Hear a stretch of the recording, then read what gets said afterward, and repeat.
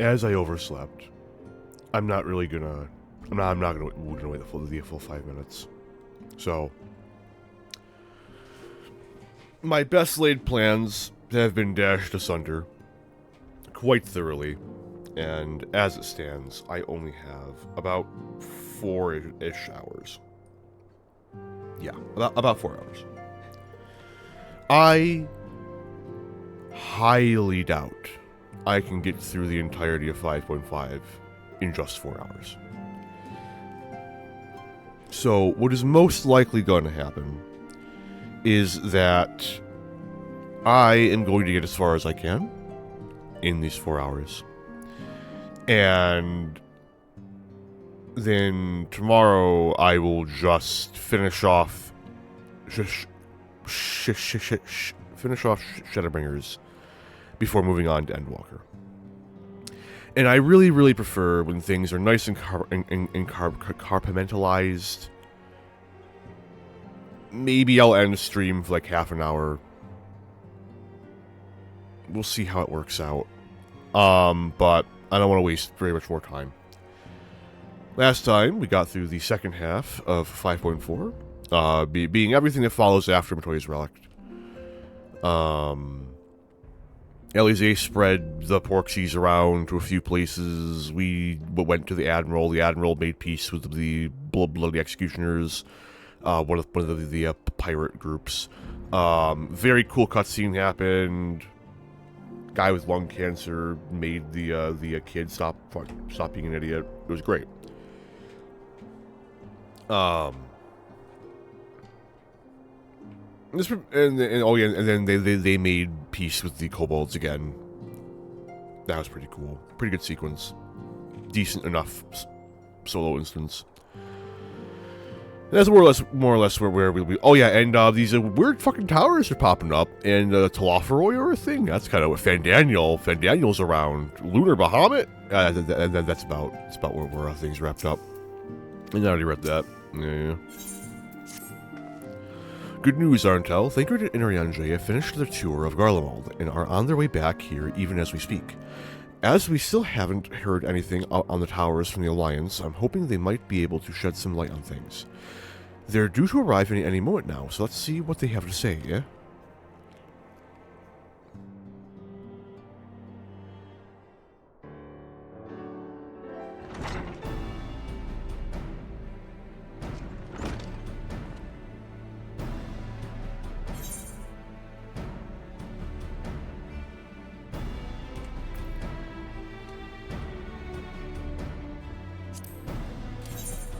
Swear to God. Okay.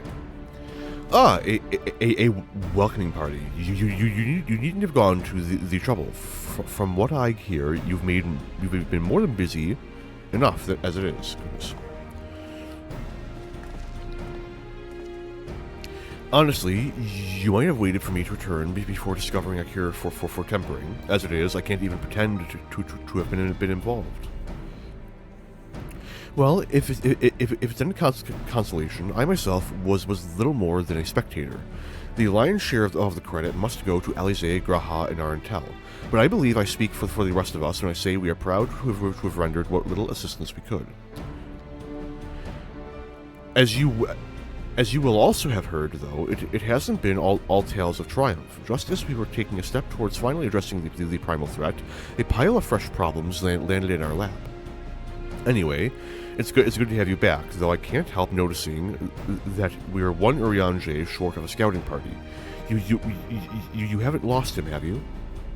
Oh, I couldn't lose him if I tried, and I did try repeatedly.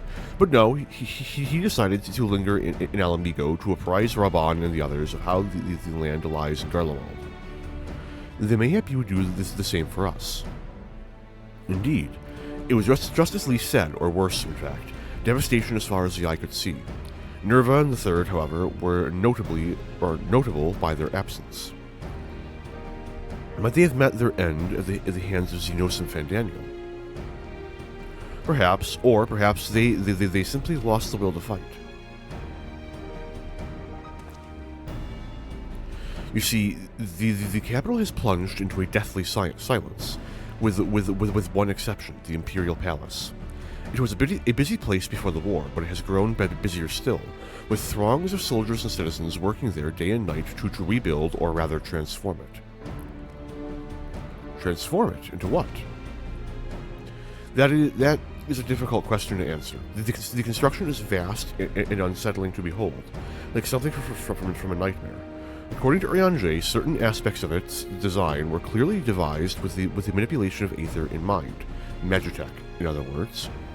Yet, as unnerving as said edifice was, it was nothing next to the sight of its builders. They swarmed the place like so many insects, working with nary a word. With nary a word exchanged between them. No one overseeing construction, no one barking orders. It was as if they were possessed or tempered. We wanted to investigate more closely, but given our suspicions, it seemed wiser not to take the risk. If Daniel could bind Bahamut to his will, mayhap he has done the same to the people of Garlemald. Whatever the truth may be, this information is certain to prove valuable. You have our thanks. Well, be sure to save some for Urianger. Which reminds me, I have a message from El Amigo. Raban is hosting a meeting to discuss the latest findings on the towers, and he requested our presence. Why not leave that to us? You must be weary from your mission. No, I'm fine. Those towers have been on my mind since I first spied one on the way back, and I'm keen to get to the bottom of this. In that case, I shall stay and begin looking into another matter. As I promised Cryle, we need not all attend. Very well. I suggest the rest of us make our way to Elamigo forthwith. The sooner we leave, the more time we will have to speak with our Yanje before the meeting.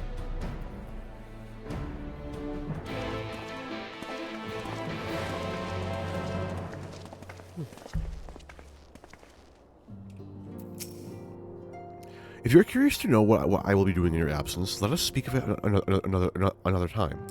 At present, Cryle and I have no more than a hypothesis. I have no guess as to what that will evolve into.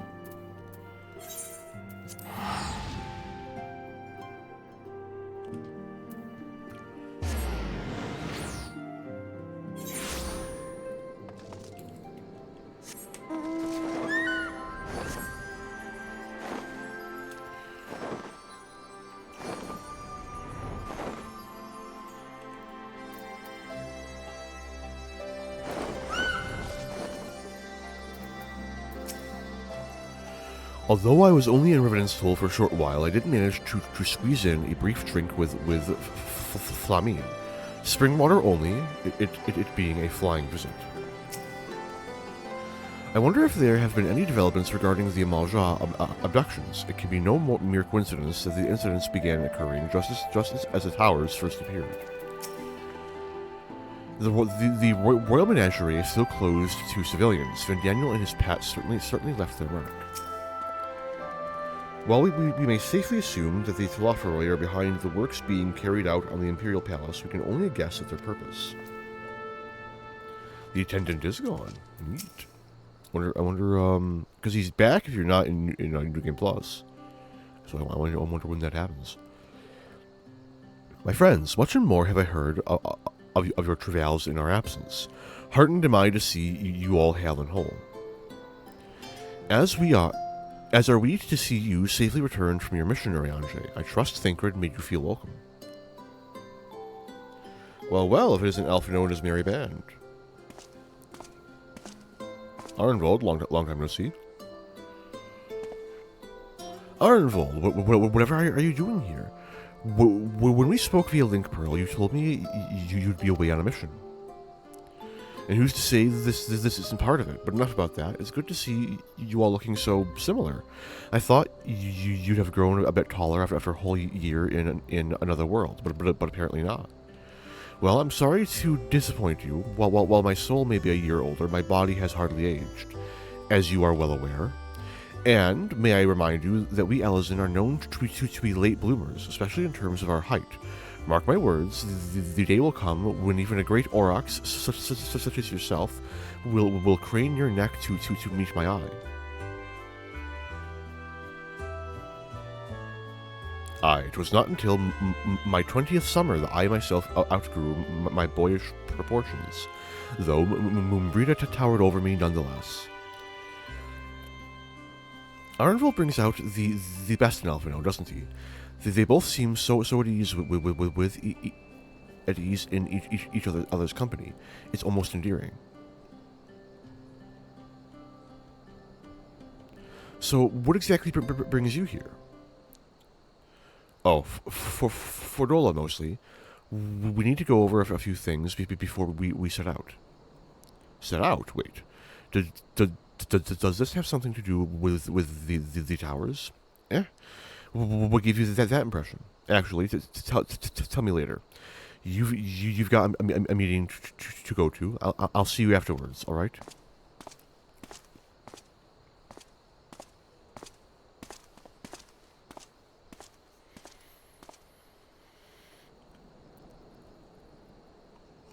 If Ferdola is going with him, that must mean.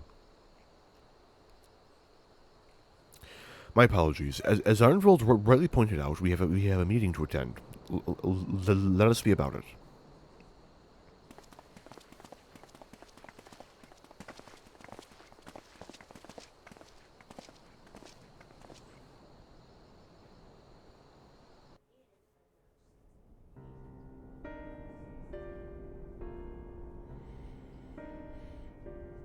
Ere we begin, I would like to offer my gratitude to Masters Thancred and Urianger.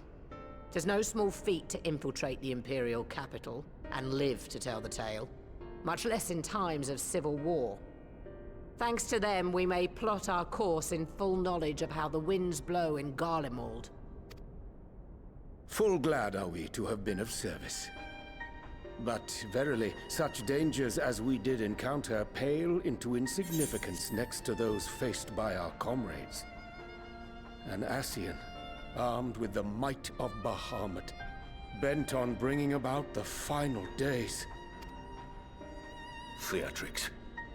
He sought only to make a show of the power at the Telophoroid's disposal.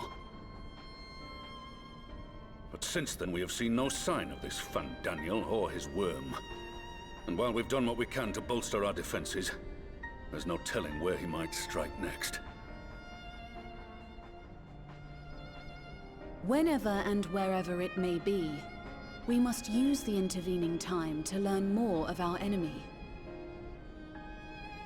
'Twas with this in mind that we dispatched scouts to investigate the towers.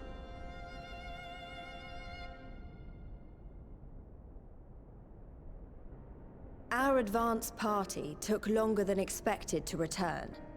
And when they did, they tried to kill us. Luckily, I'd seen that sort of thing before, and we were able to restrain them before they did any harm. Then it was just a matter of letting the Porksies do their work. Are you saying they were tempered?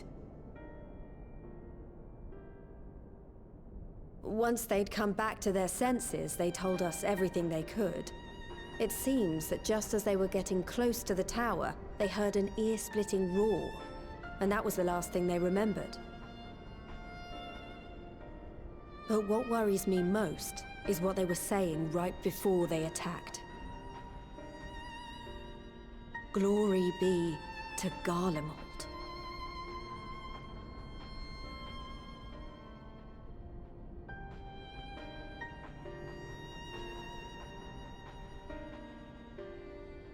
The Tempered have heretofore ever been thralls to primal entities. Yet these hapless souls were compelled to accept a nation as the object of their devotion. This calleth into question all that we know of the condition. Would that the unsettling news ended there. Alas, there is more.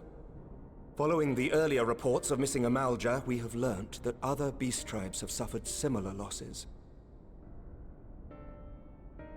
And we now have reason to believe that the abductions are connected to the appearance of the towers.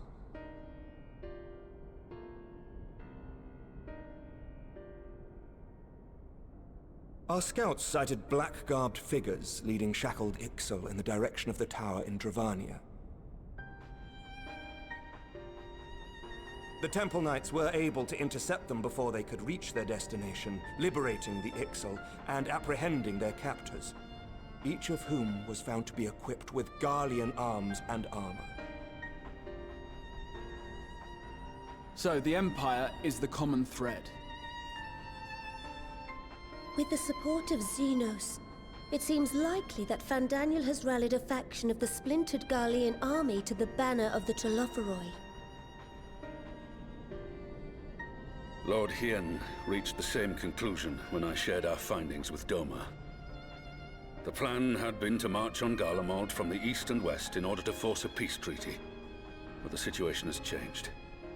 Dealing with the threat of the towers must come first.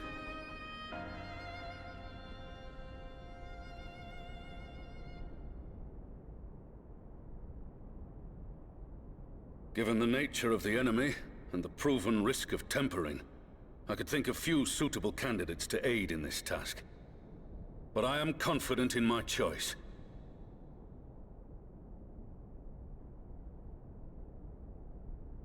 Alright, I'll do it.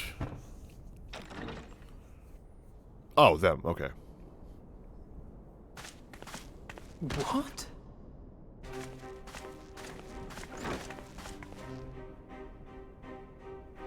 Resistant to primal influence as they are, they can investigate the towers without fear of being turned.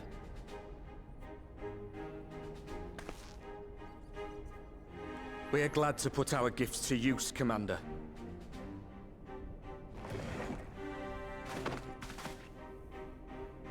Gifted or not, going behind enemy lines remains a perilous undertaking. But we must know more if we're to strike back at our foe. I'm counting on you. If it would give us the upper hand, I'd do it 100 times over. We won't let you down.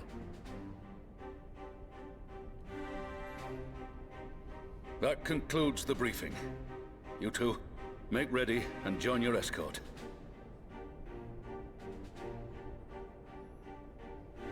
Are you certain about this, Arenvold?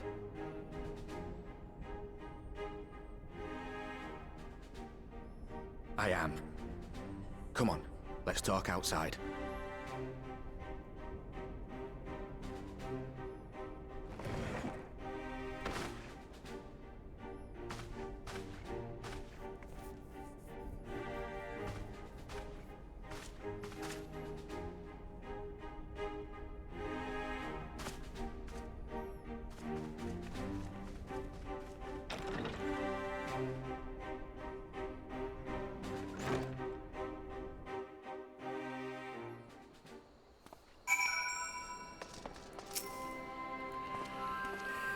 I accept that numbers can prove a hindrance when infiltrating enemy territory, but to send only 2? If it is small talk you're after, look elsewhere. Fair? Now that it's out in the open, I don't have to keep it under my proverbial hat anymore.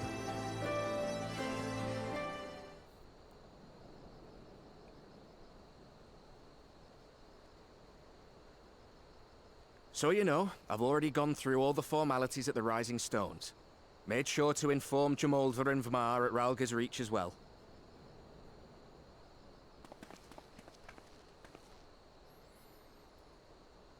Arenvold, I admire your enthusiasm, but this is far more dangerous than anything you have done before.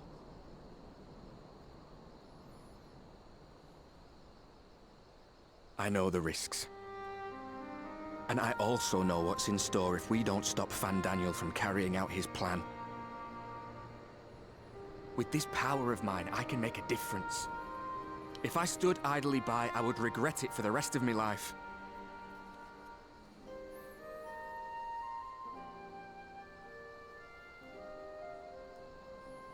And you, Fudola?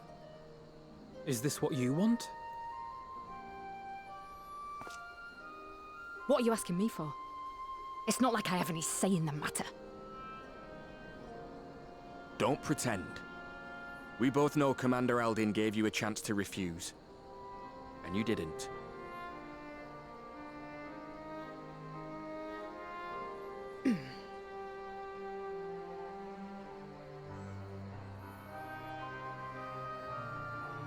So the Empire's finished, is it? But that's what they're all saying. That the great and glorious Garlemald slit its own throat. And now, from out of its twitching carcass crawls the Telophoroi with bloody Xenos at its head! I fought for Garlemald. Killed for Garlemald. What was I part of? I need to know. Whatever it is, I need to know. Well, it was controlled by the Ascians from the start, so we already know that. Very well. If your hearts are set on this, I shall not stand in your way.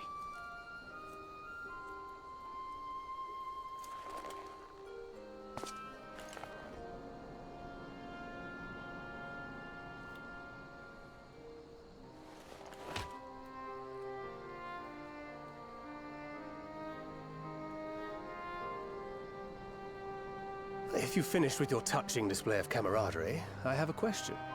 Which tower are you planning to investigate, exactly? Well, the one in Girabani is said to be tightly guarded. It's patrol after patrol out there, apparently.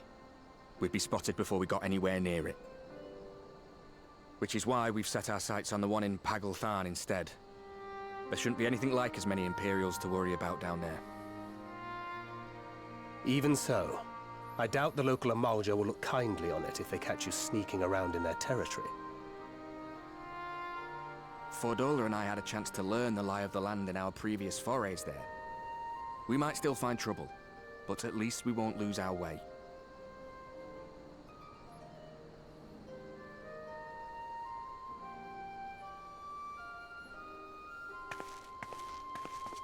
Well, we'd best not keep them waiting any longer. Mayhap when all of this is over, we could take another trip to Loxeld. I would have you know I've become a rather capable swimmer since our last visit. Ha! I'll believe that when I see it. Though, to be fair, getting into deep water does seem to be a scion's lot in life. Take care, Ray.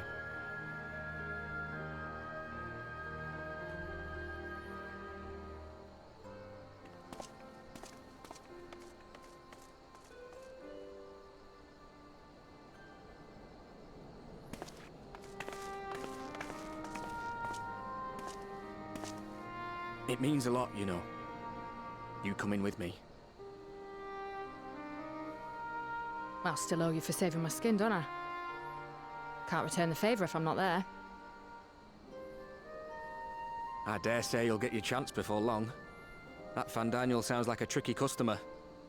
Too much for the likes of me, anyway.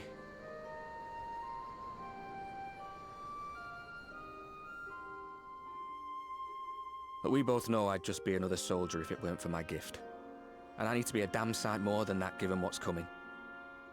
I realise I can't hold a candle to a hero like the Warrior of Light, or Alphino for that matter. He might look like he's 12, but he's seen more action than most people see in a lifetime. No, he's 16. It's fine. No, the fact is I'm nothing like them, and maybe I never will be. He's not reading. But I'll be damned if I don't try.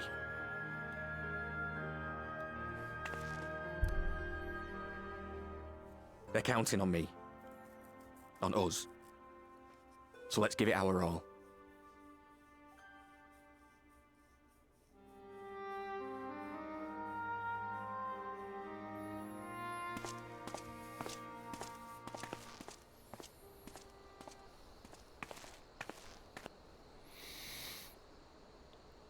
He does not want for conviction, that much is certain. So let us have faith in him. Him and Fordola both. While they see to the towers, I would attend to another task. Chasing down this lunar Bahamut.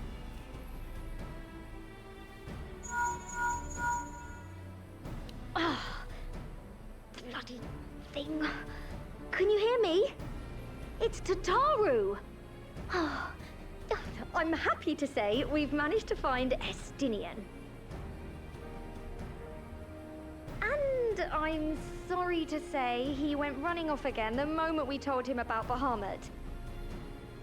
But he did mutter something about heading to Ishgard, so if you're quick, you might still be able to catch him.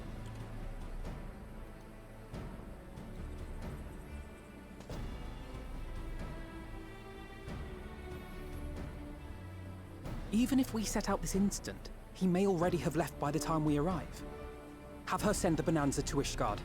It may prove useful should we need to give chase.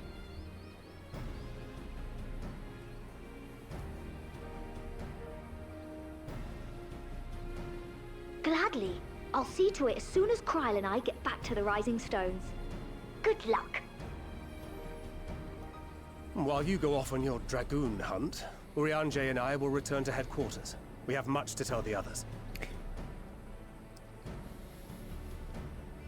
I wish you every success in your search for our elusive friend. May we all meet again ere long.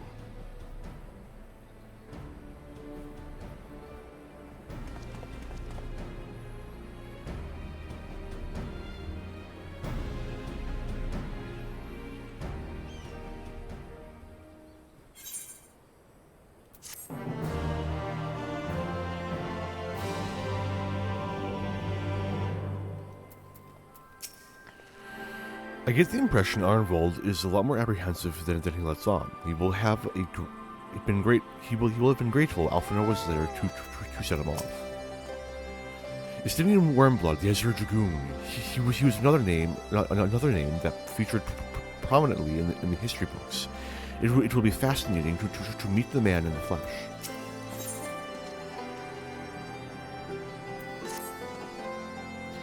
So Estinian was bound for Ishgard. Whatever it is that brings him home, we must hope it will keep him there long enough for us to find him. Come, there's no time to lose.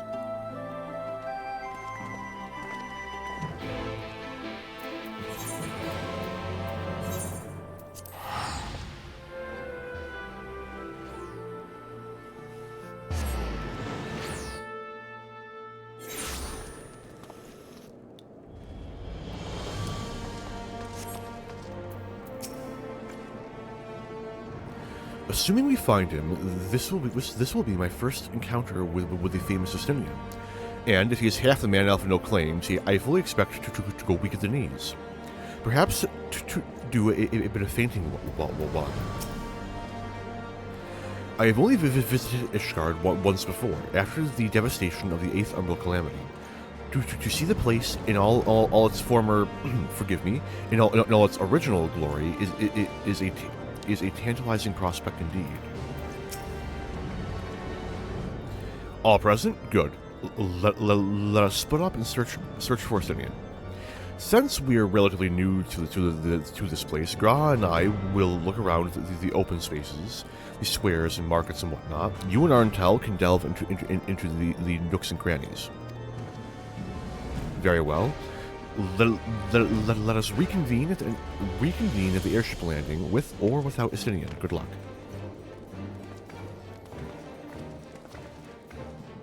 I think I shall begin at the Sky Steel manufactory. So perhaps you could try the congregation.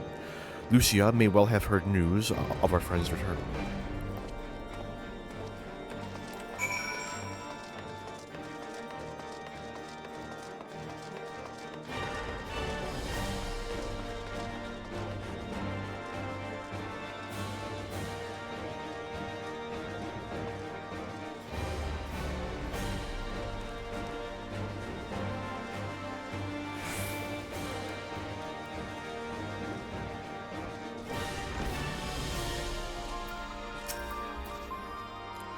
Good morrow to you, Warrior of Light. Lord Emmerich sent word that you would be attending the meeting in Almigo, so I gather you have not come in search of him.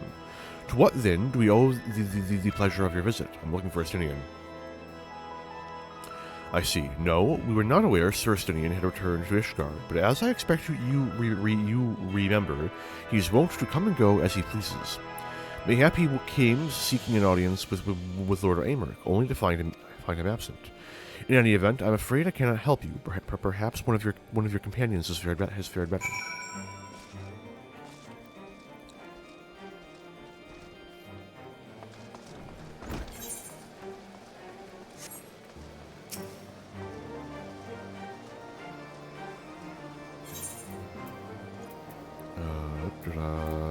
Therium Astrologicum.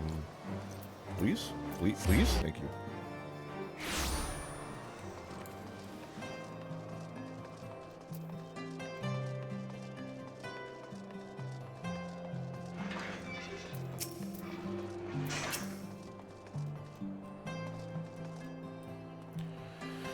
Sir Estinian is every bit as elusive as Urianger suggested.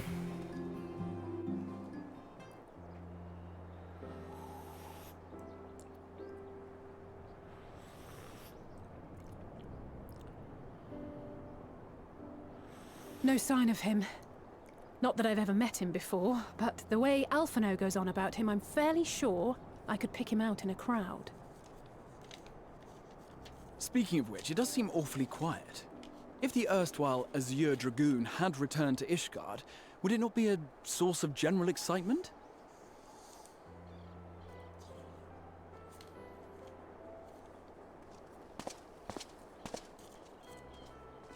Oh, there he is. First the Scion's Coinkeeper, and now you. I'm beginning to think these meetings are more than mere coincidence.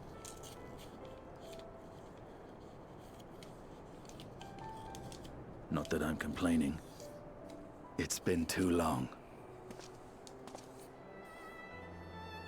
Too long? You look an ilm taller and twice as rugged. It suits you, Alphino.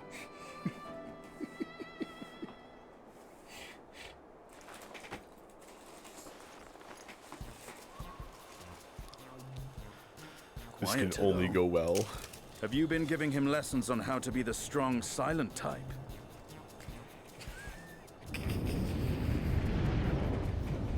I am not Alphino!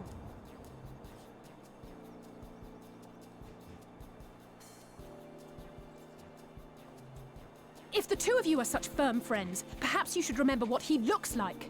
And what do you mean, rugged? Ugh! Had my brother mentioned what an oaf you are, I'd never have bothered looking for you in the first place.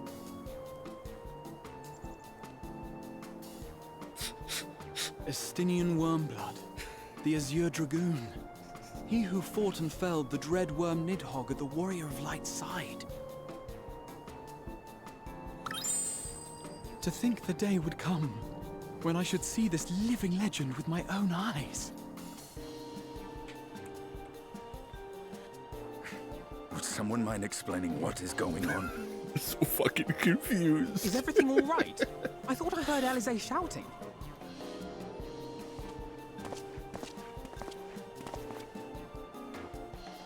Estinian! It's been too long. I never caught that before. They lead with the same fucking line. Oh shit, I think it changed off of voice. No, Oh, no, it's still quite voice. understandable. Okay. That was hardly the first time we've been confused for one another. Nor, I suspect, will it be the last. Running jokes and all that. Well, I, for one, will not be making that mistake again.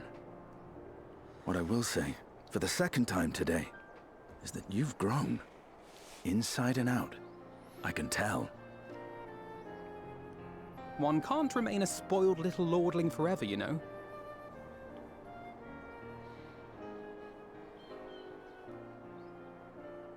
At least someone's having a good time. You know, when we were growing up, Alphino would never befriend other boys because he couldn't stand the thought of not being in charge. But maybe that's changed.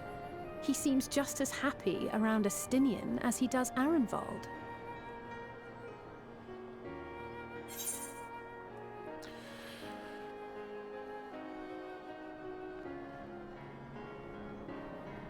I think he learned how to talk with people rather than at them. I wouldn't be so sure. He still loves nothing better than the sound of his own voice.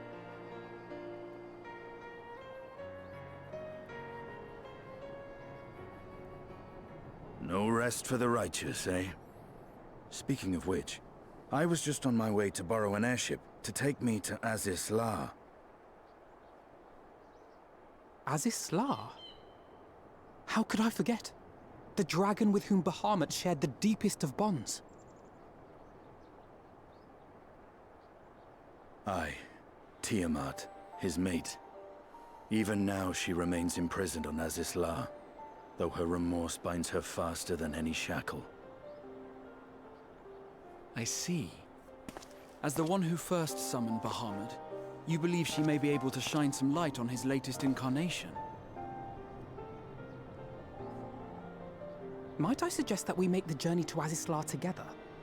I'm not sure if Tataru mentioned this, but we Scions have an airship of our own now.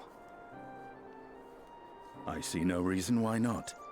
Assuming your sister can bear the thought of sharing a deck with me.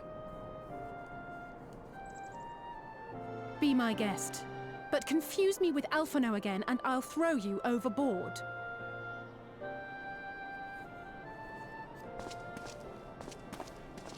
Ugh! I don't know who he thinks he is, but he's nothing like Alphino painted him to be.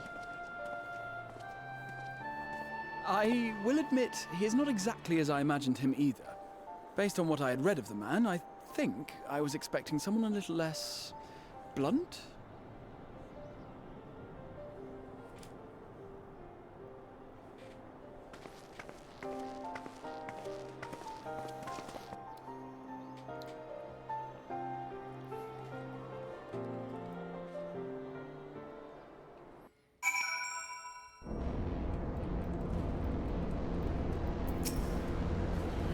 Not to complain, but I didn't expect to find myself here again quite so soon. So this is the Delta Quadrant, where countless dragons yet lie imprisoned. The great Tiamat among them. Tiamat summoned Bahamut once before. She may have again, willfully or no.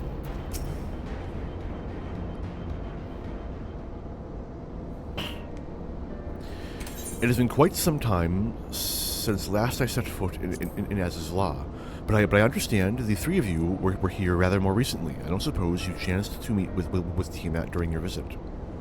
I probably should have, honestly.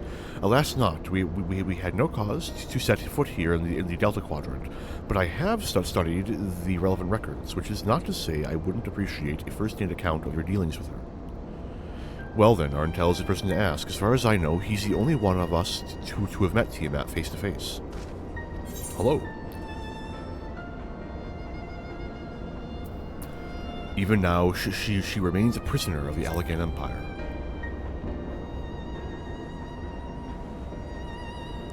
Ever since the end of the war with Mericidia, yes. To have been held captive for so long. I too have met with Tiamat. After the Dragon Song War came to a close, I came here to speak with her, a worm who had fought her own war against man in another age. I wished to know if she yet harbored thoughts of vengeance and asked as much. She said no.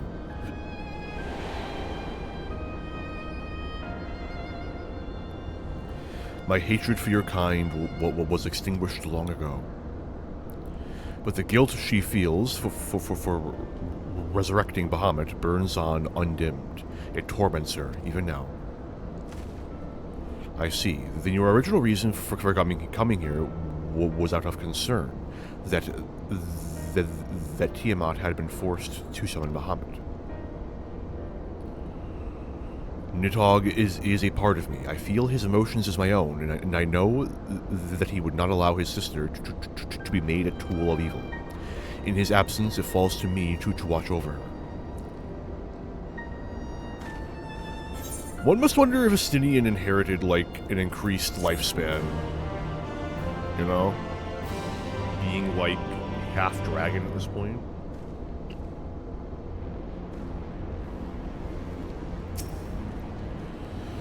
It was the Ascians who taught Tiamat the secrets of summoning, even as they studied the Allegans, supplied the Allegans with the means to capture primals. So much suffering, all of it by design. The Azure Dragoons of history were the mortal enemies of the dragons, yet now they would be hard-pressed to find a soul who understood them better. Our grandfather sacrificed everything to protect the realm from Bahamut. We must be prepared to do the same. Tiamat awaits this way.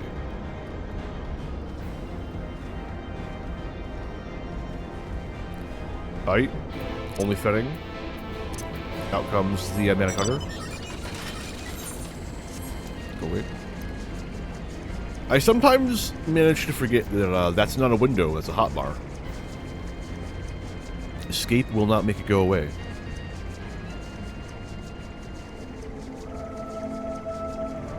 Hey Tiamat, long time no see. Ellipses. So, this is one of the 7 great worms. Even thus confined, her presence is overwhelming. Resigned to her fate though she may be, I cannot help but feel that we may be able to help Tiamat, would she only let us.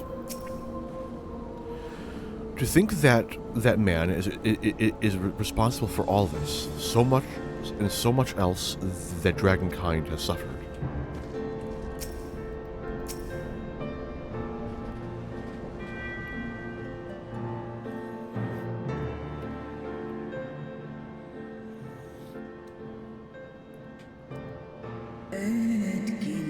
my sire's mortal companion. What bringeth thee back to this forsaken place, child of man?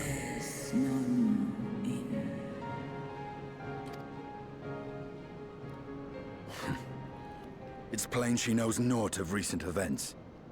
Perhaps you should enlighten her.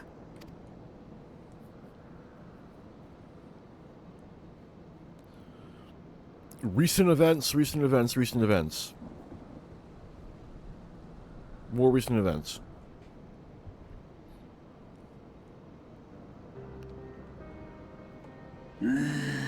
Ah, that my sins should be repeated.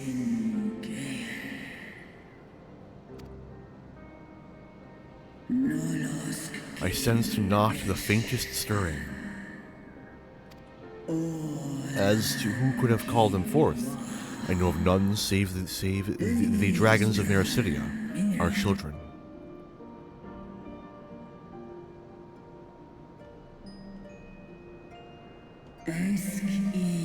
The Icon claimed their souls when he manifested, and robbed of their will, they became tools of the Allagan's dark designs. I've seen it with my own eyes. Captives of a lost empire, neither alive nor dead, existing only to preserve Bahamut's corporeal form. Yes, the dragons of Mericidia are at the mercy of this Ascian. There can be no other explanation.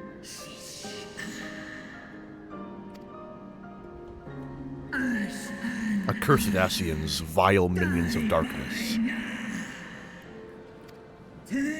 Again, you would profane the memory of my beloved and strip our children of their freedom, their dignity. Are there no depths to which you will not stoop?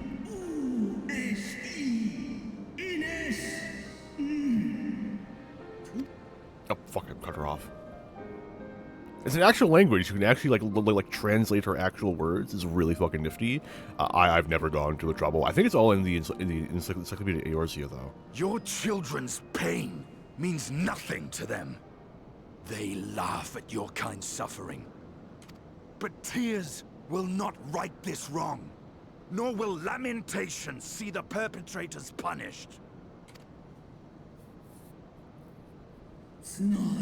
What wouldst thou have from me, slayer of dragons? Did it again. Fuck. Behavior befitting a great worm. We came here to ask mighty Tiamat of the First Brood, consort of Bahamut, mother of the dragons of Mericidia, what she intends to do about the crimes committed against her children.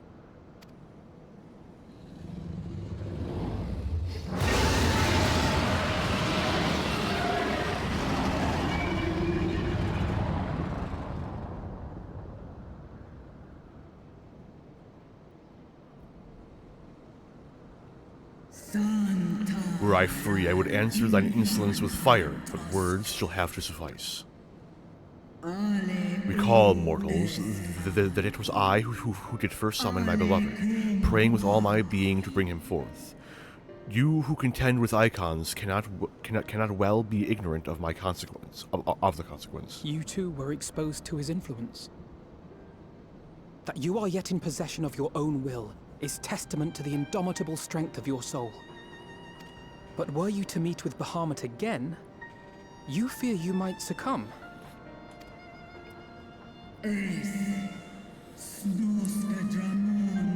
Indeed. Ask the Dragon Slayer, and he will tell thee the power we of the First Brood wield. Were I to lose myself to the Icon's influence, all would pay the price. But it is of little matter, for even had I the strength to resist, I yet lack the strength to break my shackles. This prison shall be my tomb.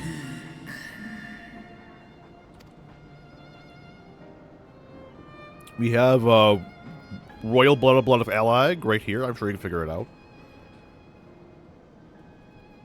And we can cure your tempering. On the matter of Good Bahamut's God, the influence fucking at Aether. least, I believe we can be of some assistance. If you're afraid of being enthralled, don't be. We have a cure.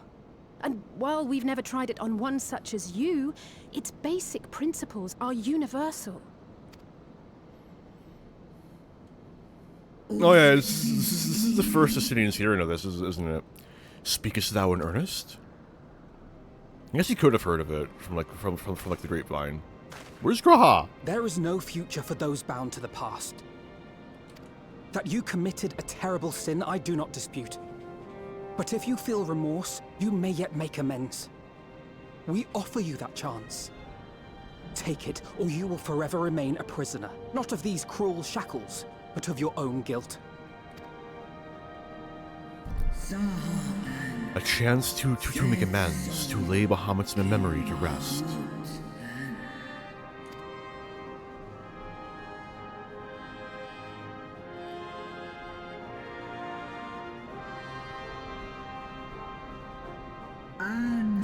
When our own star faced annihilation, Hydaelyn granted us sanctuary, and now your foes would bring about her destruction. This I cannot allow. For the debt I owe to Hydaelyn and to all who have suffered for my sins, I shall fight with you, children of man.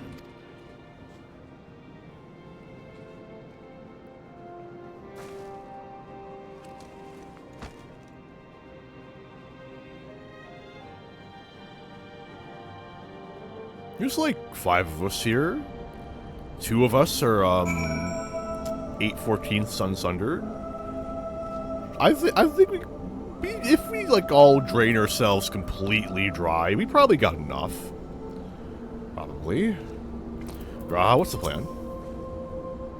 It won't make up for what she suffered at the hands of men, but if there's a chance we can free her, truly free her, we owe it to her to try.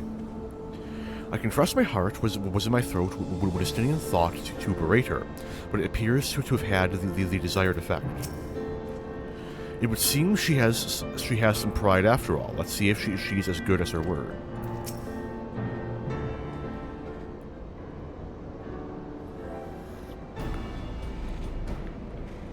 While Porxies have been shown to be effective in curing the tempered, Tiamat must be considered a special case. She's far, far larger and immeasurably more powerful than any subject treated thus far. Were we to remove her restraints only to find that the process had failed, we would be hard-pressed to contain her. Then, before going ahead, we should learn as much as we can about the exact nature of her condition. Do you suppose we can find that information here? Why, yes, we can. We can indeed. The Alcans kept detailed records on all of their notable captives, and I know exactly where to look. We shall leave that to you then. In the meantime, the rest of us can turn our thoughts on the removal of those shackles. I would think Mr. Royal Algan Blood here would be more so the key to that, but it's all of it, frankly, but I know Elfino and Arntel here well enough, but not you. Are you certain you're ready to see this through? Dude's like 128 years old, man. Rest assured, Sir Justinian, I am both ready and willing to give my all for the sake of this star, though that is not my only reason for wanting to set Tiamat free. While I do not claim to know all of her sorrows, I too once found myself in a prison of despair, and I well understand how hard it can be to dare to dream. It took the encouragement of braver souls than I am to make me take the first step towards a brighter future, and now I would help Tiamat do the same. I gather you are not as young as you look. No, not by half. There we are. Mayhap when our work here is done, we can trade tales over a pot of Tataru's famous tea. And be indebted to her for the leaves and hot water? I think not. I see. Returning swiftly to the task at hand, then. I believe the nodes governing Tiamat's restraints are located in the sector known as the flagship. Ah, yes, we are familiar with it. The Therochemical Research Facility in particular. Oh, and you may wish to take this, a spirit vessel containing a small amount of my blood.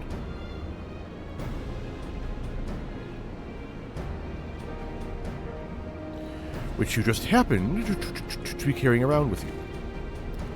I suppose that could seem rather odd. To explain, Rambaros, Oriange, and I are researching the uses of spirit vessels in the transference not only of memories, but the traits of certain bloodlines, and so I kept one at the ready should such an opportunity to test our theories should arise.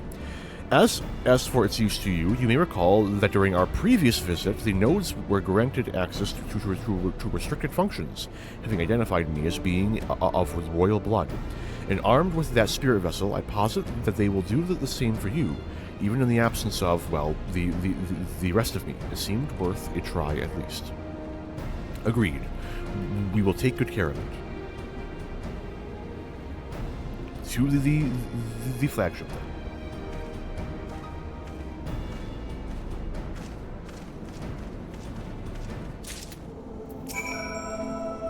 It's possible the restraints may have mitigated the effects of her tempering, but Tiamat has been enthralled to Bahamut for thousands of years. To have clung to her reason through all says a lot of her strength of will, more than a lot. Alize and I shall remain here and attend to necessary preparations. In the event that the spirit vessel fails to work as expected, you know where to find me. Good luck.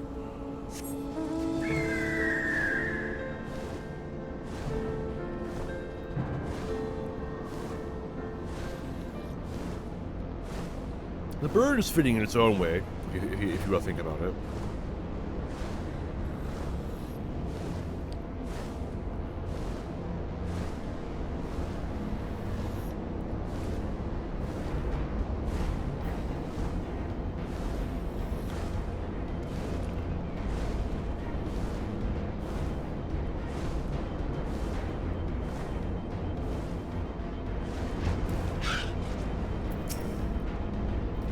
I would rather leave these elegant contraptions for you and Elfino. Let us split up and search the flagship for the node that controls Tiamat's restraints. But should you find a likely candidate, do not be tempted to make any adjustments. It would not do to accidentally release some manner of experimental monstrosity, nor less Tiamat herself in her current state. Our objective at this stage is simply to identify the relevant node or nodes. Once we have learned what we can, we should simply reconvene and compare notes prior to proceeding.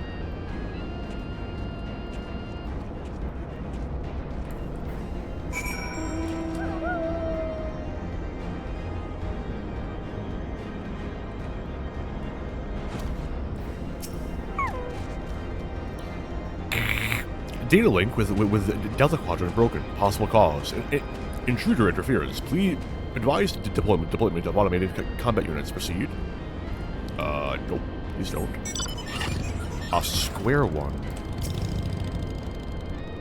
Psst. Friction between metallic components. Components detected. Temperature increasing to critical levels. Please replace damaged parts or retreat to a safe distance. It didn't blow up. I am disappointed. Warning! Scheduled Dragon Restraint maintenance due in negative 2,020 years. Failure to verify system integrity may result in unscheduled specimen release. I mean, that's the goal. That would be ideal. Please do. Okay, guys, don't worry. It is 2,000 years out of maintenance. It should be easy to break. Infernal things. One of them sent a swarm of mechanical vilekin to plague me. I must have angered it. I am afraid Estinian and I have little to show for our efforts. Did you find anything? I did. A node which smelled like burned hair. Yes, a chippering node which spontaneously warned me about neglecting the dragon restraints.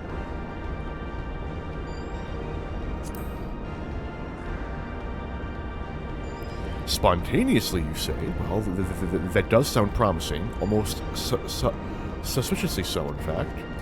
But then you were in possession of the spirit vessel. I dare say it is indeed the node of which Graha spoke. And it was chirruping, you say? Well, very well. Let us take a closer look.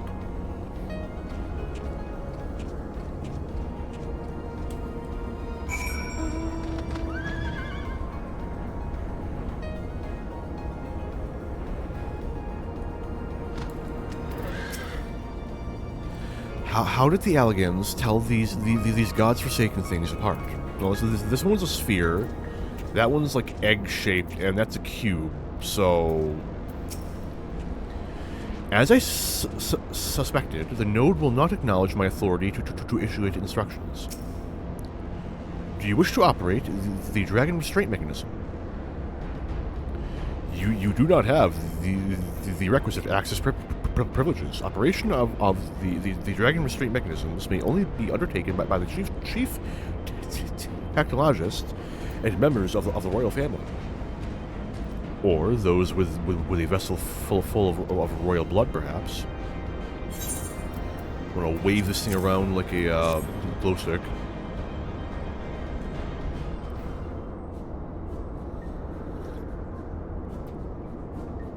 New user detected. Commencing biometric authentication.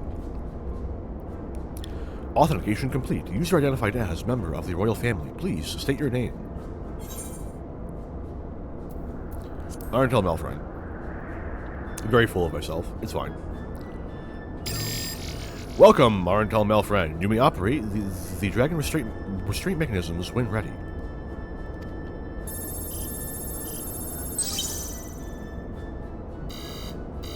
Error. Unable to disengage restraints on the specimen. Tiamat. A system update is required. A system update? What do you think? What do you suppose it is asking of us? I could hazard a guess. Well, that's more than I can say. Confounded bloody thing. User agitation detected. Initiating guidance program. In order to operate the restraint mechanism, I require access to the central control system. However, I am unable to establish a link to said system due to the obsolescence of my own software. This issue can be resolved by applying a system update using the corresponding terminal located within the flagship. So can this thing release the restraints or not? It can, but only once it has received the requisite system update, as far as I can tell. Until which time, it'll float there spewing nonsense. User dissatisfaction detected and initiating placation protocols. I am here to help. Rest assured that I will be on hand to guide you through every step of the system update process. How gratifying, but I dare say we will fare better with guidance than without.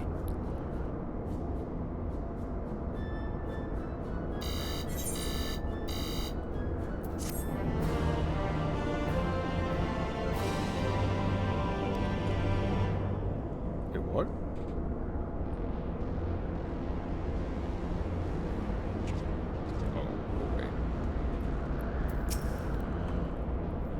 I don't know what possessed the Allagans to surround themselves with these chattering orbs, but the fact that they remain while their creators do not speaks volumes.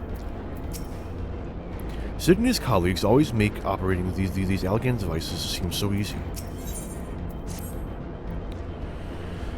Guiding user to terminal. This way, please.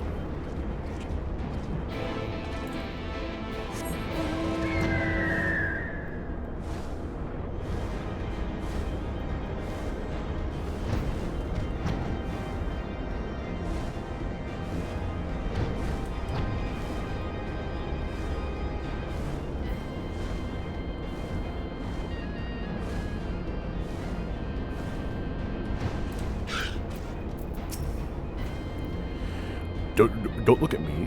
This is a task for you and Elfino. I'm going to talk to the machinist real quick. This terminal appears to be similar to the one we encountered when we first set foot here. Let us hope it will be equally helpful. Access granted to user Arentel Malfriend and his adolescent elven companion. Master Malfriend's other companion is deemed a potential risk to safe operation and has been denied access privileges until further notice.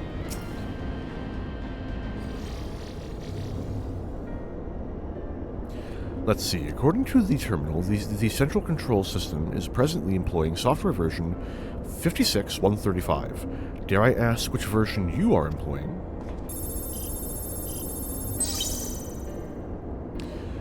Why? Software version 42.000.002, of course. Warning, errors detected in the data management system. Estimated time required for update, 5 years, 1 day.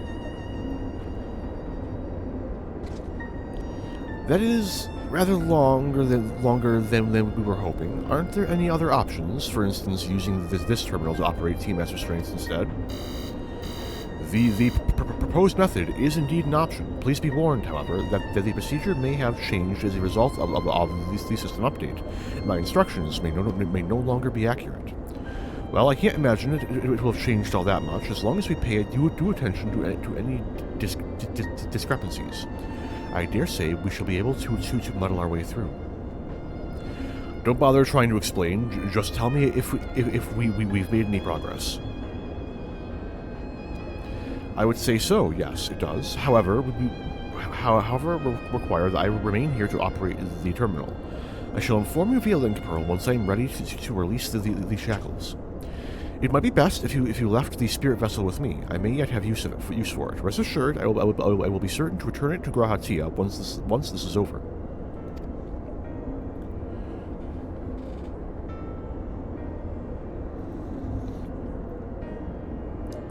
Just a little more work and Tiamat will be free. But before we go any further, there's something I would know. When Tiamat and her kin fought against the Allegan Empire, both sides were but dancing to the tune of the Ascians, and it was the same in Ishgard, where they stoked the fires of conflict between man and dragon from the shadows. All that the Ascians touch turns to ash, and thus have you made it your mission to fight them. But there have been times when you tried to reach out to them instead, to find common ground. And so I must ask, what do you intend to do with Fandaniel? Will you try and reach out to him too? Absolutely not. I will try, yes, and if that fails, I'll remember him. I see little point in reasoning with the wretch, or remembering him, for that matter. But perhaps that's the difference between you and me. You see the good in people, even if it be but the faintest glimmer. I only hope you do not come to rue your benevolence. You think us unwise for viewing the world thus. Far from it. That has ever been your way, as I learned when we journeyed together with Iceheart. Yet the fact remains that there are some who view compassion as a weakness to be exploited, and there may come a time when you extend the hand of friendship, only to wish that you had dealt the killing blow. So, save your mercy for those who deserve it. Well, we should be getting back to our task. If Elvino has things in hand here, I suggest we rejoin the others.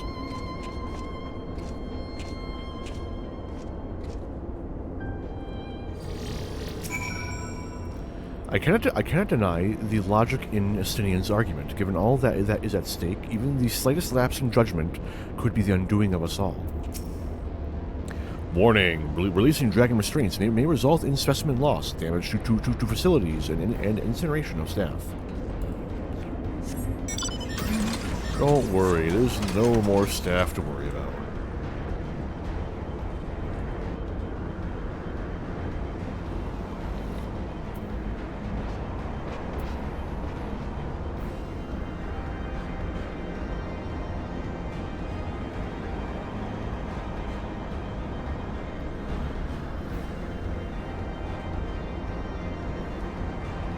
I mean, we're moving at a decent pace.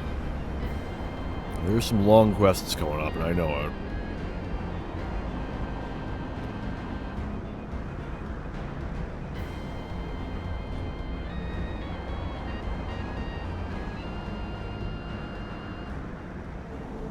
Oh, I'm stuck. Help, help.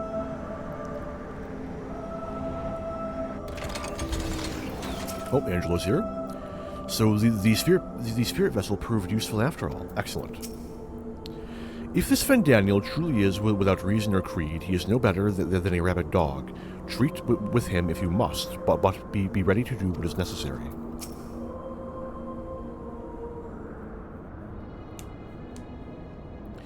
Estinian told me all is well, but nothing more. Honestly, it's like getting blood out of a stone with him. I take it from Alfino's absence that he's needed elsewhere. One less person to pump aether into the dragon.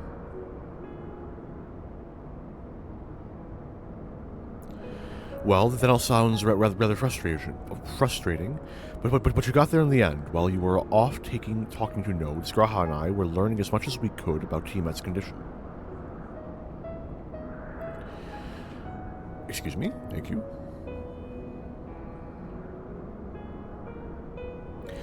Our readings confirm that her ethereal balance leans strongly towards the umbral, as was the case with the kobolds. Therefore, all other things being equal, the treatment should work. The difficulty lies in the sheer quantity of aether with which we must contend. Multiple applications of the treatment will inevitably be required if we are to reverse the effects of the tempering completely. Meaning I'll need all the aether I can get. Thank you in advance. Although this endeavor will ask much of us, we have to do. Well, we do have one reason to be optimistic, namely that the Tiamat shows no signs of fanatical devotion, suggesting a milder case of tempering than that suffered by the kobolds. Tiamat saw Bahamut as an equal rather than a god. Mayhap might have made a difference. Now that you mention it, it very well might. She would not have believed it necessary to defer to his will. But enough talk. It's time to put our theories to the proof. Tell Alfino to disengage the restraints and ethereal dampeners. I'm counting on you, Angelo.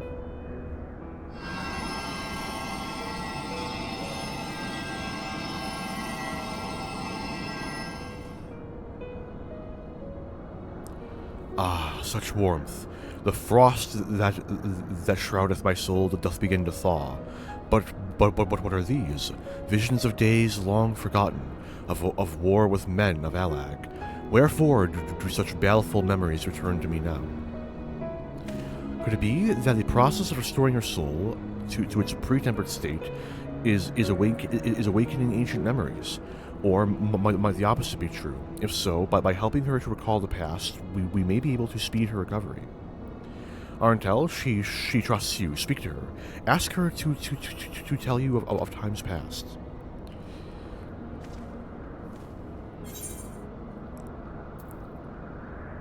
Tell me of Bahamut and the Ascians. Ah, Bahamut, my beloved.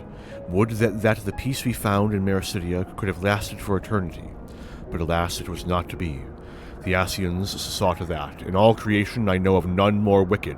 It was at their behest that the men of Alag first came unto Mericidia, unto our home.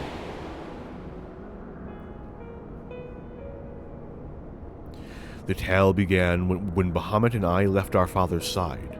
We took wing in search of a place to make our eyrie. Beyond the southern ocean we discovered a lush and fertile land. It would come to be known as Mericidia by the children of men, though many years were to pass before they crossed the seas. Upon our arrival, we were welcomed by the peaceful people of the forest. Kin to the trees, surrounded by nature's bounty, Bahamut and I had found a place to raise our young.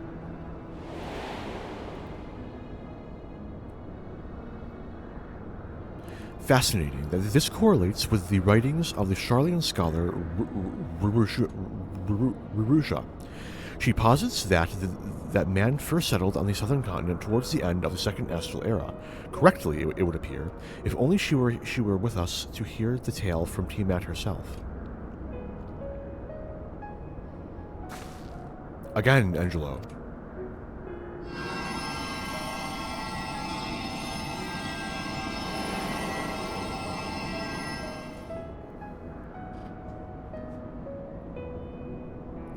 When first the children of man arrived on our shores, no foot did they set in those places over which we held dominion. Such was their fear of dragonkind. And as they kept their distance, so did we let them be. Yet as the days went by, ship after ship appeared upon the horizon, bearing ever more of their brethren, who divided the very last amongst themselves, the very land amongst themselves. For a time they knew peace and prosperity, but as their numbers grew, the smaller their share came to seem, and soon they began to covet the territory of their fellows. Ere long, man fought man, blood was answered with blood, and none could see the end of the strife until one day they came to us. Recognizing our wisdom, they entreated us to intercede in their conflicts. Bahamut agreed, and with him presiding over the affairs of men, the land knew peace once more.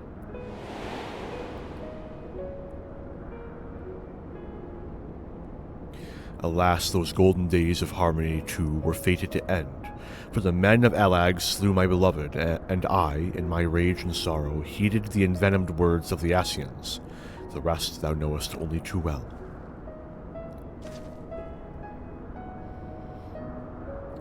But your tale doesn't have to end there.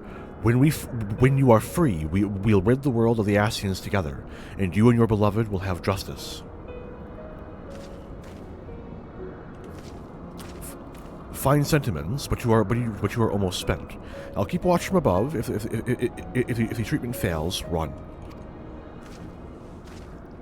Justinian, you too are possessed of Aether. You can also help. Thanks for the vote of confidence.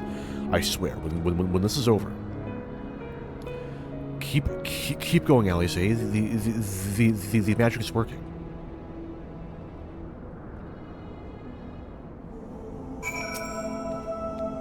Slowly but surely, the magic is working, aided no doubt by the memories you bade her share. Well, I knew that this wasn't going to be easy. No patient could have prepared me for treating a great worm. But we're close, I can feel it, and while I've only got a few more drops of Aether left to give, with yours and Graha's, this will work.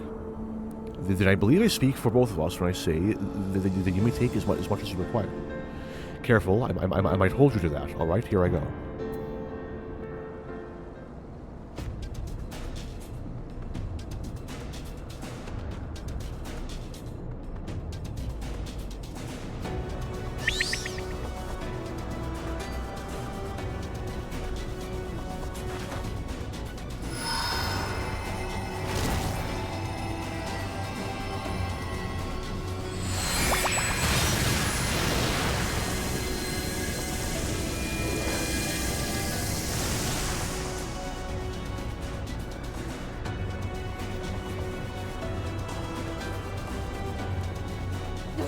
No.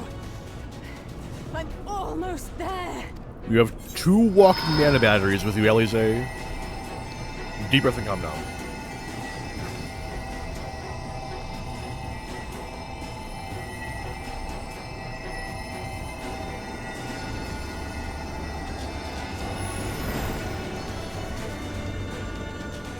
This is it, Angelo.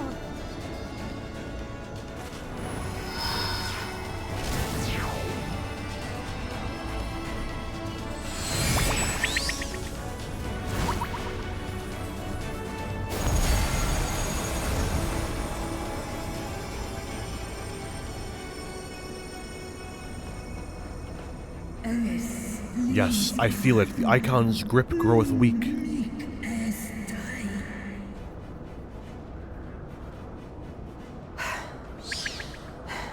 Did it work?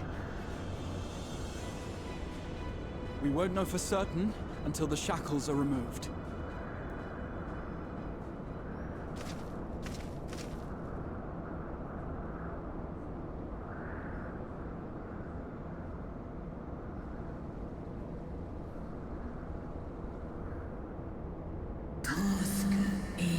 Answer me this, children of man. Can my kindred be saved in like manner? As long as they have not seen physical Many changes. have been subjected to the Allagan's dark arts. Their flesh irrevocably altered. For such tortured souls, I fear there can be no salvation.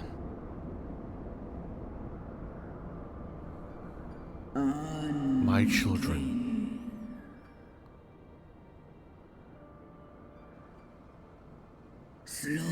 Should you hearken unto my call, we shall fly together once more.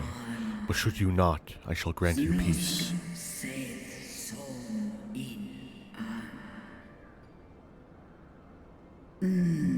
Better to die than live as a tool of evil. You too would wish this, I know, and I shall do as I must.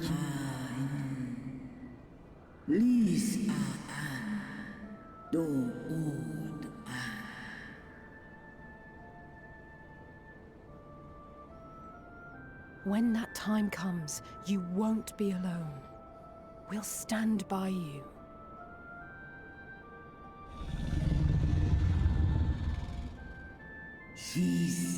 Thou hast my gratitude, little one.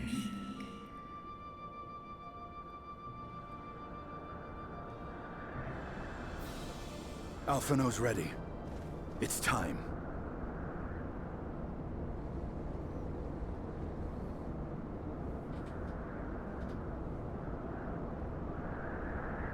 Do it.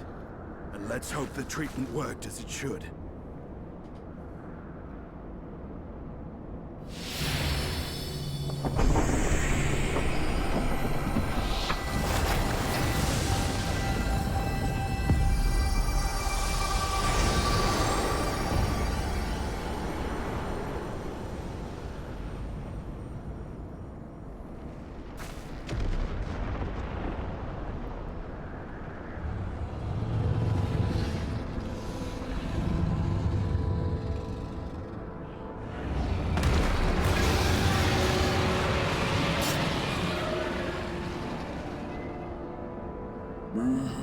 Bahamut, my beloved.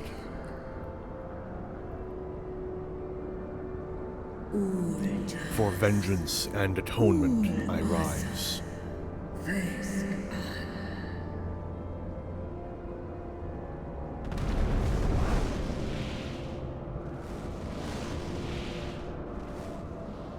By the gods!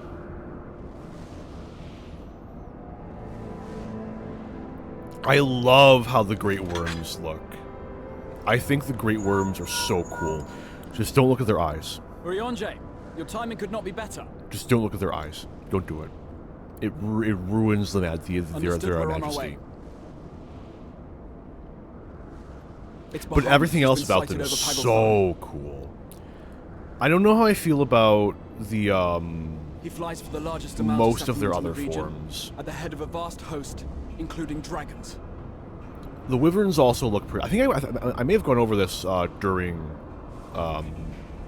Heaven's Word, actually. Did you hear but all that, it's been over a Alphino? year. I've forgotten. You best rejoin your comrades. I'll make my own way. Our enemy awaits. Shall we? I remember which. I don't know which. It's like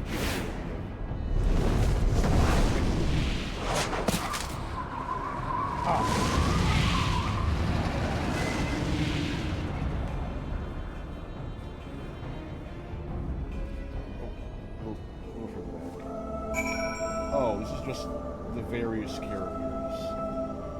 Because dragons are people. I was hoping for the titles of their forms. Damn.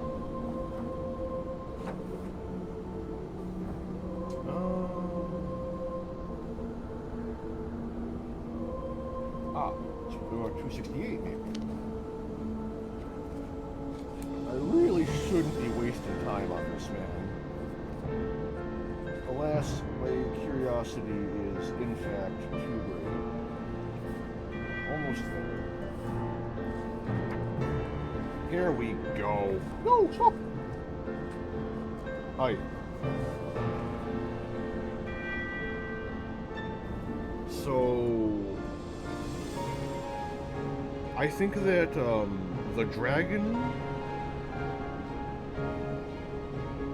Was that it?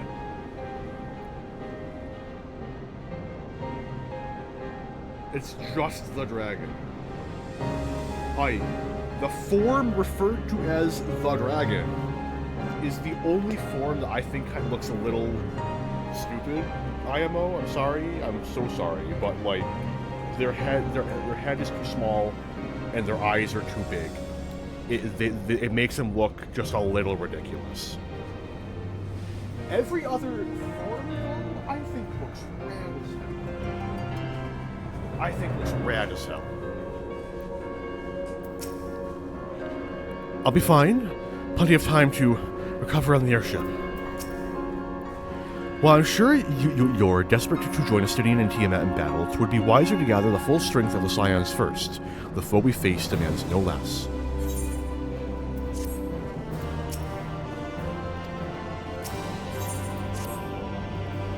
Had I more time, I would go see if Alphino is still in the control room, so I can see what he said, but no time. Maybe if I hadn't looked up the dragon forms. I've already sent word to the others. We are to rendezvous in Ul'dah at the Hall of Flames. Let us contact Alphino and be on our way.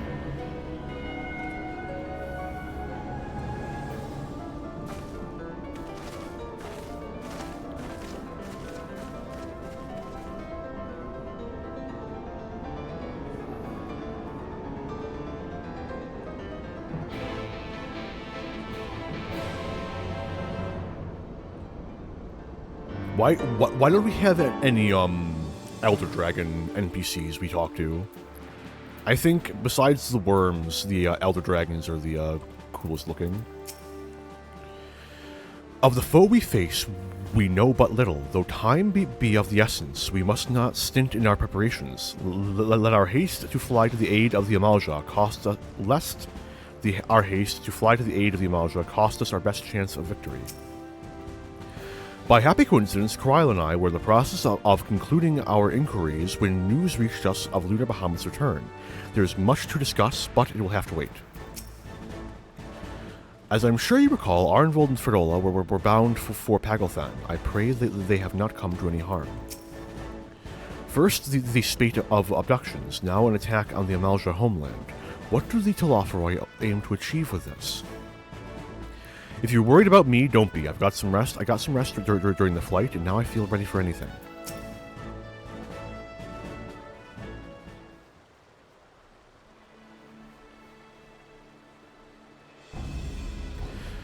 Now, I know some of you could do with the rest, but I'm sorry to say the Telophoroi have other plans. Pagelthan is already under siege.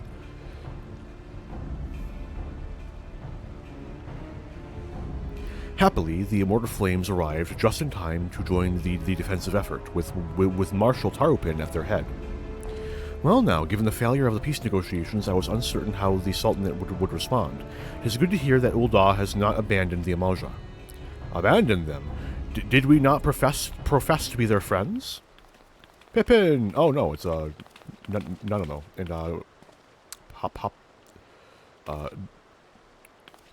Better pizza, Papashan. Your Grace. Marshal Tarupin has made provisions for such an exigency, and was ready to depart at a moment's notice. All that was required was the agreement of the Syndicate, each of whom voted in favor of intervention.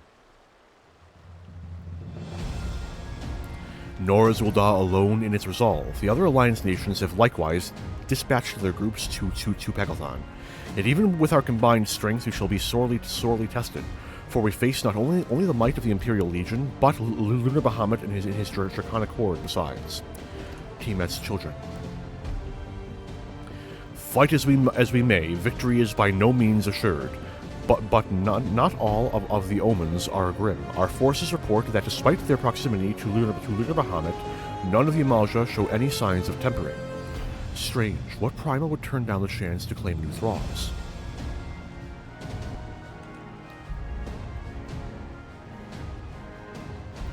Unless it is incapable of doing so. Primals are not wont to serve a master, Ascian or otherwise. It may be that Lunar Bahamut differs in some fundamental manner from those we have previously encountered.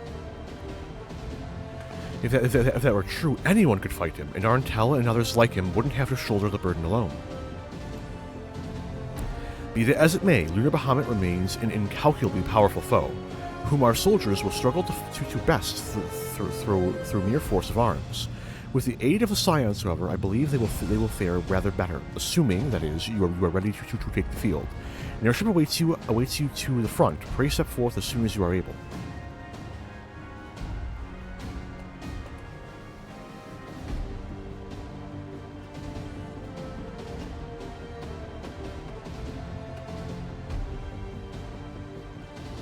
I, meanwhile, shall continue to coordinate our forces. Till next we meet, and may the 12 bless and keep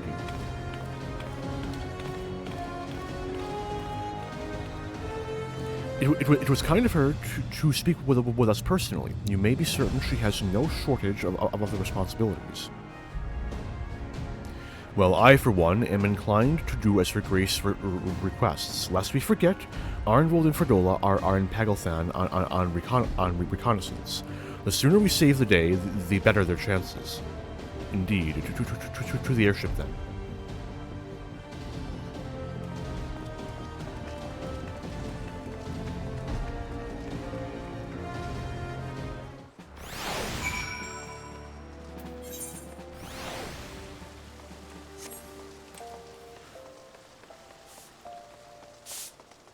Oh, I know, this will be faster.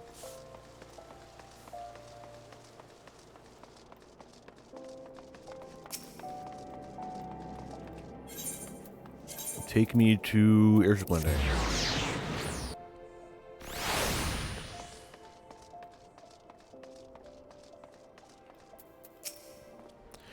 Lest thou wonder, I have attended to Thancred's ammunition and completed mine own preparations. I trust thou canst say the same of thine. Try as I might, I cannot fathom why the Telophoroi would move to attack the Amalja. If Fandaniel's objective is death and destruction, one of the city-states would surely have been a better target. No, they have some other agenda, one encompassing the recent abductions, perhaps. Do you think Estinian and Tiamat have already reached Pagelthan? Ah, but I should know better than to speculate on the whereabouts of the Azure Dragoon. Forgive me. It is not impossible that the Telophoroi redirected some of the troops stationed at the tower to the front line. If so, this may all turn out to have been to Arnvold and Fredola's benefit.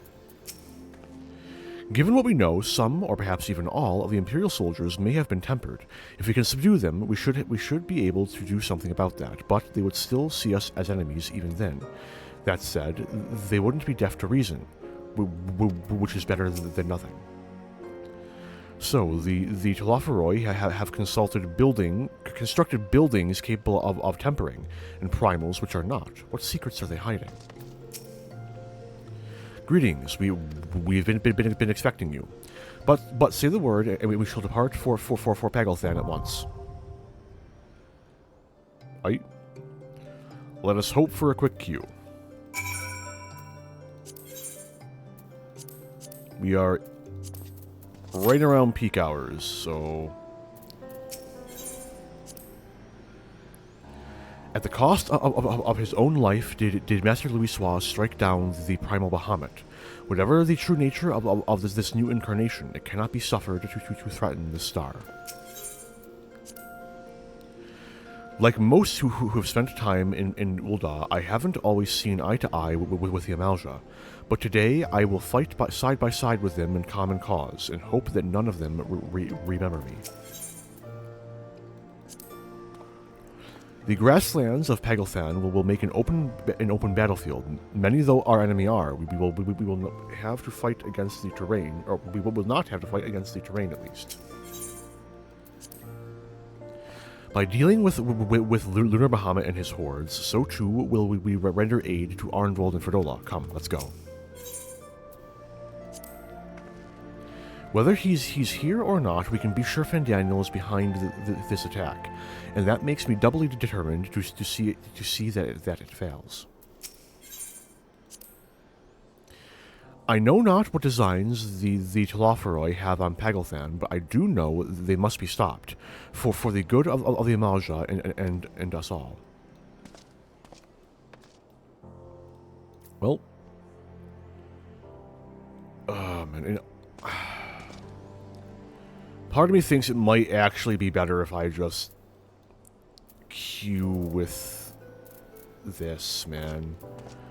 I'm going to be running tank. I know how to tank very, very well. I could probably do this almost as fast as with a normal party, just by nature of being a solid tank. But there's that one pull at the end, man, that like, ugh.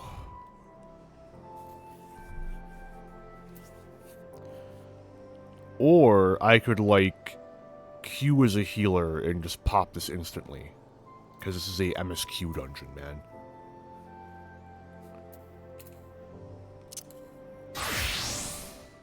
I haven't played White Mage in a minute. Sage is pretty fun, even at level 80. I am a Scholar main, or I could hate myself.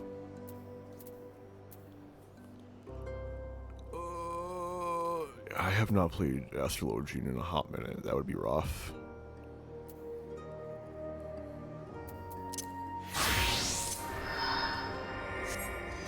Alright, because I am on quite the temporal budget.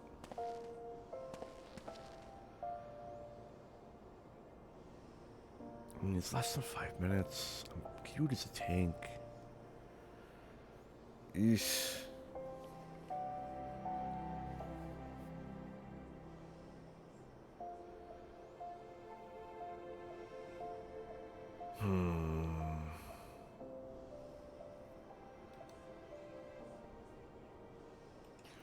Alright, I'm gonna give it until I've finished my bout of research.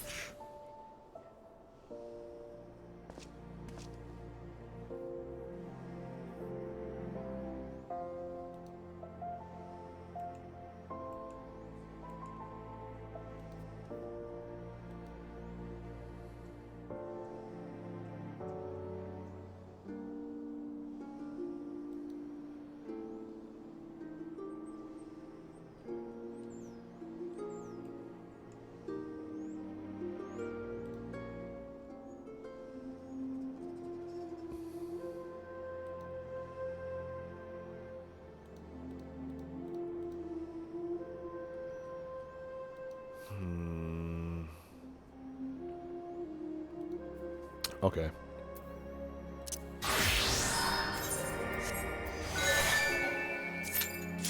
Yep.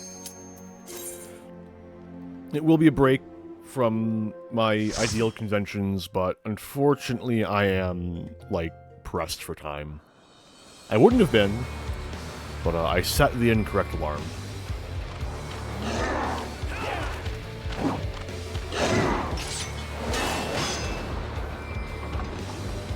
Ooh, warrior, that's good, that's great. A warrior who is a raider, also good. Ascian vermin, you shall torment my children no longer.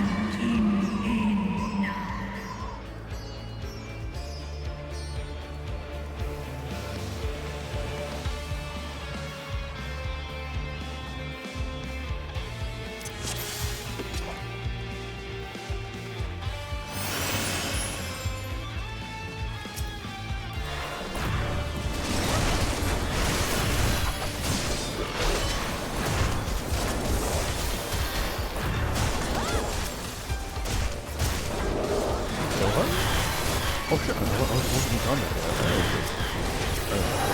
So I start on him.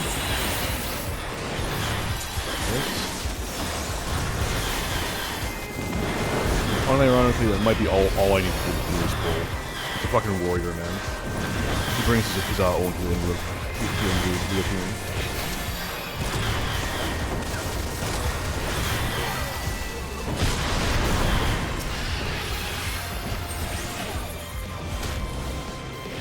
Go, go, go, go, go. I love this tank. I love him so much. Absolute legend. Thank you so much.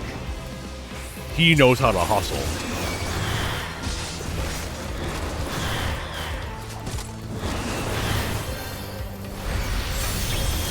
Hey, that's the wrong one. Hang on. This is fine.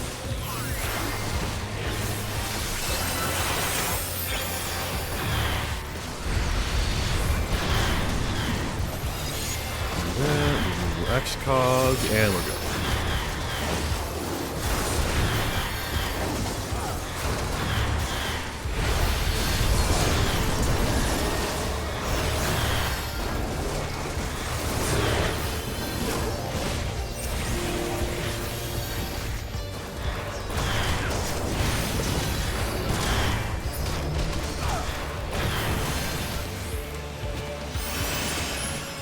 Sadly, I'm not level 90, so I can't give us a double sprint. Uh-oh.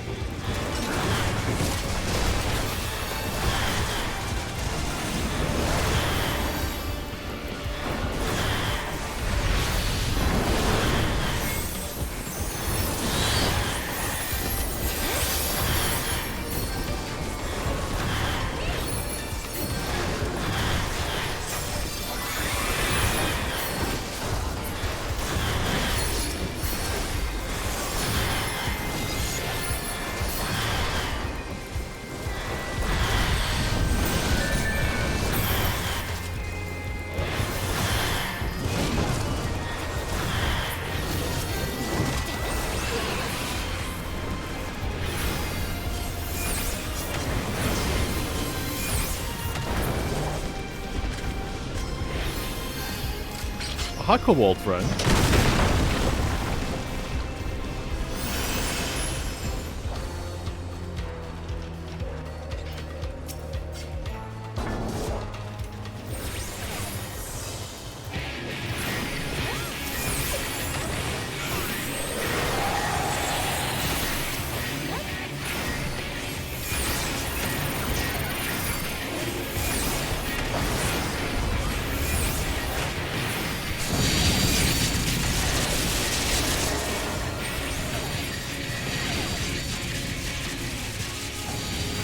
Warrior man? Warrior, dude. Dude, the hole. Oh, no. Well. This is interesting.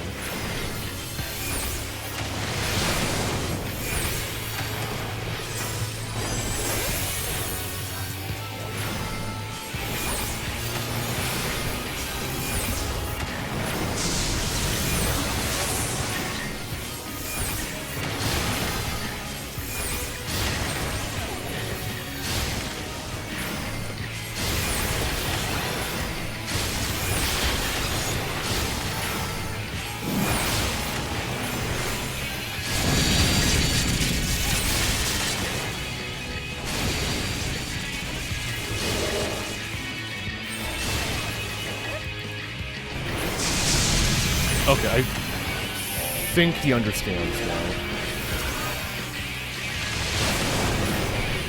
Okay.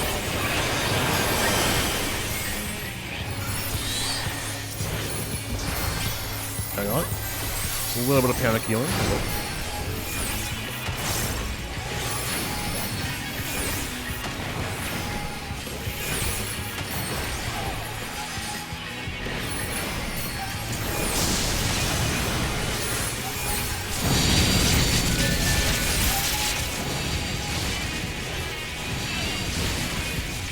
Made it.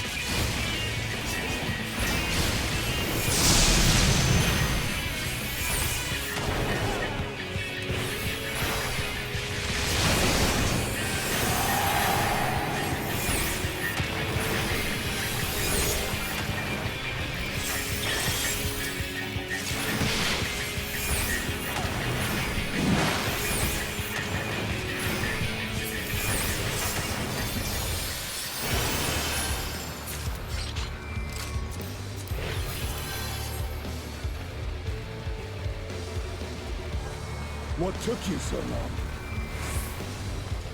The Amalts are in trouble. The extremely rare image of me playing healer on stream.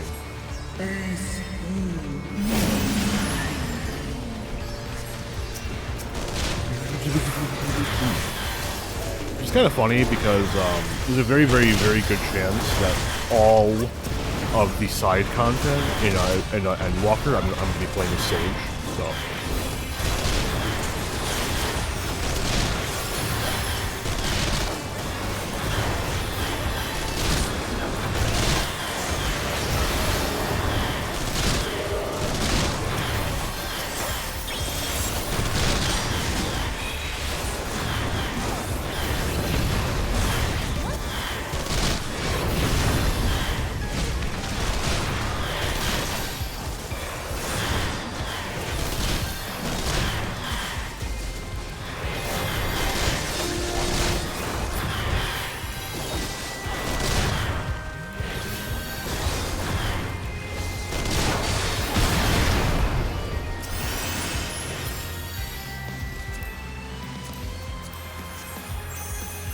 No, you don't.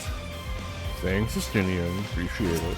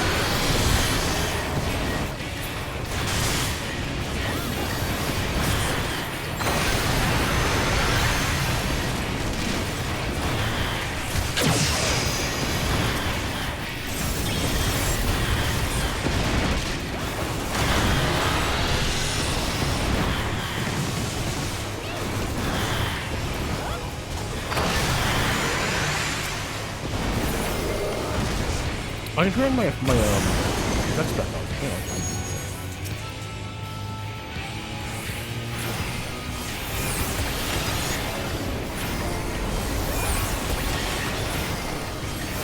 Let me, I'm just gonna burn all the place on damage with it. You know, this is technically damage gated and half.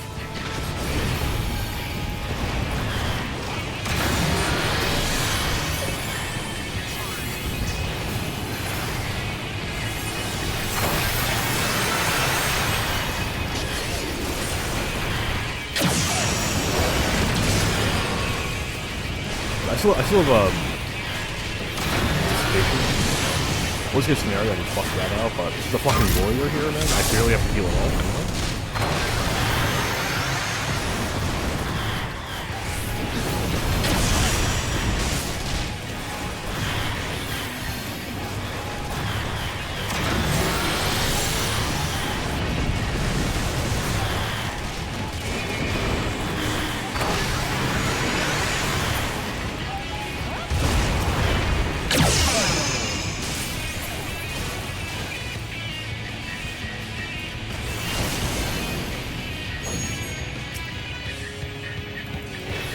Want to see me do it again?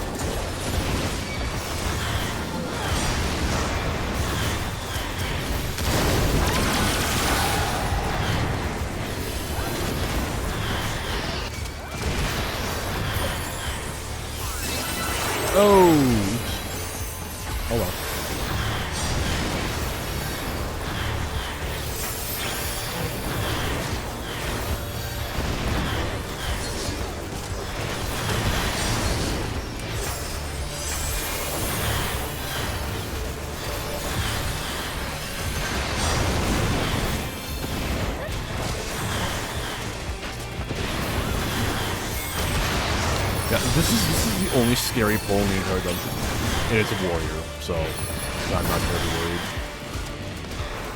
And it's already basically over.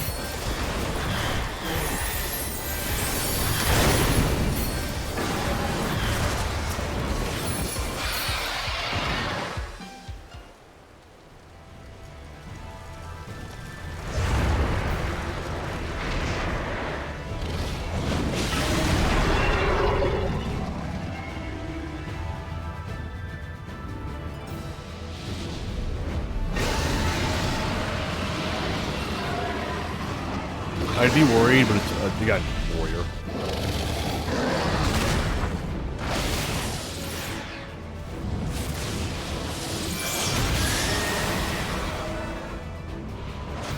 So, they can live without having their healer for the next 10 seconds, give or take.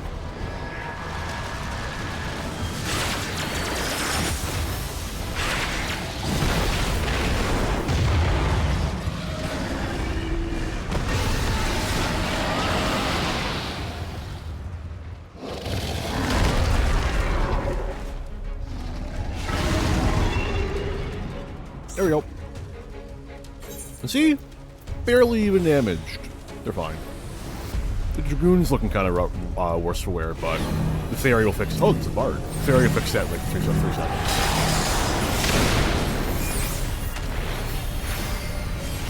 Maybe a little more than 3 seconds.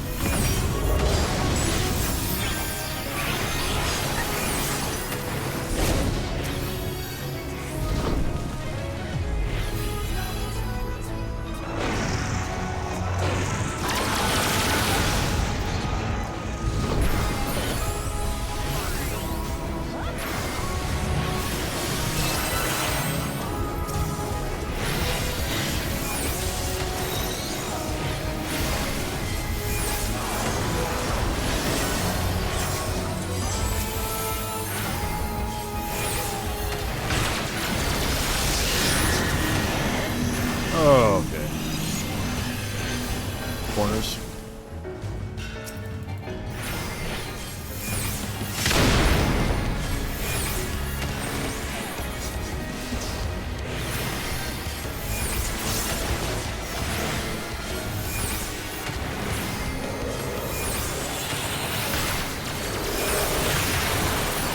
I didn't need X-God.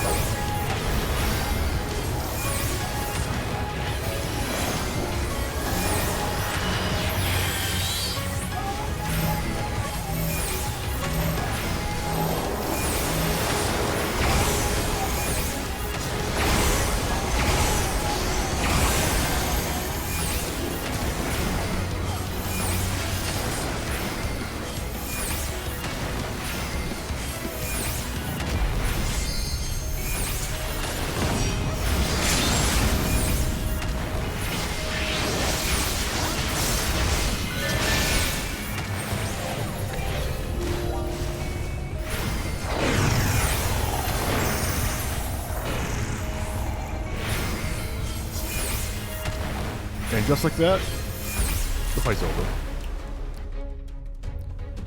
Oh, man. Really solid party. Everything I needed, given my time concerns. I really appreciate it. I wish I could give all of them comms. Good stuff.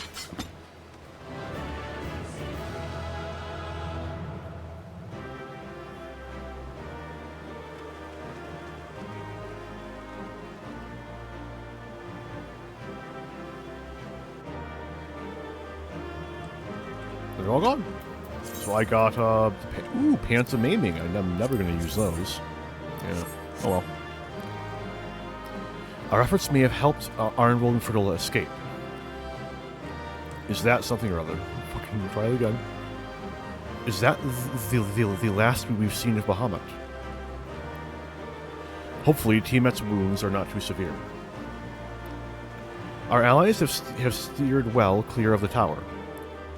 God, fucking, why do those don't stay as longer? For good reason. The Amalja will not soon forget this day. Those kobolds certainly know how to handle themselves. That should be everyone. I can't change job. Shame. I'll hide the helmet just in case.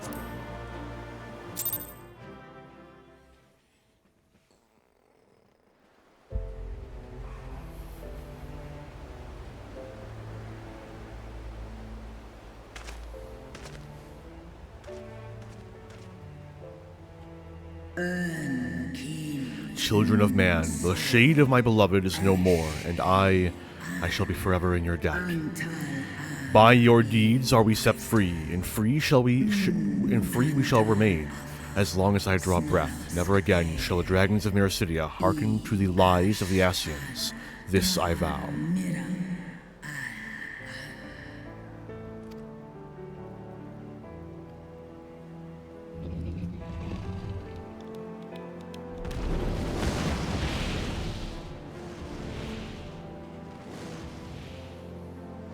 Noble warriors, the dragons chose their friends well.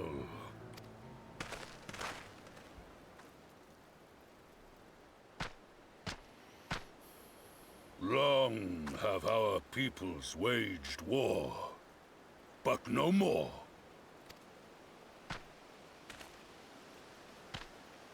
Your fallen lie beside our own. By our words and deeds shall we honor their sacrifice. We would be proud to call you our allies.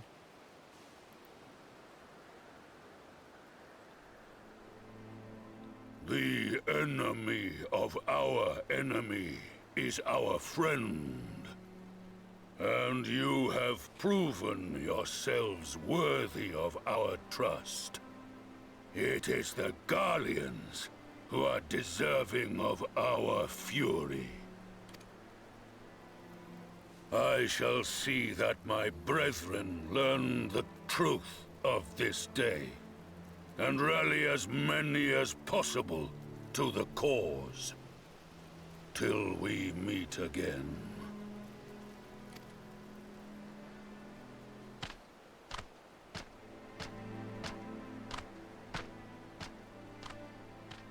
And thus did we make allies of the Amalja.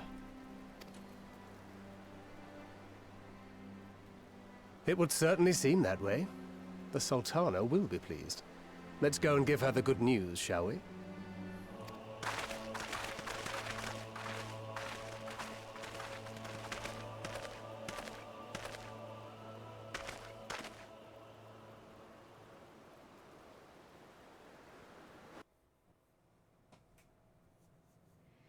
Sometime earlier inside the Pagelfan Tower.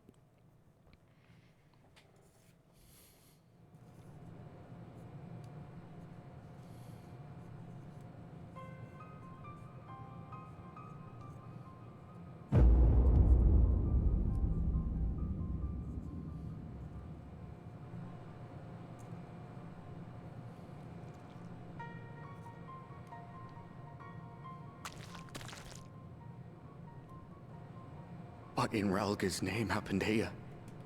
The gods only know. But you can bet these poor sods aren't here by choice. Quickly! We've got to get them free!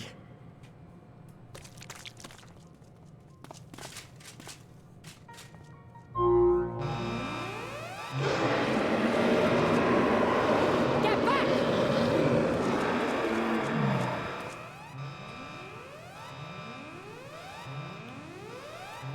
No!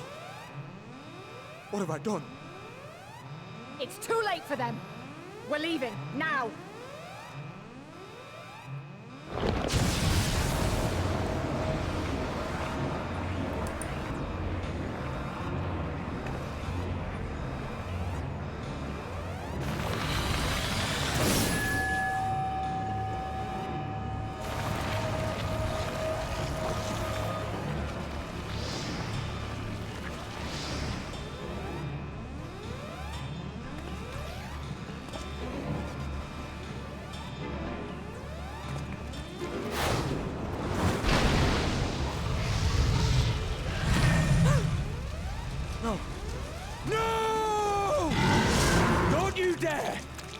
came together and we're leaving together. Arnvold, buddy. Where's your shield, man? Though the day is won, thanks in no small part to thy valor, the Telophoroi are far from defeated. Yet, be this as it may, 'tis only right that we rejoice in Lunar Bahamut's banishment unto the Aether. It will take more than a single victory to wash away all the bad blood between man and Amalja, but one has to start somewhere. Tiamat did all she promised and more this day, and I doubt she will be satisfied. Nay, she will fight on in defense of her children, wheresoever they may be. Well, it would be too much to hope that we have seen the last of Fandaniel, we have dealt his schemes a telling blow this day, and that alone is cause to celebrate. And celebrate I will, when we have received word of Arnvold's safe return. Oh, wait, I can define. Okay. From what I could tell, there didn't seem to be many Imperials in the vicinity of the tower. Hopefully Arnvold will have used the opportunity to get in and out undetected. Stop. To see the Amalja fighting alongside us brought to mind the Zune of the Crystarium. I pray that our people can forge bonds as strong as those of our counterparts in the First. Well, it would be... Oh, okay, don't need to read that again. Lamau, let's go.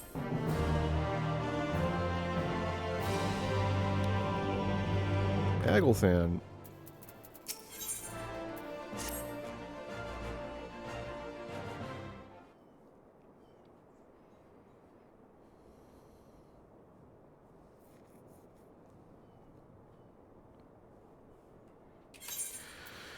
Standing around here worrying is not going to help matters. Come, we must discuss the day's events with Pippin and her grace.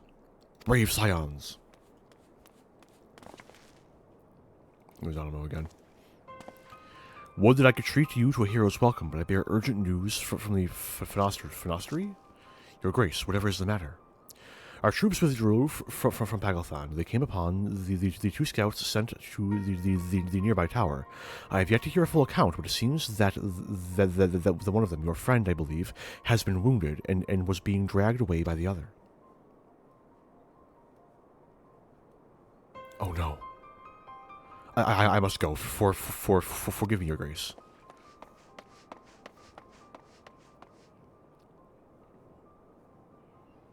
Oh, I didn't swap to a Dark Knight. Oops. Can you tell us aught of Arnvold's condition, your grace? The wounded scout. Not save that it is grave. The Chirurgeons tend to him even as we speak. The infirmary must be inundated with the wounded. If all of us go, we'll only get underfoot. Arntal, Estinian, would you mind going after Alphino? He may need some support from someone other than me.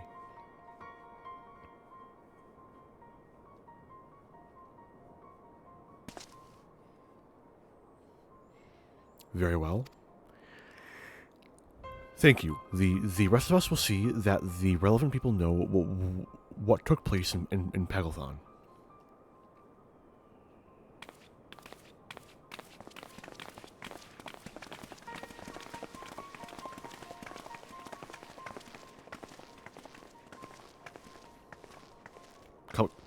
Come on, then. Please do not link from one cutscene straight to the other. Please. Please give me a chance to swap to Dark Knight. Oh, thank goodness. Okay.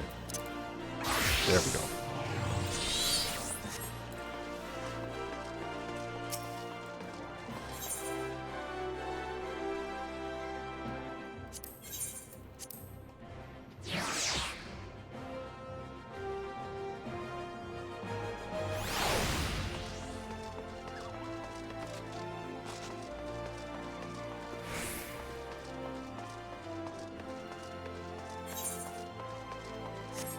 Should be an Aetherite right around this corner.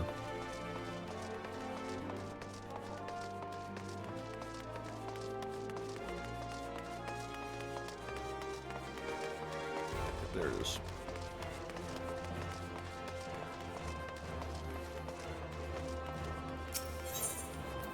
There.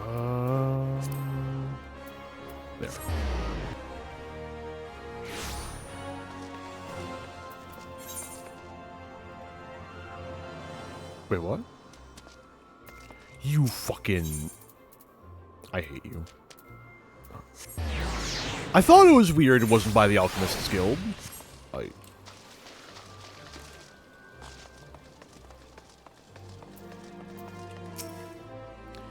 I take it Alphino is fond of Arnval. I know how he feels, but hand-wringing isn't going to help anyone. You had better have a word. Instead of standing there gawping, why don't you tell your friend to stop whining like an underfed dog? People are fighting for their lives in there. Please tell me something, anything. Another one comes to see the lad in silver armor. Master Demilot is attending to him as we speak. If you'll be so kind as to wait. What did Master Demilot say? Tell me his exact words. Enough, Alphino. This isn't helping. But you're right. Forgive me. When we said our farewells to Arnvold, I was afraid that something like this might happen. But now that it has, all I can do is wait.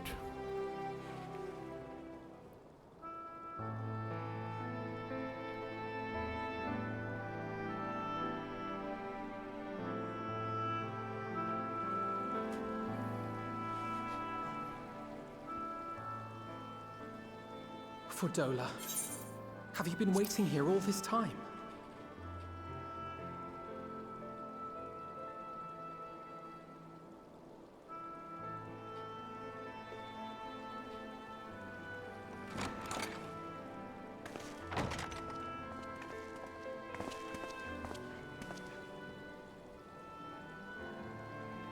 We have done what we can.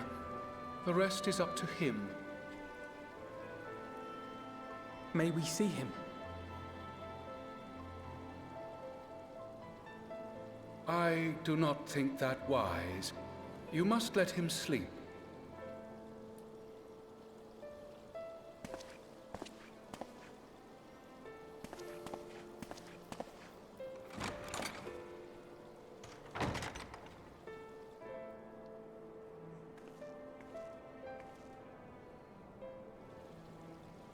Thank you for bringing him back. He owes you his life. I just wish I had been there. Perhaps, I don't know. Perhaps I could have... Could have what? Got tempered? Don't flatter yourself. You can't save everyone. No one can. Not even the warrior of bloody light. Sad but true. People die all the time, for no good reason. And those who take up the sword die quicker than most. If you're going to shed a tear every time a soldier falls on the battlefield, you'd best stay away. It's no place for the weak of heart. It may be that victory cannot be won without cost. But all life is precious, and I refuse to shrug at its loss.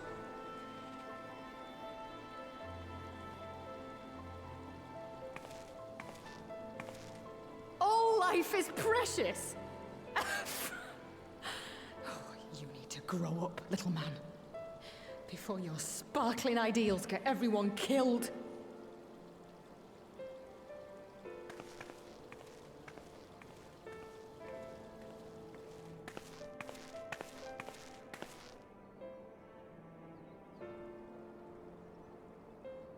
You're right.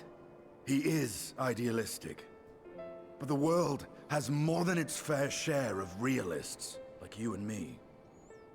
It's people like him who dare to dream that things could be better, and make it happen against all the odds.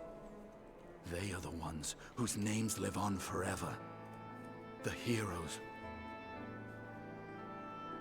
The battlefield's littered with would-be heroes. At this rate, you'll lot'll be next. And what'll become of your precious dreams then? they'll be gone. Like dust on the wind.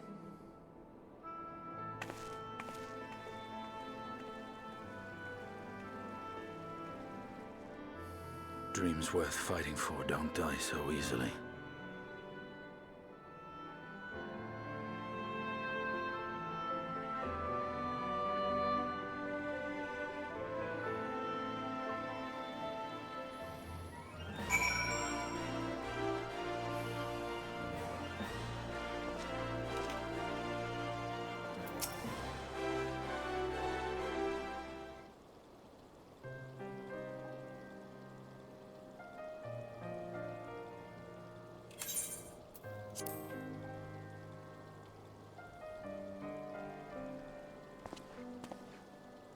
I know.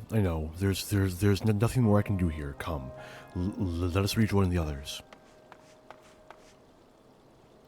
Her Grace invites the Scions of the Seventh Dawn to join her in the fragrant chamber. Your comrades have already arrived. Will the three of you be joining them? We will.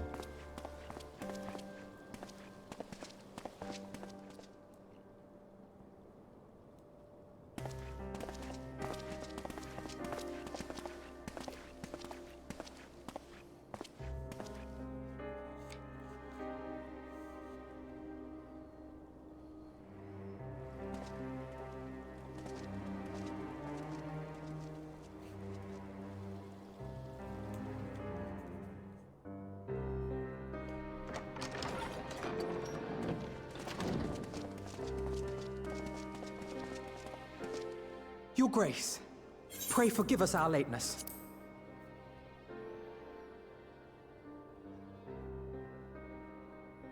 Think not of that. I understand a close comrade of yours was wounded in the line of duty. Arenvold. It was at the Alliance's behest that he risked all, and we are grieved to hear of his condition. Rest assured, he will receive the finest care our chirurgeons can provide. On that you have my word. Now, we would share with you the findings of the mission. Pippin, pray relate to our guests the details of Fordola's account.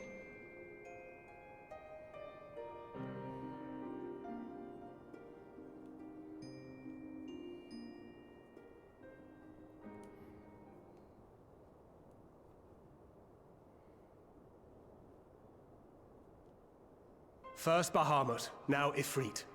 Or Lunar Ifrit, as Fandaniel would doubtless have it. 'Tis now all but certain that the towers were conceived to facilitate the summoning of primals by those imprisoned within. Less certain is the means by which the Telophoroi constrain the wills of said entities to enact their designs in defiance of the pleas of their victims. Mayhap they do not. If mere proximity to the towers is enough to make loyal servants of the Empire's mortal enemies, it stands to reason that the same is true for those held captive. They invoke their gods for the good of Garlemald, and in their disturbed state of mind, summon a primal whose form reflects their own alteration. It all begins to make sense. Upon closer inspection, I realized that the towers bear a striking resemblance to a much larger structure which Urianger and I observed from afar during our visit to the Imperial capital. Assuming it too is capable of tempering those in its immediate vicinity, it would go some way to explain the swiftness with which the Telophoroi managed to rally so many Imperials to their cause.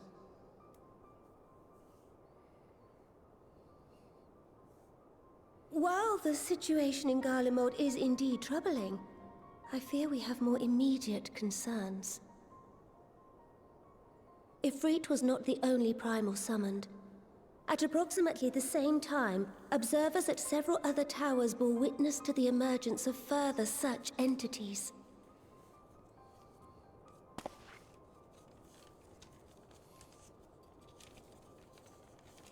For a blessing, none appear to wield aught approaching the destructive power of Bahamut, and the Grand Companies are moving to deal with the threat even as we speak.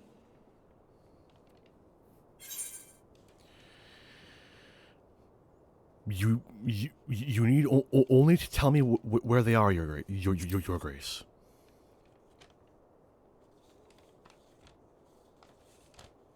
Though we are aware that the task will not be easy, we would call upon the Scions only as a last resort. Pray, conserve your strength for now. After all, it was not so very long ago that you rid us of Bahamut. On which note, I am pleased to report that our talks with the Amalja have reached an agreeable conclusion.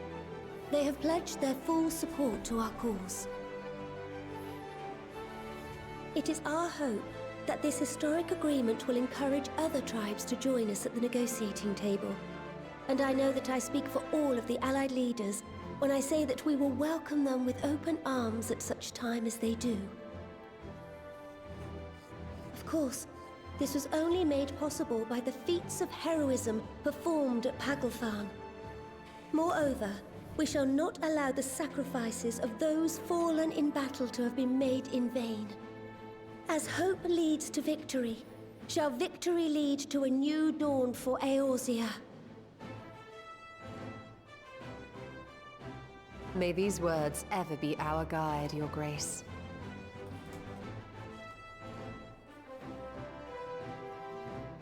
Now, if you will forgive me, I must consult with the Syndicate on the matter of our new allies' integration. Till next we meet, my friends, I bid you safe travels and blessed respite.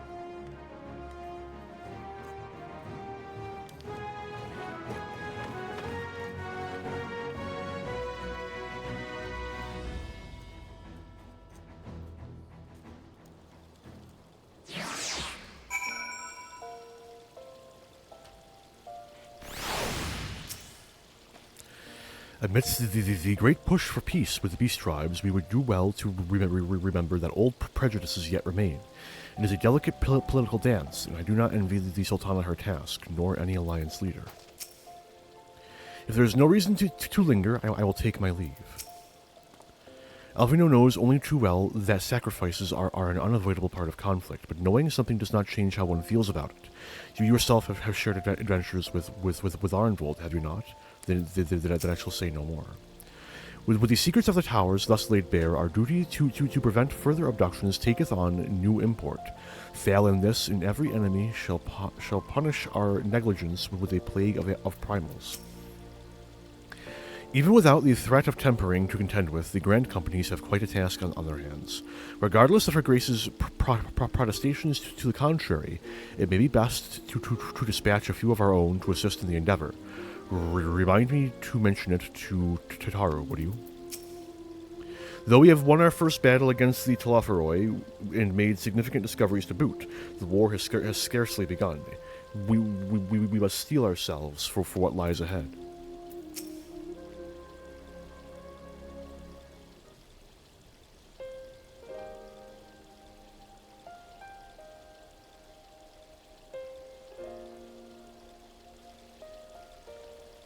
Right then, unless anyone has any objection, fucking goddamn piece of fucking the fucking setting, Square Enix.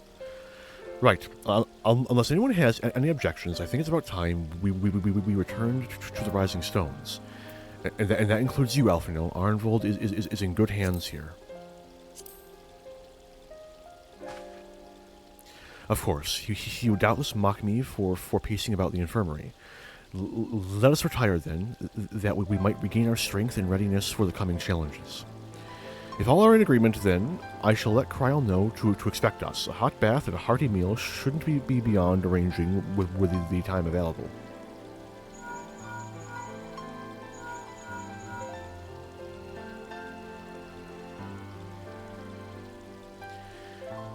It will be good to be home. I have some thinking to do.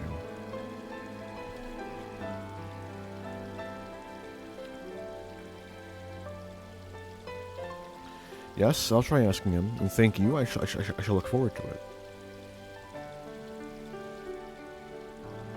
Our comrades eagerly await our return, and Kryl, in particular, has a few matters she's keen to discuss. One of which concerns you, Estinian. Believe it or not. You will join us, won't you? Fine. Really? I thought you said you were avoiding that Baldessian woman.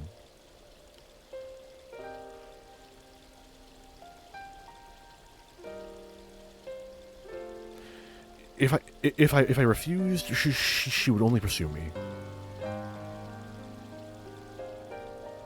Let's get this over with, shall we?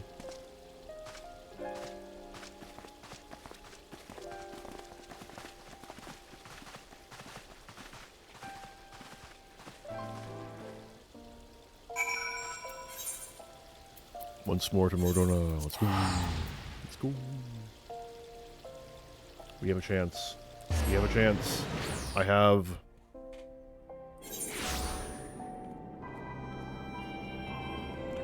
two and a half hours left, according to my alarm. And only 3 and like a quarter quests to get through. We have a chance.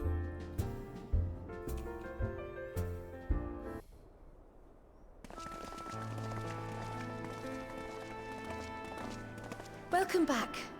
I expect you must all be exhausted.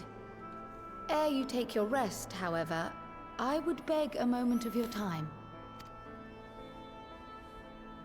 Thanks to Arenvold's selfless efforts, we may now be confident that we understand the function of the towers. But many questions remain regarding the reason for the summonings, and what lurks behind the looming edifice in Garlemald. Until such questions are answered, we will struggle to devise an effective strategy for thwarting the Telophoroi's stated aim. Nothing less than the destruction of this star. And so, given the gravity of the situation, I move that we petition the aid of Sharlayan. 'Tis possible the ancient knowledge preserved within our archives may hide a clue to our enemy's methods. But given Sharlayan's established policy of non-intervention, our former colleagues are not like to aid us in its discovery. Oh, I well remember what they're like. The Forum's barefaced refusal to assist you in the days prior to the calamity must rank as Sharlayan's most shameful act since the Exodus. But were the final days to be reenacted, it would spell doom for us all. Surely even they cannot turn a blind eye to that. Surely. Surely. I trust we are all of the same mind on this matter. Urgent as it seemed, I took the liberty of petitioning the Alliance for leave to act as Eorzea's emissary, and have since received their blessing. I presume your role as a student of Baldessian will carry some weight with the Forum? One can but hope. If truth be told, our organization has been a shadow of its former self ever since the disappearance of the Isle of Val. But the name does still retain some degree of prestige. I only pray it will be enough. I wonder if this dialogue changes if you've done Eureka. I haven't. I don't have very much intention to, but I am curious. If there are no objections, I shall depart for Sharlayan at once. But before I do, I should also mention the other matter to which I would devote some time during my stay. After hearing what transpired in the first, I began to question the true nature of Hydaelyn's blessing. A topic I have discussed at some length with Y'shtola. We were wondering, when was the last time Hydaelyn spoke to you directly? Are we gonna count the word of the mother? That day in the Crystarium, near the end of the Dragon Song War? That day in the Crystarium, because like, if we're gonna when count you regained her blessing, was the it word not? of the mother, But never since. it Not would in be all your time in the Minfilia. first, when you Or, faced the Unsundered, yeah. the very heart of Zodiark. History shows us that Hydaelyn is able to awaken the echo in her chosen, convey her will directly, and grant the blessing of light. To our knowledge, however, she has not sought to intervene in man's affairs for some considerable time. Might not the explanation for that lie with her choice of champion? Mayhap she is content to trust in his judgment. Mayhap she is. But following my initial discussion with Kryl, I made inquiries of my own. And as far as I am able to tell, Hydaelyn has not made her will known to anyone. During my time in the First, the Oracle of Light spoke to me through Reen. But that was not the will of Hydaelyn. It was Minfilia herself. Indeed. And while she and Hydaelyn were inextricably linked, Minfilia yet acted of her own volition. A messenger, yes, but one who spoke with her own voice. I wonder, could Hydaelyn's silence suggest the presence of some disruptive force, perhaps? Some obstacle to communication? While I share Urianger's high opinion of your conduct, I see no reason why she would deny you her guidance altogether. Then again, who am I to say? The fact is, we simply don't know. But if the explanation is to be found anywhere, I can think of worse places to look than the archives of Sharlayan, and their research on the Ethereal Sea in particular.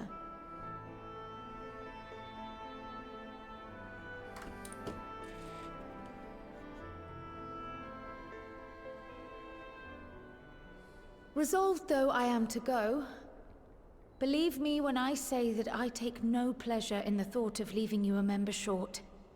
Now, of all times. Estinian, we stand on the eve of a struggle that will decide the fate of this star.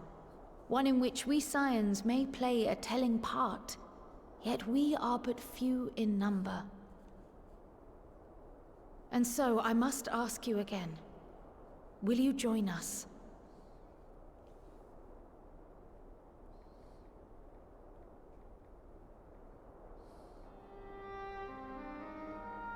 You see the world the way you want it to be. I see the world the way it is. You are idealistic to a fault. But I know you would never turn your back on those in need. Never close your eyes to their suffering.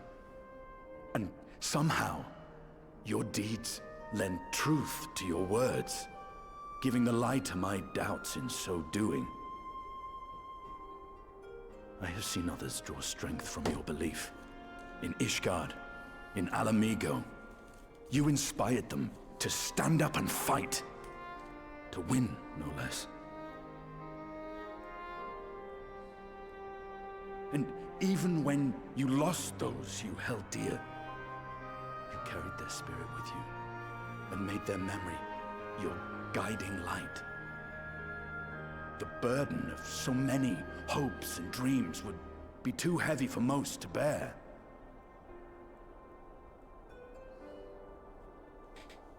But you bear it willingly, as you have shown me. Some dreams are too important to let go. If you have need of my strength, it's yours. After all you've done, how could I refuse?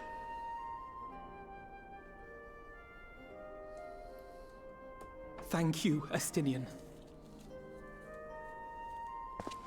Whatever challenges await us, I shall not falter. You have my word.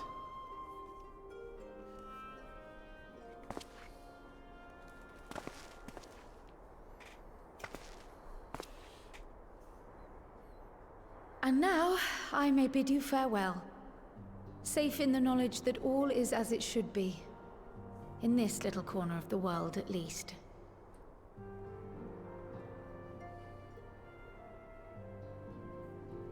You will be sorely missed. Tread warily in Sharlayan, and do try not to let the Forum embroil you in their politics. A forlorn hope, I know, given the individuals involved. I shall do my very best. Farewell.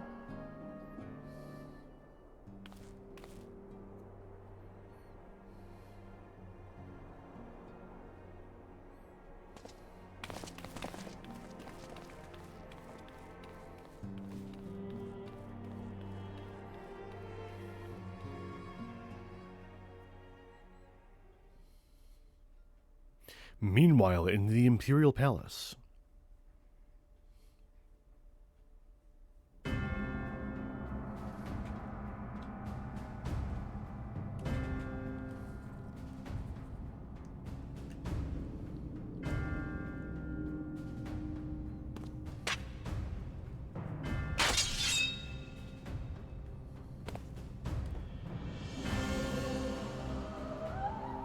Katana, but again this time. Well, does this one meet with your approval?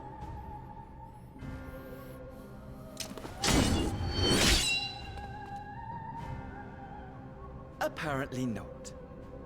Or could it be that you're still upset about the dragons? You are unwise to remind me of so costly a failure.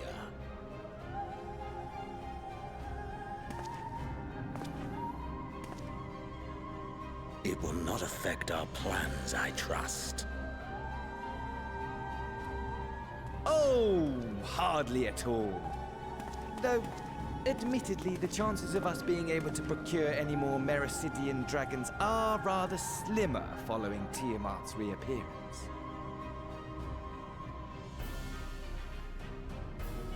Oh, but the seeds have been sown, my lord. We have only to wait for them to quicken.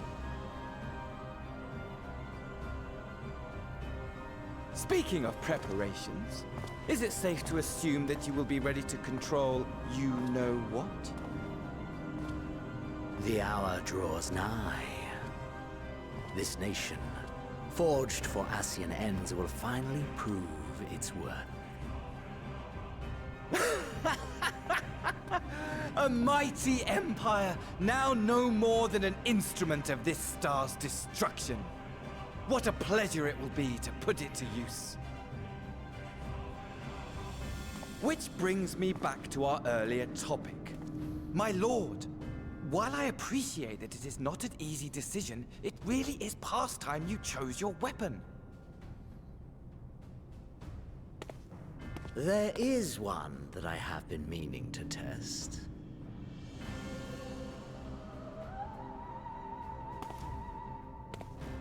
I'm curious about something. Well. Let's see how it turns out. Quite what I was expecting. A small detail that though I will say, I have not been looking does for. Seem rather. Or did nothing to. So far, so good.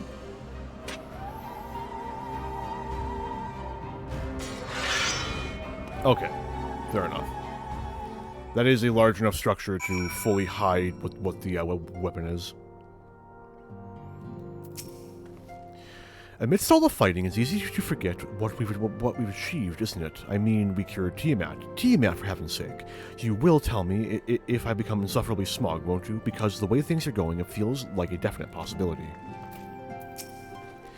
None can deny that Hydaelyn's blessing has been a great boon to our cause, but much remains unknown with regard to her true intentions. Given everything we've learned from our encounters with the Ascians, we must keep our minds open to any and all possibilities. It strikes me as odd that rather than marching on one of the city-states, the Talaferoi have so far made only sporadic attacks. I doubt they'd go to the trouble of putting up all those towers if that was all they had in store for us. The sudden appearance of the towers will surely not have escaped the Forum's notice. I would like to think that they would be receptive to Kryle's request for cooperation in investigating the matter, but unfortunately, their reputation would suggest otherwise. If I am to pursue this course, I must be prepared for the hardships that lie ahead. If you've need of my lance, I'll be ready. If not, I'll be reserving my strength in preparation for the next battle. But since you're here, I have a question. The Scions are in close contact with the East Eldar Trading Company of Kugane, yes? I was wondering if they could place an order for some sun-dried squid. It began this early. I don't seem to be able to find it in these parts. Though we know not the full extent of the Talaferoi's schemes, preventing further abductions must take precedence above all else, for therein lieth the key to depriving our enemy of its most potent weapon. Powerful weapon, one of those two. They both work. Oh, Clemens. Alize has been teaching me how to cure tempering using a porksy. I must say, the thought of being in such close proximity to one of the afflicted is rather daunting. I've been keeping me good eye on the towers and telling others to do the same. Of course, I don't mean just as scions. I've got a whole network of scouts to keep me informed. We've sent Colonne and the others to be our eyes and ears in the field. Wherever the Telafroi appear next, we'll be among the first to know.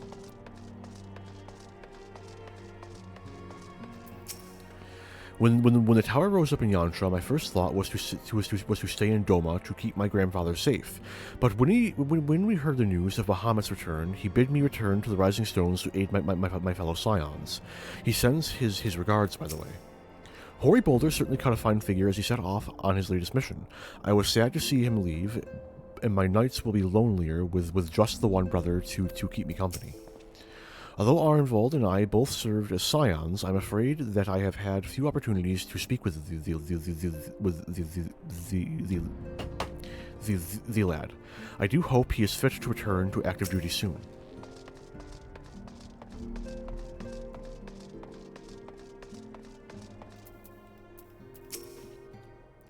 Well, it looks like I'm going to have a busy few moons, not that they ever seem to be anything but. Thancred's got me dispatching troops to every corner of the realm, which is not to say I don't trust the Alliance, because I do, but when it comes to putting down primals, nobody does it better than us. Well, then you lot, more accurately, you won't catch me trading blows with a primal in the near future, but for every fell fiend you vanquish, there's countless meals to arrange, baths to fill, sheets to wash, stores to replenish, and the list goes on. Which is where I come in, and gladly, mind you, it's the least I can do to support the scions, who risk life and limb, and like poor Arnvold. I wish there was something we could do for him, but we'll just have to settle for saying the odd prayer and keeping a roof over our heads. It wouldn't do to have him come back to a complete shambles, now would it? But that's enough of my rambling. Off you go to get some rest. If there are any developments, I promise you'll be the first to know.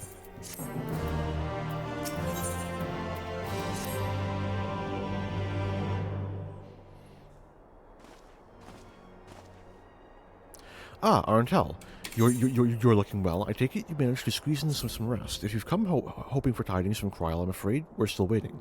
But we do have some odd scraps of news to share.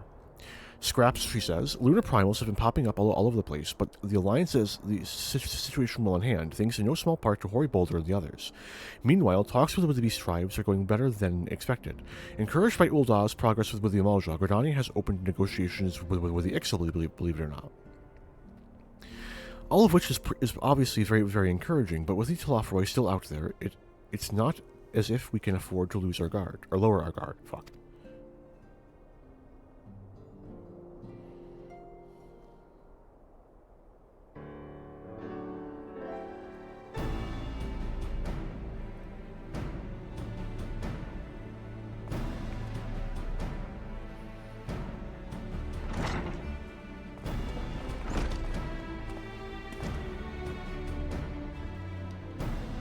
Begging your pardon, but I come bearing an invitation from the Alliance. A council meeting is due to be held in El Amigo, and your attendance is humbly requested. Ah, we were just talking about the Alliance. May I ask what's on the agenda? I believe the intention is to share news of recent developments and discuss what measures might be taken to combat the Telafroi, in concert with our new allies, the Beast tribes, who have also been invited. It is hoped that they will join us in the fight against our common foe.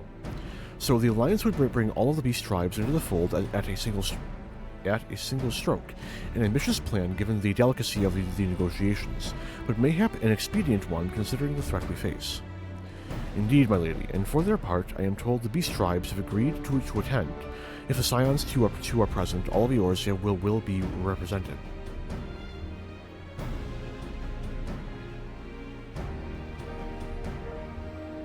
To arrange such a meeting, what must have been quite an undertaking, not only diplomacy, but practically, or diplomatically. Pray inform the Alliance that we will be honored to participate. We shall make for El Amigo without delay. Then I will bear your answer thither with all haste. We look forward to receiving you at the Royal Palace.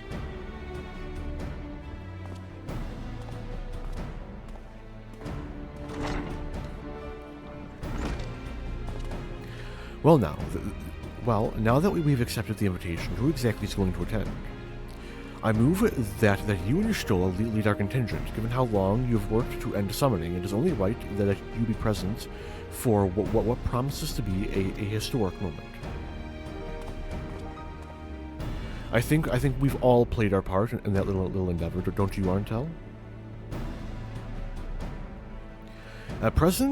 All present may rightly claim a seat. I do quite agree. But by your leave, I believe I shall remain here and lend what assistance I can to the coordination of our defensive efforts. I'm not coming either. Emmerich will be there, and I'd rather not be interrogated. Very well, then. Well, those with a mind to hold the fort get on with holding it. I suggest the rest of us make for El Amigo, shall we?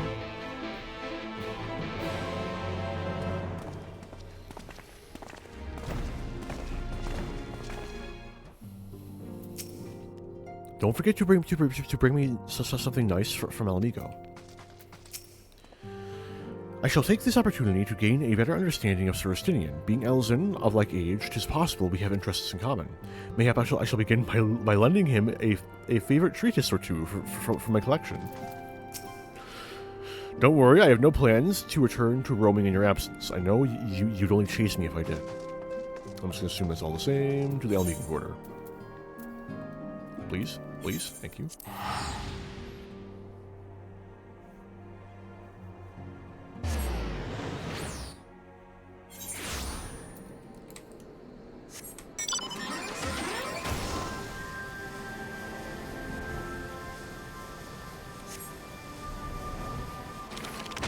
Uh-oh.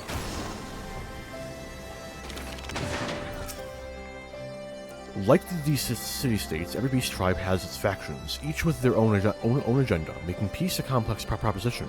But if the Alliance can come to an understanding with their leaders, it will be for them to resolve internal politics. The Amalja cannot be the only tribe to have been targeted by the Telafroi, and none of them will have taken kindly to having their people enslaved, nor their gods turned against them. Even with the swift intervention of the Immortal Flames, all too many lost their lives at Pagalthan. Still, closer cooperation between our peoples will be required if we are to thwart the plans of the Telafroi. Not again. Honestly, the look in your face, eager to bear witness to another historic moment by any chance. Ha! I suppose I am, and the fact that our cure for tempering made it possible only heightens my anticipation. We've been expecting you. While some few guards have yet to arrive, the Alliance leaders are still present. Shall I show you in? Are all present. Fuck. Ah!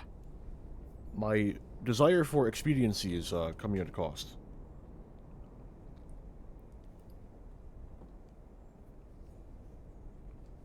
And as the clock doth tick down, my desire for expediency is all the more justified. Sylphs, the Nath, Sahagan, Ixel, Vanu.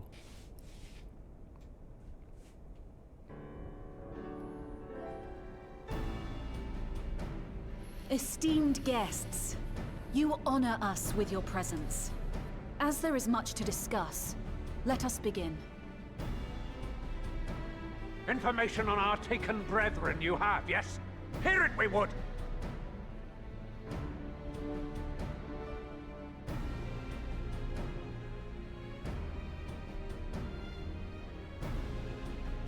Ah!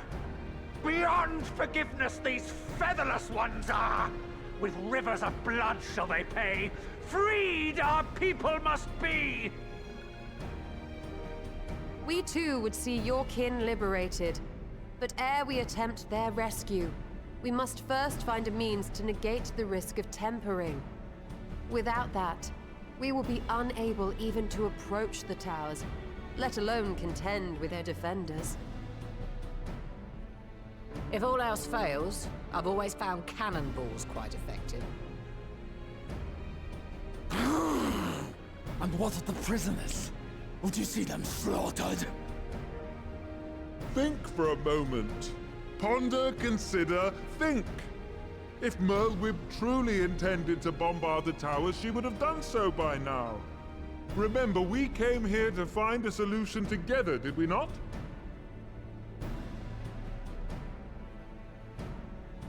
Y'shtola spoke of defenders. I but offered a means to clear a path, should you require it. Given the enemy's capabilities, we will all need to play our part if we are to have any chance of success. For if any here should give less than their best, it will be to the cost of every living being on this star. A paragon, the Empire, our very gods. How can we hope to prevail against such odds? That our foe is formidable, none would deny. But our strengths are many and varied. In this chamber, I see masters of strategy, masters of magic, masters of the land, the air, and the sea. And together, there is nothing in creation we cannot overcome.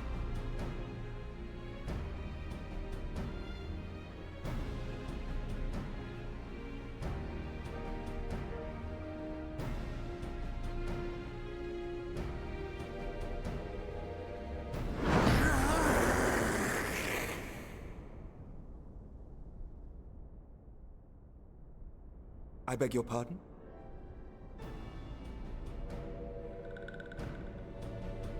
What is it, Soulwalker? Do not express your passion thus. A little tricky without gills, perhaps? Suffice it to say, I am proud to be counted amongst Eorzea's finest. We Sahagin will play our part. We kobolds have not forgotten the crimes the Overdwellers committed against us in the past. But today we look to the future, as allies united in purpose. That hat cannot be comfortable. Like it's gotta be like hollow at least, right? Ah! Make mock of the Ixal, the Paragon does! Turns kin into puppets! Pits brother against brother! Free them from his grasp, we shall! As Patriarch Zadar will attest, the Scions have granted us a means to free your brethren from their thraldom. This boon we will gladly share, that your people might never be enslaved again. We accept! We accept! Praise me! They didn't want to get voice actors for the Nath, Vanu, Ananta, and Sylphs.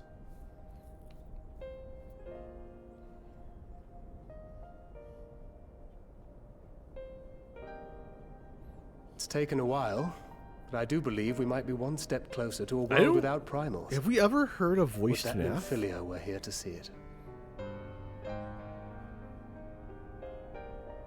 We still have a long way to go, and we're going to need a lot more Porksies. But we're moving in the right direction.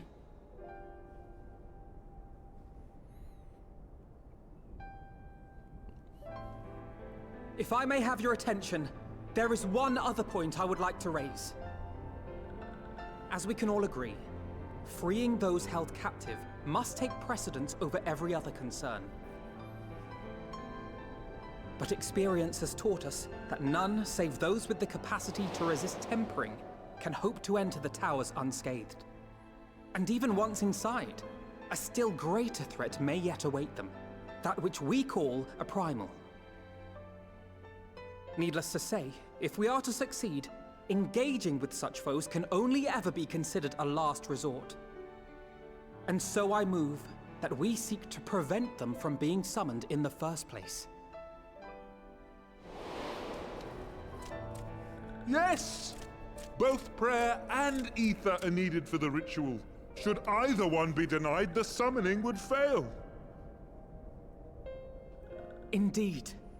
And so we must endeavor to discover the source of the ether on which the process depends. Do so, and it may present a way to halt the summonings, or perhaps even neutralize the towers entirely. A promising proposal. While you are conducting your investigations, however, we will need to remain vigilant lest the Telophoroi commit further abductions and summon primals ere we have the means to prevent them. To stand a better chance of keeping our enemy at bay, we would do well to coordinate our defensive efforts, sending reinforcements to assist our neighbors when needed. We Amalja would have been overwhelmed were it not for our newfound allies. But say the word, and we shall come.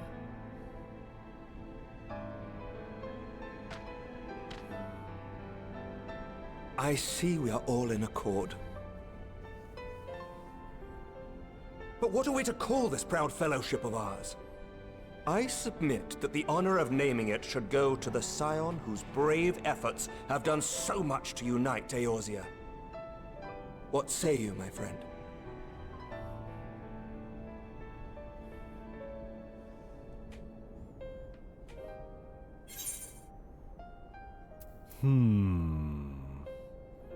I would call it the Grand Company of Eorzea, of course. My idea. Very original. But that's the name I... A fine choice, for there is none here who does not love Eorzea. Aye, in that we shall ever be united.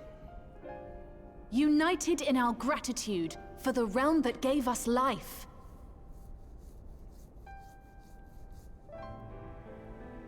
Then let it be recorded that on this day, the Grand Company of Eorzea was born.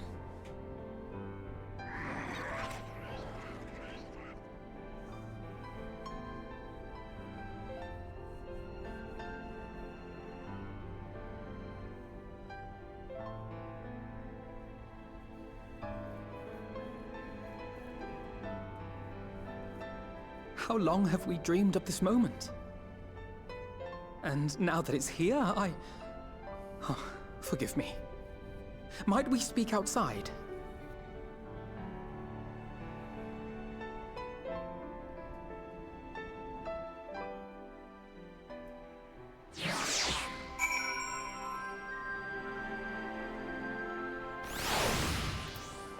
I was hoping I needed to speak to the various tribes.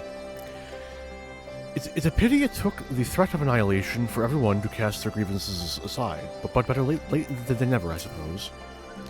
Forgive me for observing, but Elfino seems less than jubilant, but his thoughts still be preoccupied by the fate of poor Arenvald. The Grand Company of Eorzea. I wonder what Riol and our former Crystal Braves will make of it. We have won over the leaders. Now the leaders must win over their own people. No small task, I grant you, but we have come a long way since first we joined with Minvilia to bring an end to summoning. A long, long way.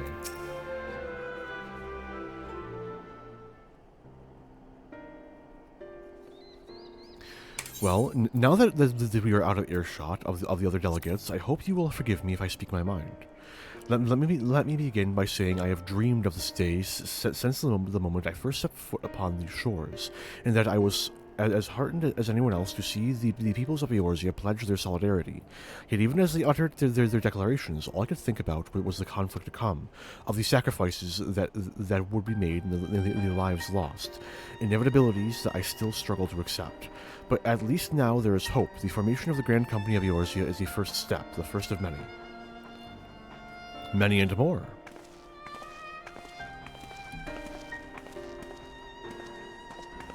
Elder Seats here. How might we be of service? I seek Mr. Elfino's assistance in a matter involving Gridania's neighbors, the Sylphs. I know that you and yours have long kept a weather eye upon the crystal trade.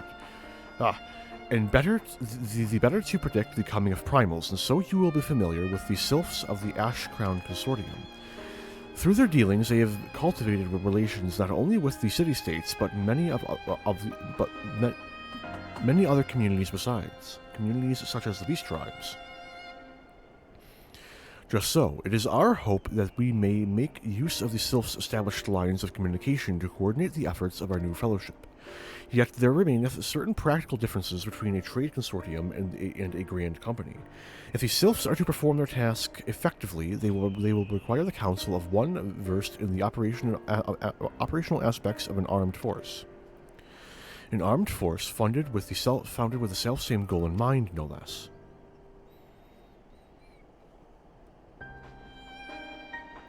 The Crystal Braves, yes. Forgive me, Mr. Elfrino, I know that it was a painful chapter in your life, but the experience may yet be made to serve the realm. In my hubris, I plotted a course for the Crystal Braves which stretched far beyond the Order's initial conception, one intended to pave the way for the founding of what I intended to call the Grand Company of Eorzea. But my plans all came to naught. Built upon a frail foundation of lofty ideals, the Order was doomed to fail from the first. From the first, to collapse under the weight of more worldly interests, and I have no wish to see this new endeavor suffer the same fate. Mayhap I ask too much of you. Not at all. You may count upon my assistance for what little it is worth. By your leave, I shall prepare a report including a list of recommendations drawing on the lessons I learned from the failure of the Crystal Braves. You have my gratitude, Master Elfrino, and my trust. When your report is ready, pray share it directly with the Sylphs. With your guidance and the earnest efforts of every good soul gathered here this day, I have no doubt that our fellowship shall emerge from the shadow of the Telophoroi and flourish. Until next we meet, my friends.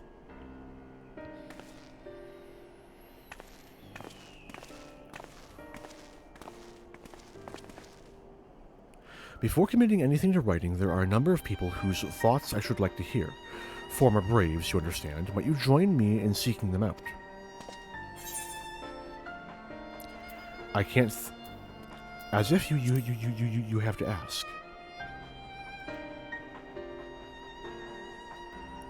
Thank you. As someone who witnessed the Order's rise and fall, yours would be a reassuring presence. I'll join you. If you're planning to canvass the opinions of your former comrades, it will be a lot quicker if we share the task of questioning them. The Mayhap Graha can lend a hand as well. I shall accompany Thancred back to the Rising Stones. Between us, I dare say we should be able to provide an accurate enough account of the day's events.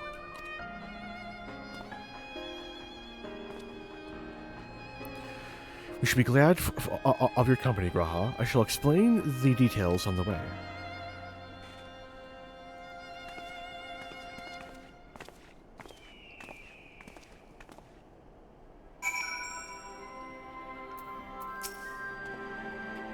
It will not be easy to revisit the past, but sometimes one must look back to see the way forward. I take it we will soon be paying the Sylphs a visit. How fascinating it will be to speak with them in person, though I gather conversation can prove rather challenging. So, what's the plan, brother of mine? Before discussing the task at hand, I should probably admit that the report I propose is largely written. Not long after that fateful day in Ul'dah, I penned a detailed account of the organization's history, from the recent events, or from the events that led to its inception, to the failings that brought about its demise. This I did primarily as a means of taking some semblance of responsibility. Never did I imagine that it might later be referred to by those seeking to form a similar organization. And while I made every attempt to be objective, the account was mine alone, its events viewed from the singular perspective. For it to be of any use, however, it must be broadened to encompass the viewpoints of all involved. Only then can it answer that which seems to be the crucial question, namely, why, after the Crystal Braves disbanded, did some members choose to remain with us while others did not? I see. You think the answer will tell us something about the nature of the ties that binds our new grand company together, and that this knowledge might help us prevent it from falling apart when these bonds are inevitably tested. That is my hope, but the questions I would ask are uncomfortable to some.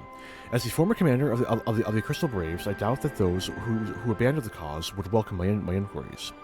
Then Graha and I will just have to try. Meanwhile, the two of you can talk to the ones who kept the faith.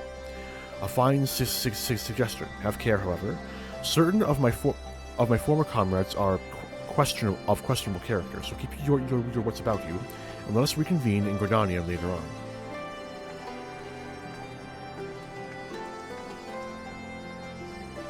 If you have no objections, I have a mind to begin speaking with Riol and Elanine. If memory serves, the two of them will be attending an intelligence briefing at Castrum Oriens. Let us speak with them out there.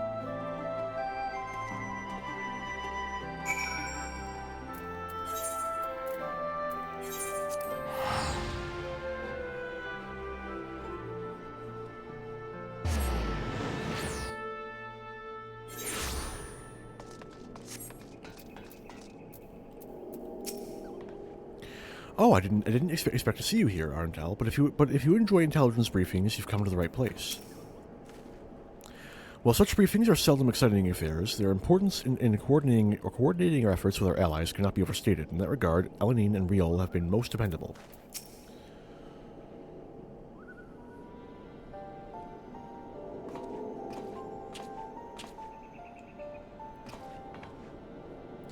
Well, look who it is, and what brings you two here. It wouldn't have anything to do with the big meeting, would it?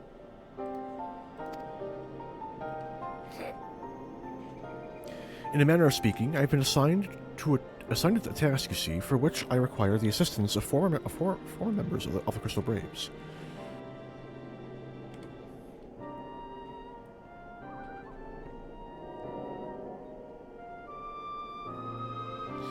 So ye want to know why we decided to stick with the Scions, eh?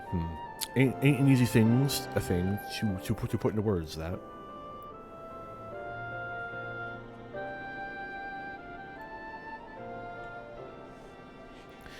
As I once explained to Arndal, I spent a long time agonizing over my failure to alert you to the traitors in our midst. For my negligence, I was captured along with many others, and we were powerless to prevent the tragedies that ensued. Now a day goes by that I do not think back to those fateful events. By joining the Scions, I hope to redeem myself, and I will continue to serve the cause as long as I am able. But that wasn't my only reason. When we were finally reunited at the Rising Stones, you refused to blame anyone but yourself for the fall of the Crystal Braves. And in spite of everything that had happened, everything you had suffered, you took us back without a moment's hesitation. We would not have blamed you had you turned us away. When you gave us your trust instead, what else could we do but try to repay it? Nothing. That's what. As for me own tale, well, I've always felt the Scions have something in common with me old crew. The duty of the strong is to protect the weak. That was our creed, and I still strive to live by it to this day. But as time has gone on, I've struggled. As time has gone on, I've learned that strength comes in many shapes and sizes. From Hoary Boulder to Mistress Tataru, we've all got something to offer. And not one of us is doing it for personal gain, because we believe there's more important things than that. Things worth protecting, which is what being a Scion's all about. I am at a loss for words. Thank you, my friends. To hear this from you means more than you know. Forgive me, Arndal. Could you...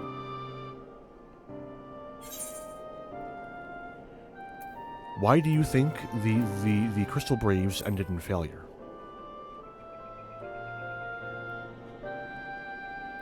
Well, it's found in ideals were something to be proud of, but ideals alone don't make a crew. For every swab who signed on with good intentions, there was another who was only in it for the coin, the glory, or both. Ours was quite a disparate band, and while I will never forgive Ilberd, the fact that we managed to function at all was thanks in large part to his efforts. Just a pity he was doing it for all the wrong reasons, eh? Only takes one bad apple, they say, and the Braves had a barrel full of them. Not like the Scions.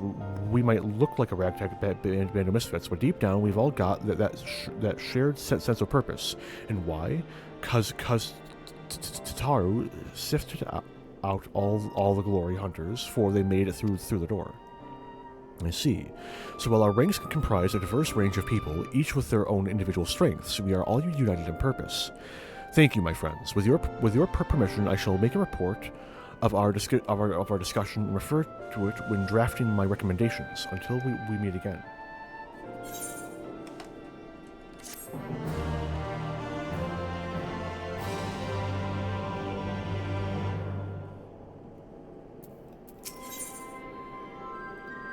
Wait, what? Oh.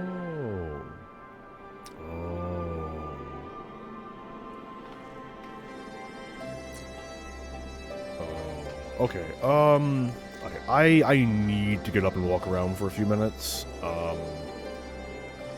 If I can at least get through this quest before I have to end, I'll be satisfied, but we'll see how it ends up.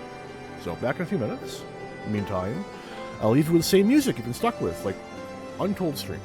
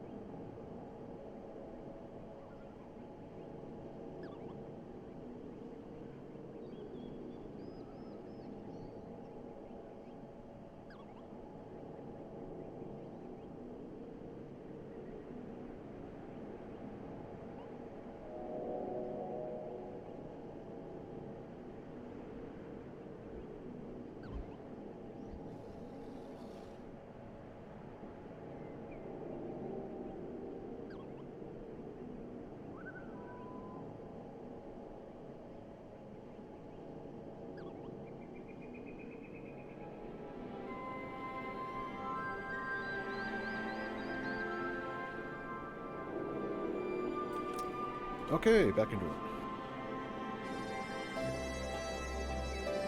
Just a moment to fight with the microphone.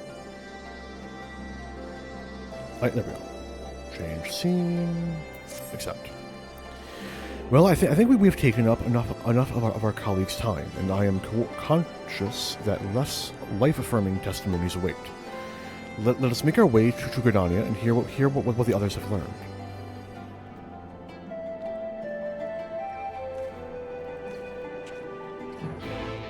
Okay, so I have 38 minutes. I need to finish this quest in 38 minutes. Or else I will have to call it for the day, because the Death Unto Dawn, the last quest of this, it's a long one. I remember it being a long one.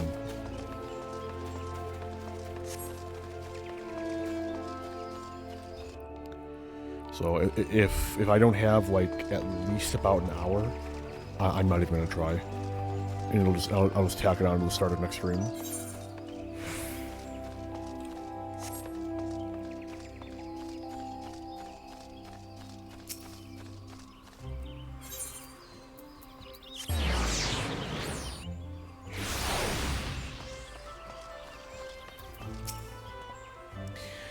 On the way here, I took the opportunity to write up my notes from our conversation with Elanine and Riel.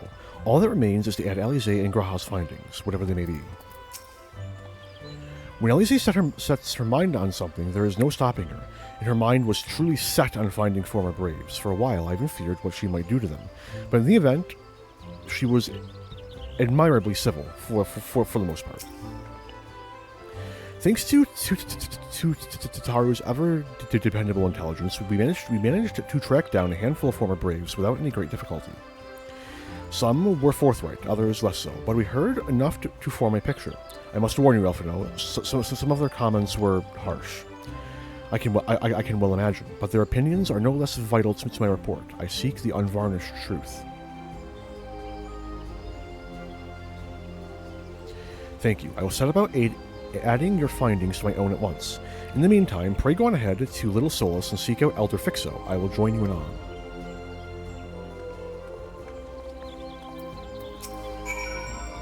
Leave me to attend to my report and join the others in Little Solus. I shan't keep you waiting long. I know how playful the sylphs can be. I wonder if the sylphs actually are the Source's version of pixies. Granted, Aloha Loa Island probably would give me more insight into that, seeing as the mount you get from it is a fucking pixie with a gun. But I think I've only ever done the one run of Aloha Loa Island, like, ever. And that was with Gibbles on his stream, like, months ago now. It was like right after it came out.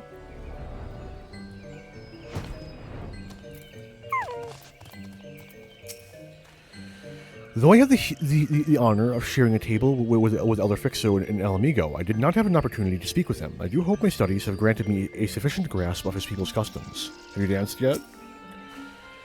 Now that I think about it, of the four of us, only you and Elfino have had any real experience in conversing with sylphs. Still, it can't be that hard, can it? Have you danced yet?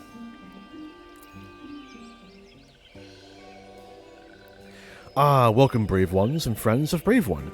How good it is to see walking ones again so soon after the meeting. Should this one perform the customary dance of greeting?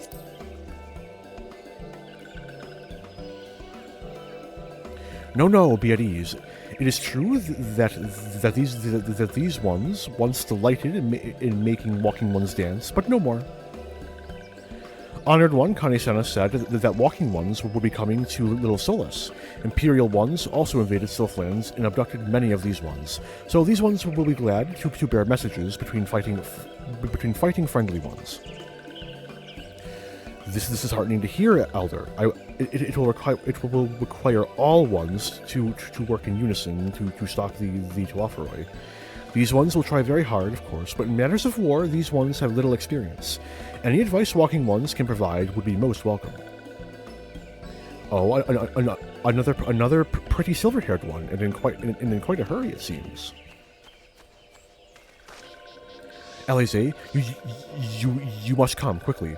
Whatever's the matter, Alphino? Don't tell me you couldn't read my handwriting. What? No, it's when the outer officer accosted me as I was about to set out. Charlene has sent an envoy who is due to arrive in Gridania at any moment. An envoy? Could it be that Kryl has managed to sway the Forum?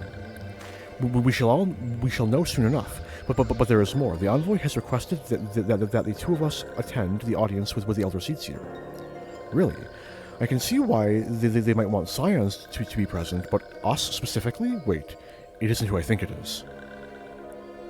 It is. I could scarce believe it myself, but when I inquired as to the envoy's identity, I was told that it was one Fortunato Levier. Your father? Well now, the fact that a serving member of the Forum has journeyed here would be surprise enough, but him? Quite. I glean from this that they are taking the matter seriously. That may be, but why him and not one of the other 98 Forum members, unless he volunteered for it? It has been some time since you last saw your father, has it not? Could it be that he is concerned for your well-being? Perhaps, but he has always been reluctant to discuss his work with us. Indeed. And whenever we write to our parents, it is invariably our mother who replies. Nevertheless, I welcome the opportunity to meet with him after so long, even if it is secondary to his true purpose here. Elder Fixo, loath though I am to cut our visit short, we must return to Gridania. Pray accept my apologies along with my report. Never mind. There will be time to talk later. This one won't keep walking ones from more urgent matters. Go. The audience will be held at the Lotus Stand, where the Elder Seedseer awaits even now. Let us be on our way.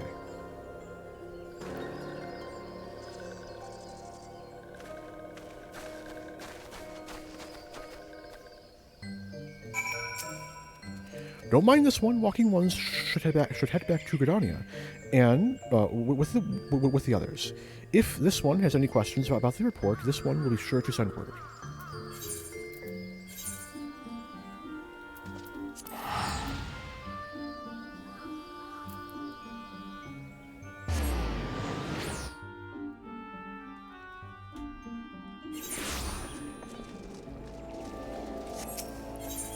Ethernet. Wait, where is it? Conjuring Guild. There it is. Why couldn't it be called Still Glade Thane?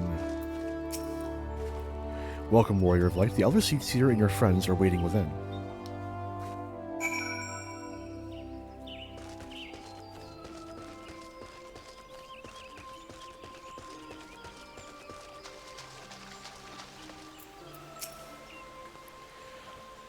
After all this time away, it will be good to see my father, even if it is at an official meeting.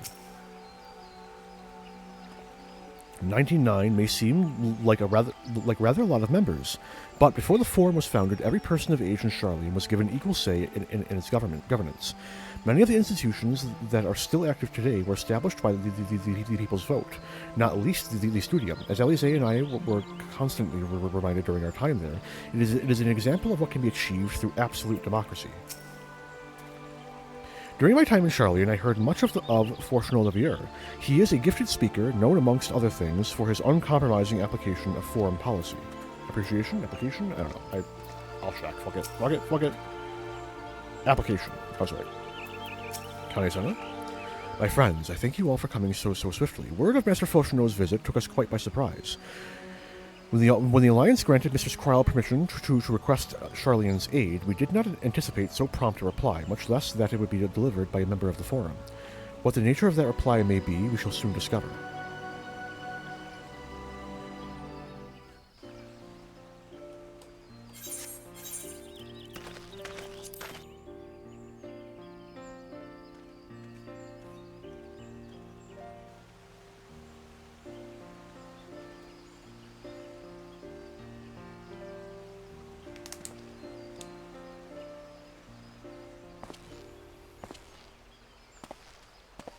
Elder Seedseer, I thank you for granting me this audience.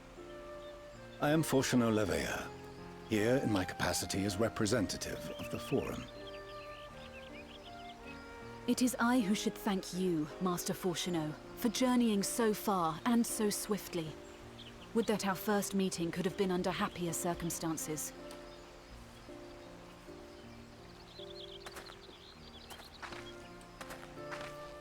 It has been too long, Father. You look well. As do you both. Ameliance will be glad to hear that you are taking care of yourselves. How is Mother? She misses you terribly, of course, but is otherwise a picture of health.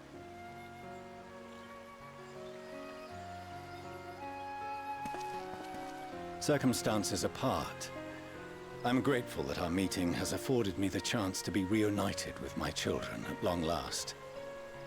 And I believe I also owe you thanks for the hospitality you showed my father, Louisoix, during his sojourn in Eorzea.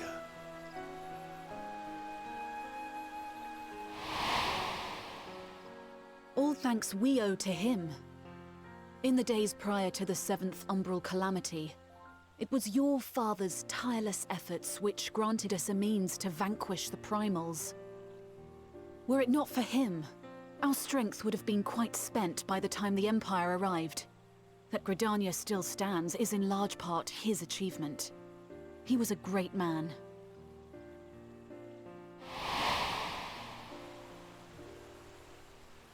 He would doubtless have been moved to hear you say so. I must confess, however, that I opposed his decision to intervene.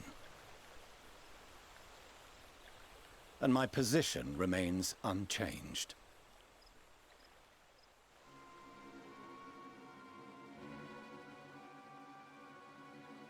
To chart the course of history, not to change it. I am familiar with the Sharlayan stance. It is more than that. It is our way of life, who we are. But I came here not to deliver a lecture, but the Forum's answer to your request.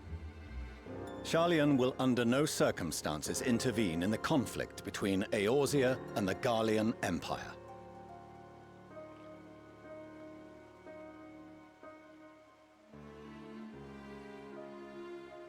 May I ask for what reason the Forum has come to this decision? The final days spell the end not only for Eorzea, but the entire world. The final days? Pray spare me your hyperbole. This conflict is no more than the latest in a series of petty squabbles between yourselves and Garlemald, one in which Sharlayan will take no part. If the final days were truly upon us, we would know. Father, you must ask the Forum to reconsider. You may feel safe on your little island across the waves, but if you imagine the Telophoroi will leave you be, you are mistaken. They mean to kill us all, themselves included. Alphino is right. We have seen what the enemy is capable of, the lengths to which they'll go. This is no time to turn a blind eye. If Eorzea falls, so too will Sharlayan. So if you truly love our homeland, you will join us. Now, before it's too late.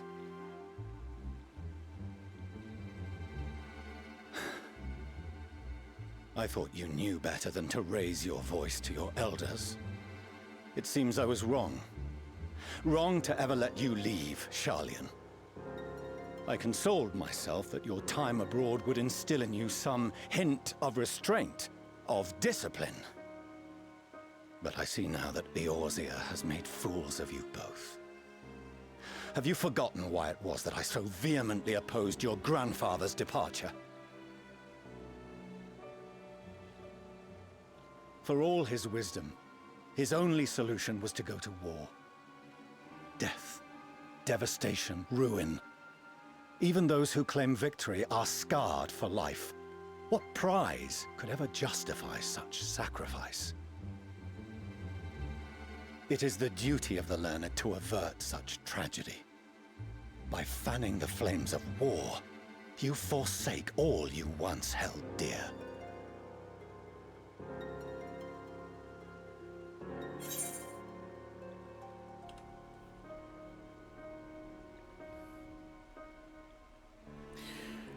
To ignore the plight of those one might conceivably save is not wisdom, it is indolence.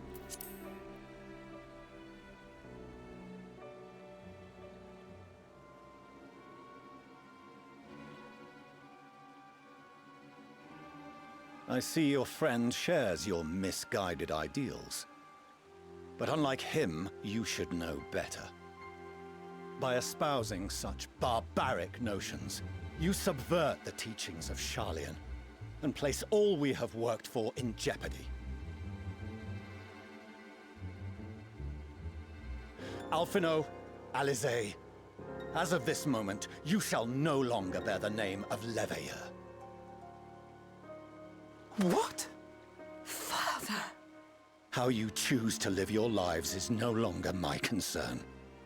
If you wish to walk the path of ruin, I will not stand in your way. Master Fourcheneau, while Sharlayan may have no intention of intervening in this conflict, we can still part as friends. Will you not stay and speak with us, that we might learn of Sharlayan's hopes for the morrow? I have said what I came here to say. Any further discussion would be meaningless.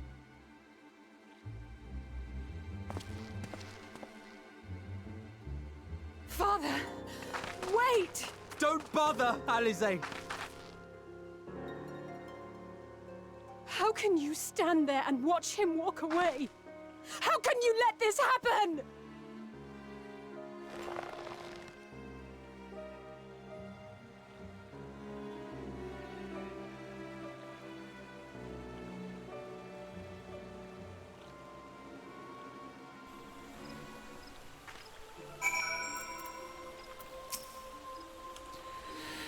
It was not so very long ago that we had a friend and neighbor in Sharlayan, and so I clung to the hope that she might yet lend us her strength.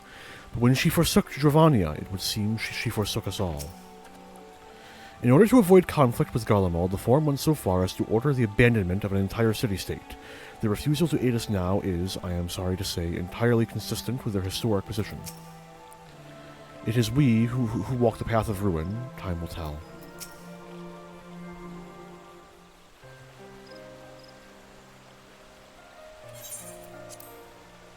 So that's what he came here to say? That we're all fools for having the temerity to defend ourselves against the Telophoroi? And as for the rest, like it or not, that was the Forum's decision to watch from afar while Eorzea burns. Father was but the messenger, and as he handed down their judgment, I could think of nothing to say that could possibly sway him. I still can't.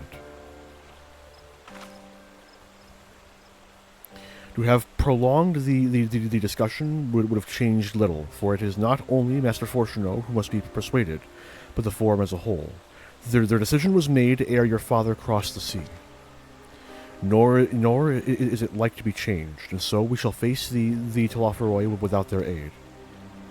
Forgive me, but if they had no intention of helping us, then why would they go to the trouble of sending an envoy in the first place? Why did they not simply keep their counsel as they are wont to do?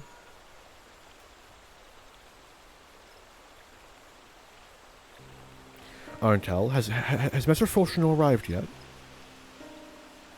Then it is as I feared. My efforts were in vain. I pleaded our case to as many Forum members as I could, but they flatly refused to discuss the matter. No, that's not exactly true. I should rather say that they ignored every word I said on the subject without exception. It was almost unnerving. Could it be that they are hiding something from us that might go some way to explain Master Fourcheneau's performance? When he said that they would know if the final days were truly upon us, I dismissed it as pride. But what if they genuinely believe that they would know the world will end and simply disagree with us about the circumstances? That I don't know, but something tells me that they are not as unconcerned about the Telophoroi as they claim. If the threat weren't real, why else would they be so standoffish and secretive? I would very much like to delve deeper into this, but I'm afraid I've exhausted every avenue of inquiry. Nor have I fared any better with my other mission. Researching Hydaelyn and the Ethereal Sea, I tried enlisting the help of experts in the field, but it appears the Forum has forbidden anyone from cooperating with us. Obstructed at every turn. So it would seem, but don't lose heart just yet. With all the knowledge and acquaintances we have between us, we can still find a way forward. To that end, I would like you to join me here. When the time is right, of course. I am aware that matters in Eorzea stand on a knife's edge, but with your permission, I can at least start making the necessary arrangements. I've always wanted to visit Sharlayan. And so you shall, albeit under less than happy circumstances. It may take a while to secure entry for you all, but I'll let you know when everything is in order. Look after yourselves in the meantime, won't you? Your speculations gave me cause to hope, yet if these seeds will bear fruit, I cannot say. While it is possible the Sharlayans hide some secret truth from us, there can be no certainty that its exposure will prompt in them a change of heart. And so, for the present, we must needs confront the plight what? And so, for the present, we must needs confront the plight in which we find ourselves. The Forum has refused our request for aid, and it falls to us alone to contend with the Telophoroi. Even with all of Eorzea standing united, there is no guarantee that we will prevail. What does Sharlayan intend to do if we fail?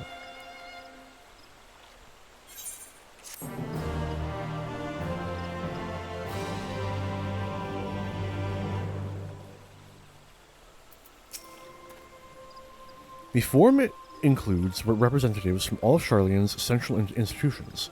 With them hindering Kryle's investigation, she will struggle to make any headway on her own.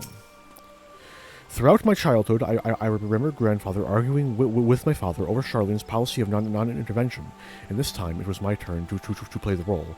But even if my grandfather could not win him over, what chance had I? But if even my grandfather could not win him over, what chance have I? If words exist that may sway him, I know not what they are. With their knowledge, Sharlayan could have done so much for the cause. They could have helped us to uncover the secrets of the towers and save the tempered captives within. And yet, gods.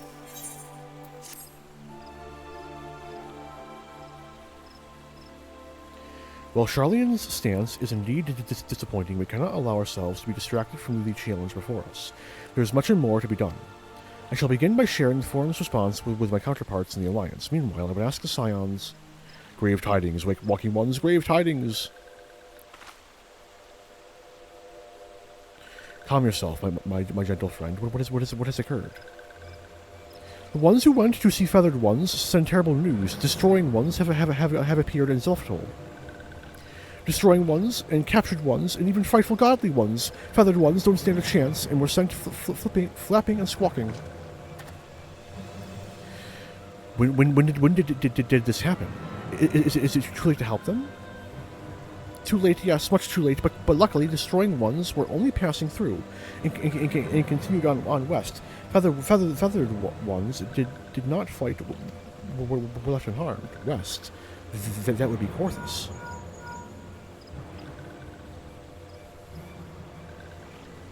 My lady, the Ashgardians report that the Telophoroi have emerged from the eastern highlands of Korthus and are marching at speed. Though their purpose is yet to be determined, the Cartno Flats would seem their most likely destination. Lord Emmerich has already dispatched his forces and requests our immediate support. Sorry. Tell him he shall have it. The time has come for the Grand Company of Eorzea to prove its worth.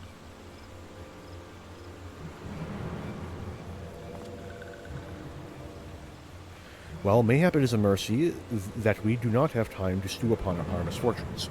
Come, my friends, let us make haste for Cartno. Wait! This one almost forgot. The destroying ones were said to be led by a cackling robed one. This one must see that all walking ones know. Farewell.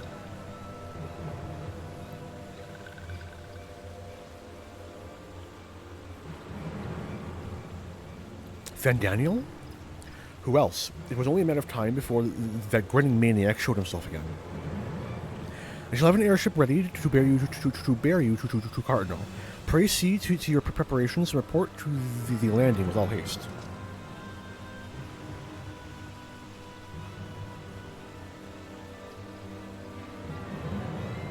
At once, my lady, let us away.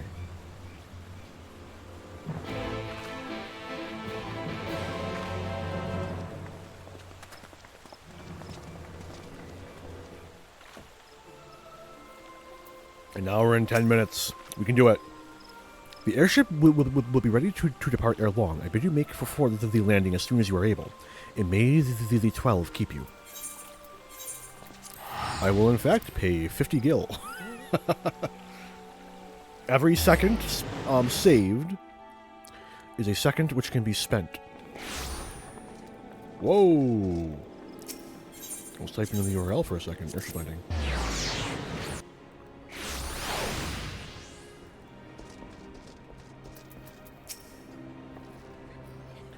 Alfino has been unexpectedly delayed, but you should probably go and see for yourself. But he's by the entrance. I like that they anticipated this. That's so good.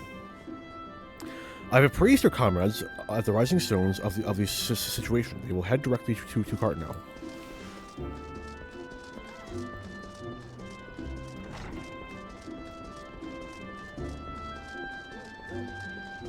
Fordola. Come on, this will only take a moment, alright?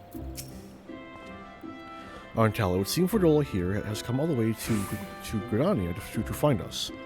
I've explained the situation, but she insists her business is urgent. And it'll be over sooner if you shut up and come with me. Fair enough.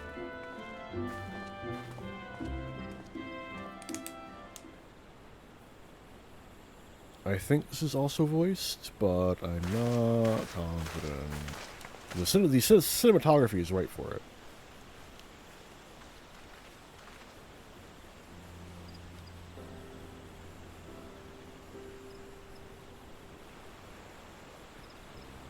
Arenvold! I can't tell you how good it is to see you.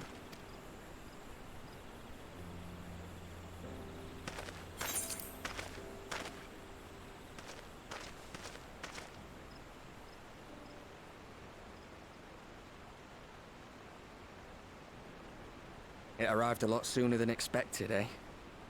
The day I craned my neck up at you. Only because you're sitting down. Unless... Afraid so. The Chirurgeons say I may never walk again.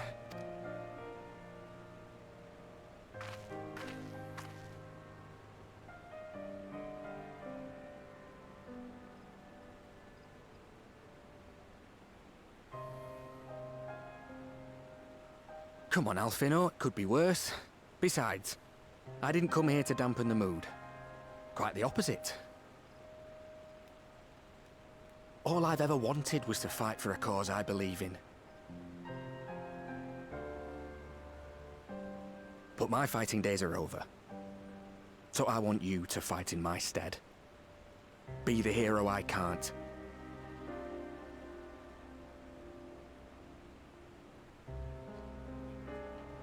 I am no hero. That's what they all say, though. No one ever calls themselves a hero. Even the ones who eat primals for breakfast. It's for others to decide.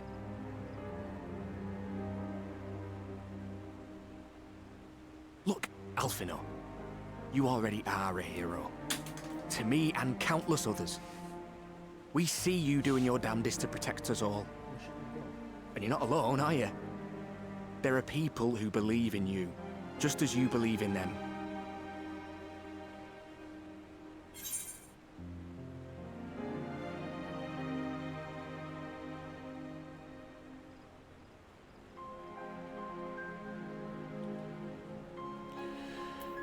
We'll be sure to give you your regards to the Telophoroi.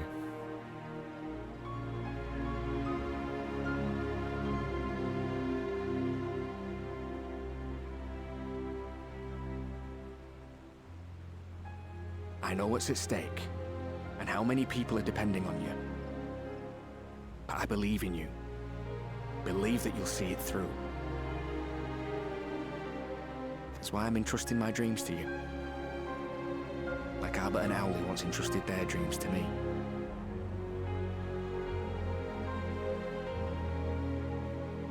There was a time when I would have borne the weight of such expectations without a second thought.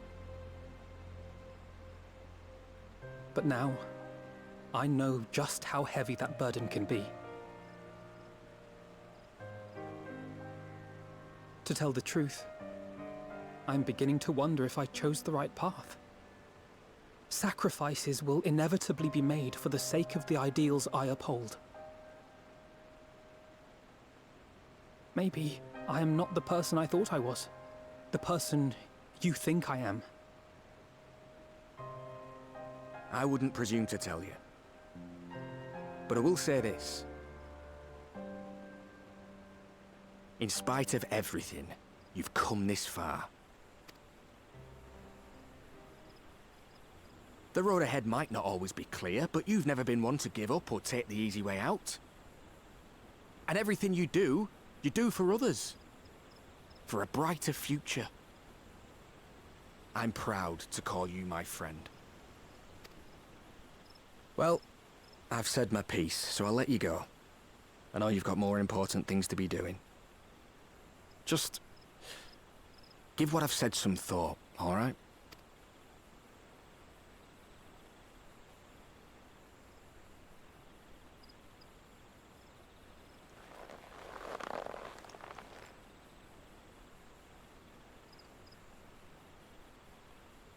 I shall, my friend. And we will meet again soon, I promise.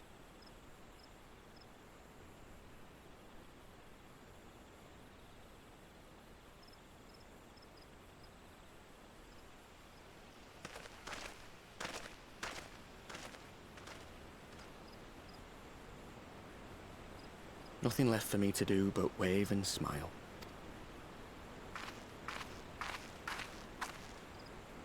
You've got a pretty narrow view of what it means to be a hero, do you know that?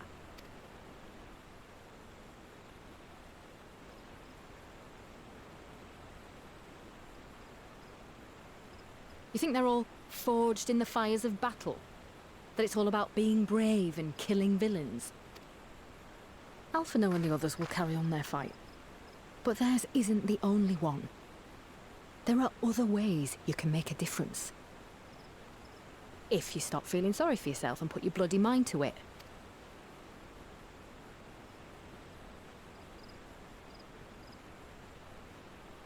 There's not much chance of me living the quiet life with you around, is there?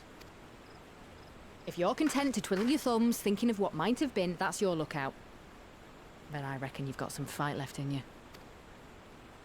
And I reckon you might be right. If there's a way I can still help my friends, I'll bloody well find it. Okay. The warrior... I know I went on this tangent yesterday. The Warrior of Light can make the Magitech Queen. It is a walking automaton. At level 80. We're level 80 right now.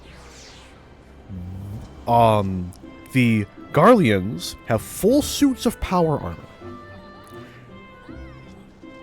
Why can the combined efforts of Cid, the Warrior of Light, and fucking Nero, why can't we give him a pair of, like, Magitech legs? A lower body exoskeleton. Failing that, the least we can do is give the guy a fucking electric wheelchair. Like, come on.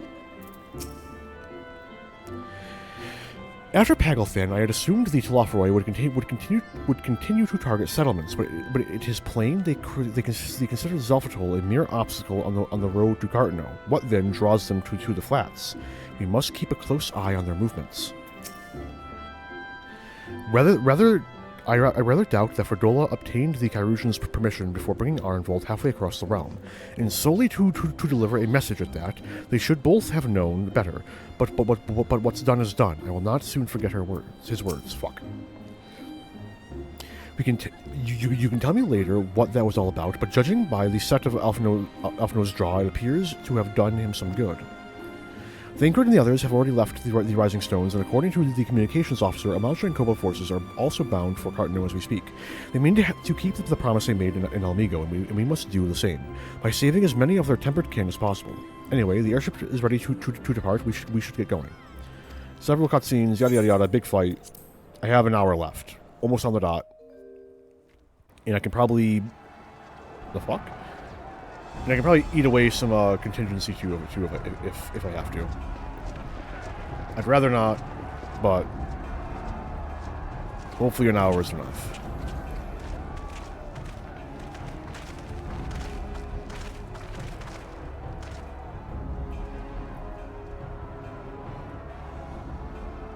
My fellow Scions, as I am sure you will have heard, we can expect no help from Sharlayan, nor are we any closer to discerning the Telophoroi's grand design.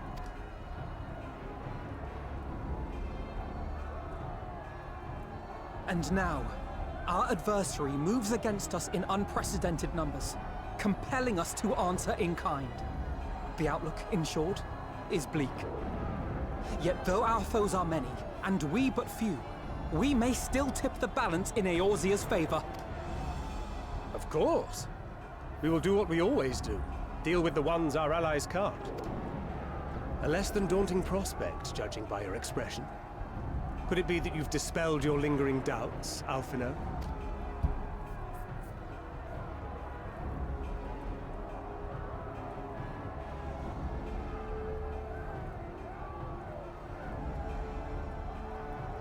Oh, I doubt I ever will. But as my friends have kindly reminded me, I have come this far, and that must count for something. Gods be good, Alphino. That's what we've been trying to tell you all along.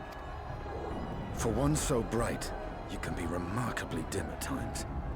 There is such a thing as overthinking, you know.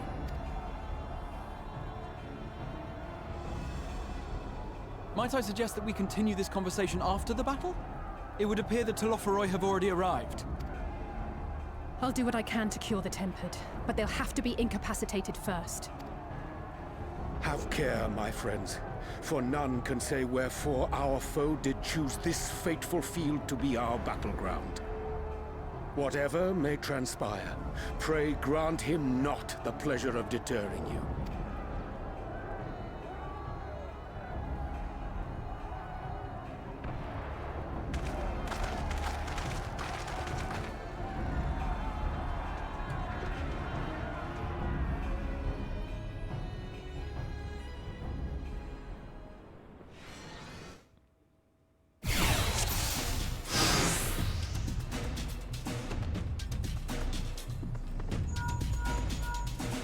Listen well, friends. The Telophoroi are sweeping across Cartano. As for the Ascian, he was briefly sighted above the battlefield, but has since thus far, the movements of the Lunar Primals have proven difficult to predict. Even when poised to ambush our troops, they instead withdraw to Really? Really? Fuck it. I'm not reading any of them then, because, like, at least not out loud. Because, like, there's no fucking chance. Prepare yourself! Let's give it our all!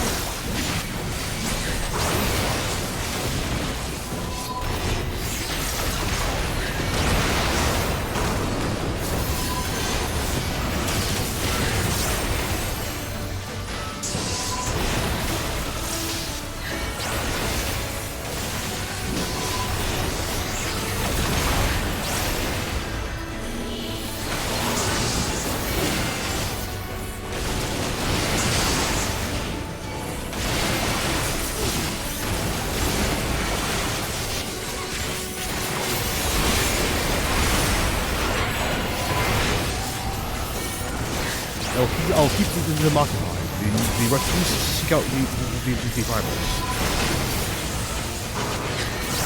We will provide our forces that we can locate the primals for 50 to control activities.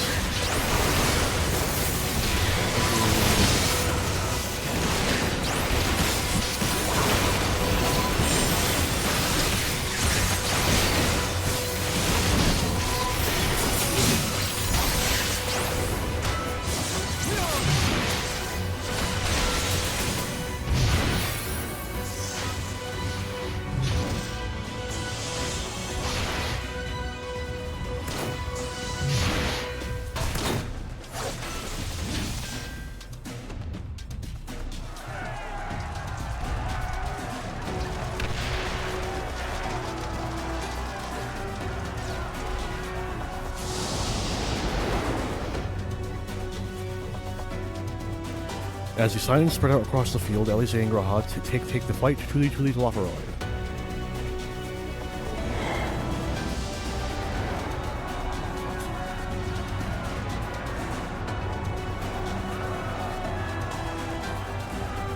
I think we play as Alize for this, which means we're a stripped down red mage. We do.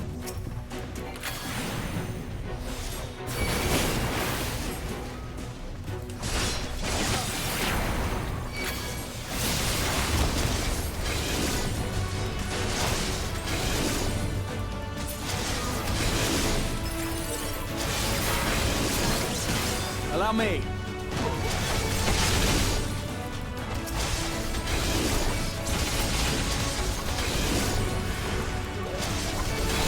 Oh, so this is going to be one of the level 100 red mage abilities. Okay.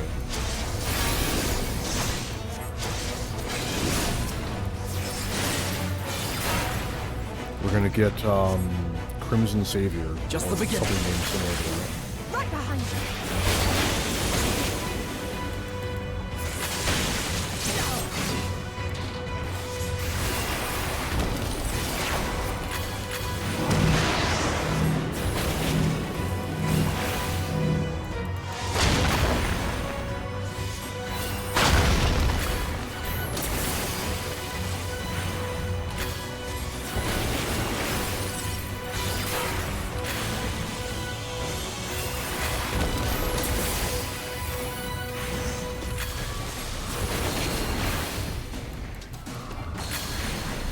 Right, he's dead. Thank goodness. It seems we've earned a moment's respite. Then let us take this opportunity to cure the tempered.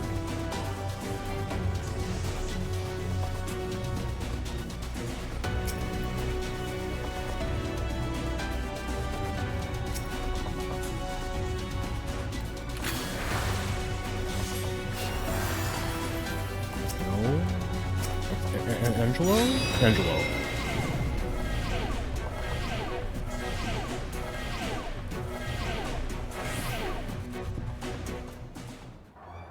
Every second is precious.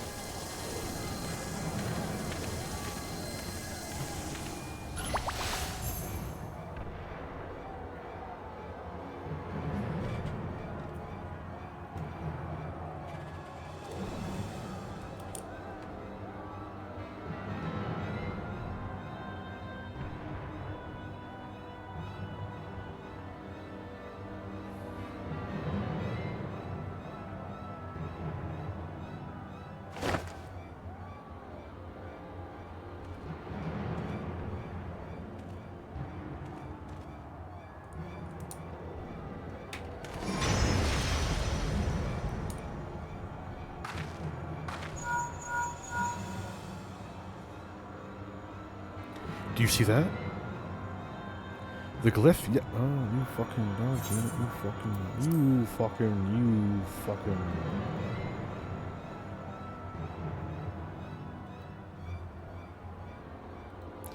Listen well and judge for yourself. Though I can see ethereal currents, I had not thoroughly examined those that flow through the heart of Cartnau. But now that I am here, things have become clear. The flats conceal an etheric confluence, like to the pillars of Azem steppe, but greater in scale, far greater. The glyphs that Fandaniel have conjured reach into its very midst, and I believe I know their purpose. Should the Lunar Primals destroy them, it would spark a chain reaction with the potential to obliterate the confluence entirely. The resultant disruption to the flow of aether would sow chaos among the elements, prompting earthquakes, floods, and tempests large enough to lay waste to the realm.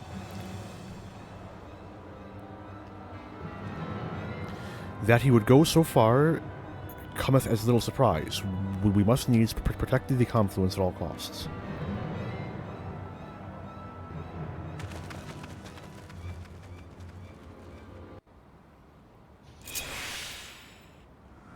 Right, we're making good time. I am a healer now. Is that Odin? Someone's going to ability against hit follow.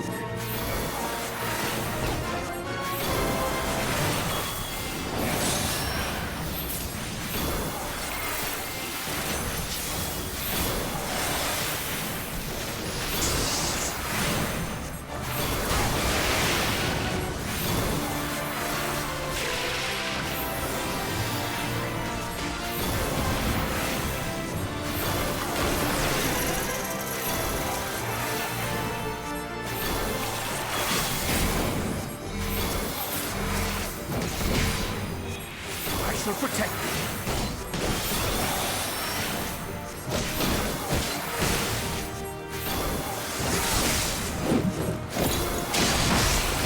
And the weaving is not going well so far.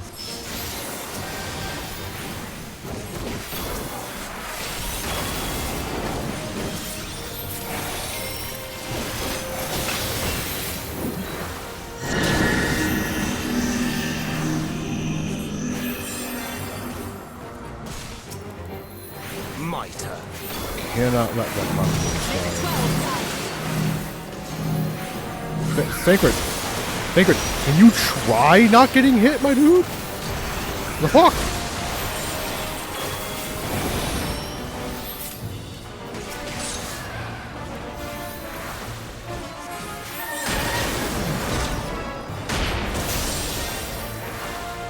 This does not bode well.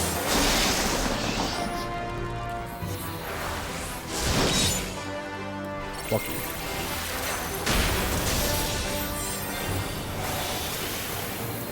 Oh.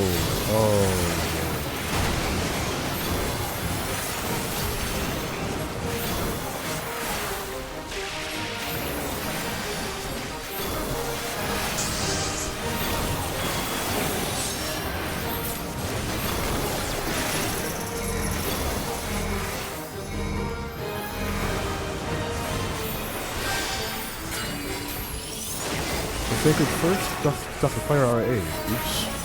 Away with you!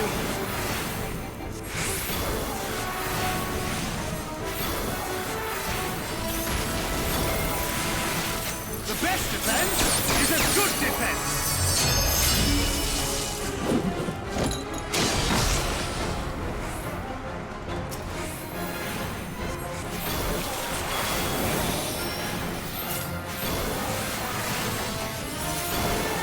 Odious is preparing to strike again, stay out of reach, but Guardian and Confluence must come first.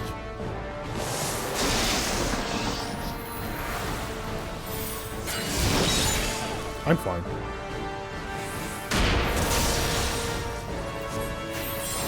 He's fine.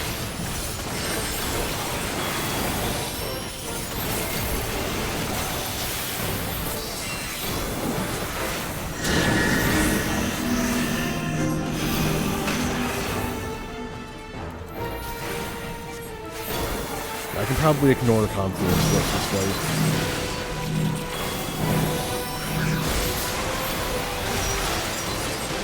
Not bad. That was only about 3.5 minutes.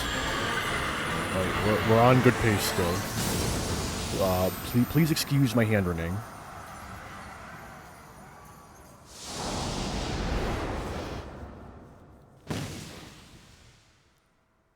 Ozangraha, prepare to lock swords with Lunar and Ravana.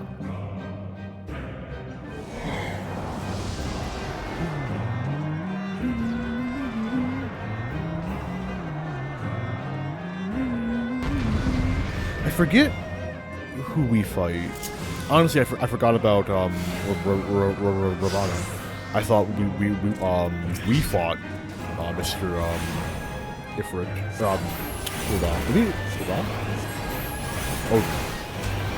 Maybe maybe it's I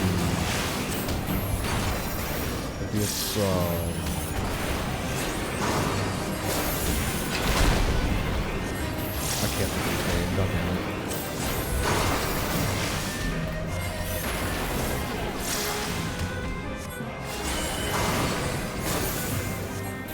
Maybe it is a Ifrit. Thank you. Goodness. What's that?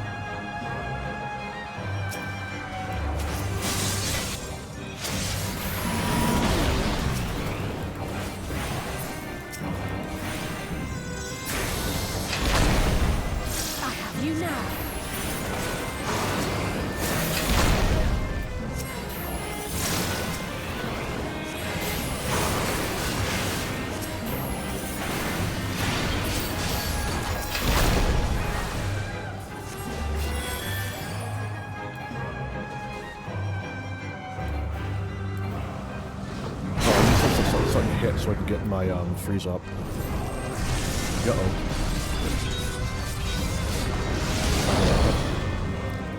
Sorry, my brain is slowly scrambling due to the influence of the immense strain I'm under right now to get this shit done for us.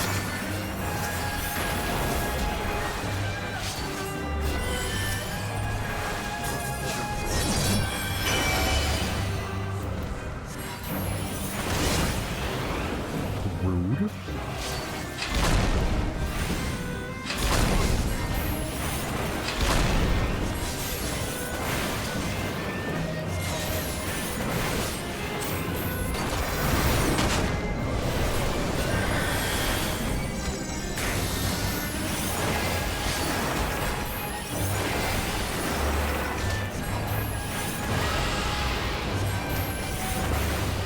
A little bit of slide casting.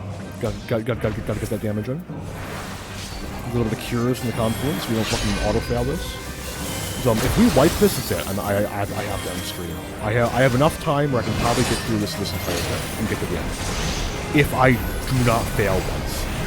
So yeah. Break. I missed one?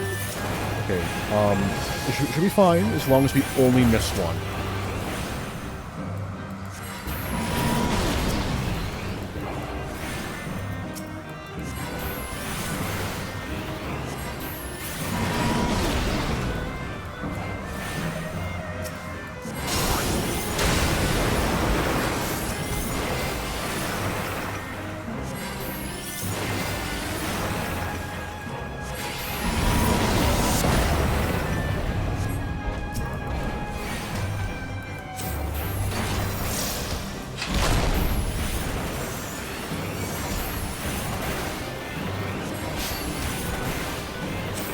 Bleeding into him. Oh, thank God. Okay. Whew.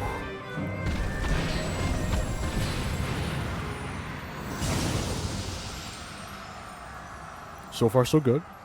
We're still on pace. And this last one gives me my entire kit. So the self-same. It was a Freya. The self-same moment you stand shoulder to shoulder with Elthano and Astidian, resolved to lay Lunar Ifrit low.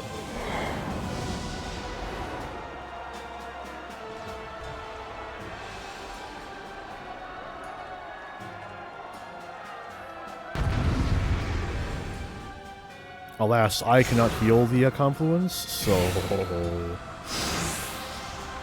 But I can deal a fuck ton of damage.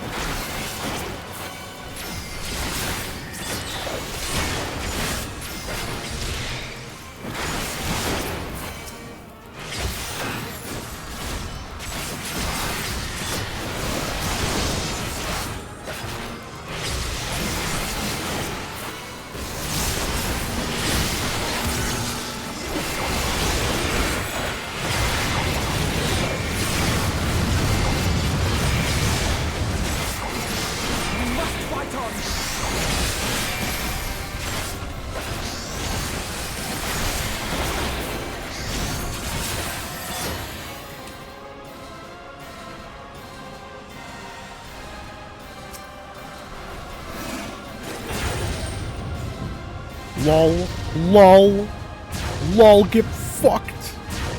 TBN made it take no damage.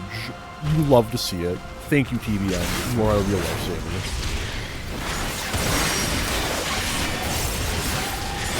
Granted, it didn't break TBM, but I can live with that. Guaranteed not having to redo this is a worth that damage loss.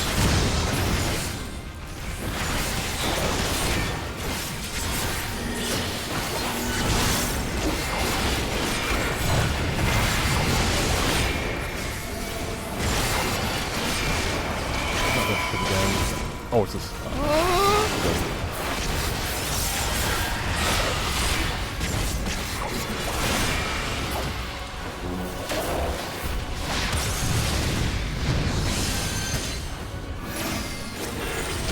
Oh, it's this? That's a lot of nails. I don't think I can get all these. I'm being entirely honest. So it's come to this. Alright, so we're gonna do this again.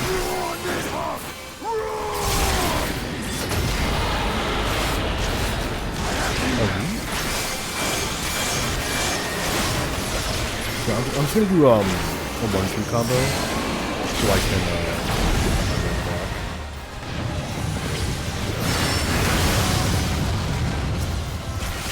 Confluence ain't looking great, but I can't really do anything about that. So.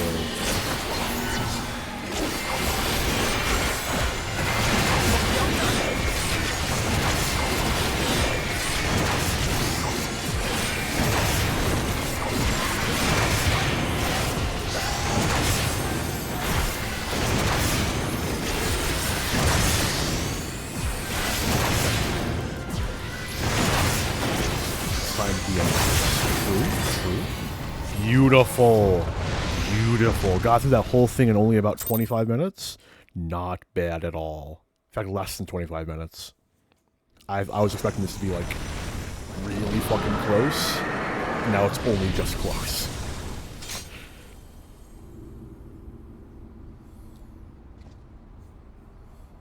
Unironically wringing my hands right now. Fucking hell. I'm of half a mind to fucking delete that alarm altogether, but I do have uses for it, unfortunately. And thus another plan went up in smoke. I am beginning to see why Lord Xenos thinks so highly of you. Warrior of Light, look out, there's a monk behind you, he's gonna push you off the edge. No! Anything you understand. You have merely earned yourself a stay of execution. Jokes that only people who have played fucking Frontline would know. It's even more fun when you're the monk.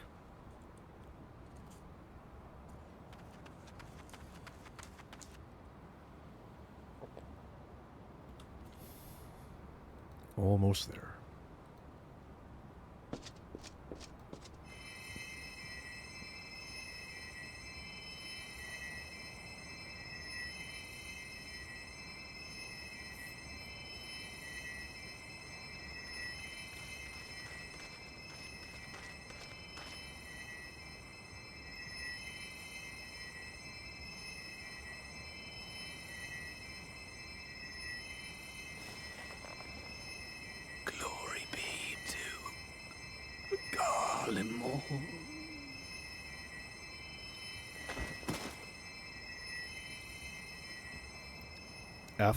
F, sad.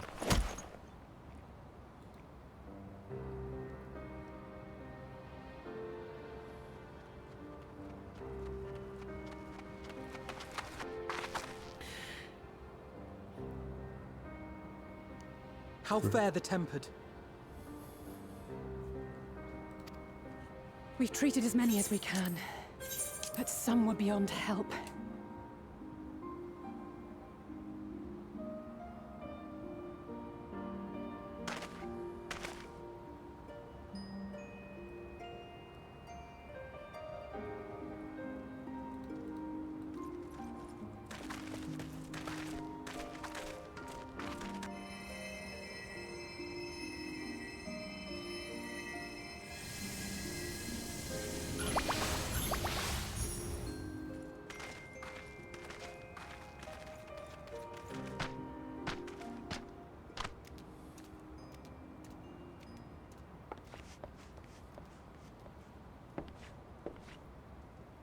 Do not hang your head so, brave scions.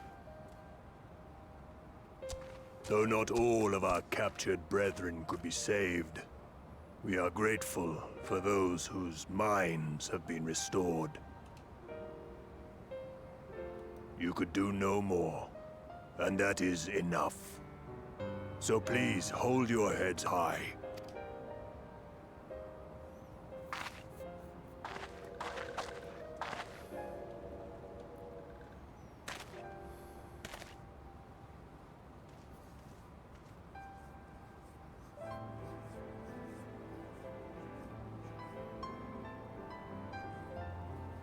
I should have been quicker. But I'll do better next time. Thank you for your kind words. They mean a lot.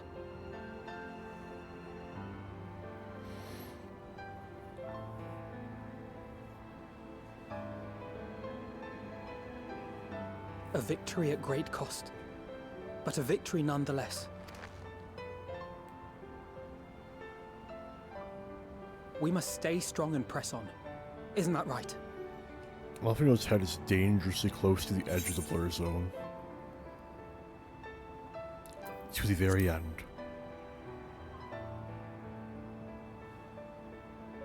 To the very end. We shall walk. Sorry.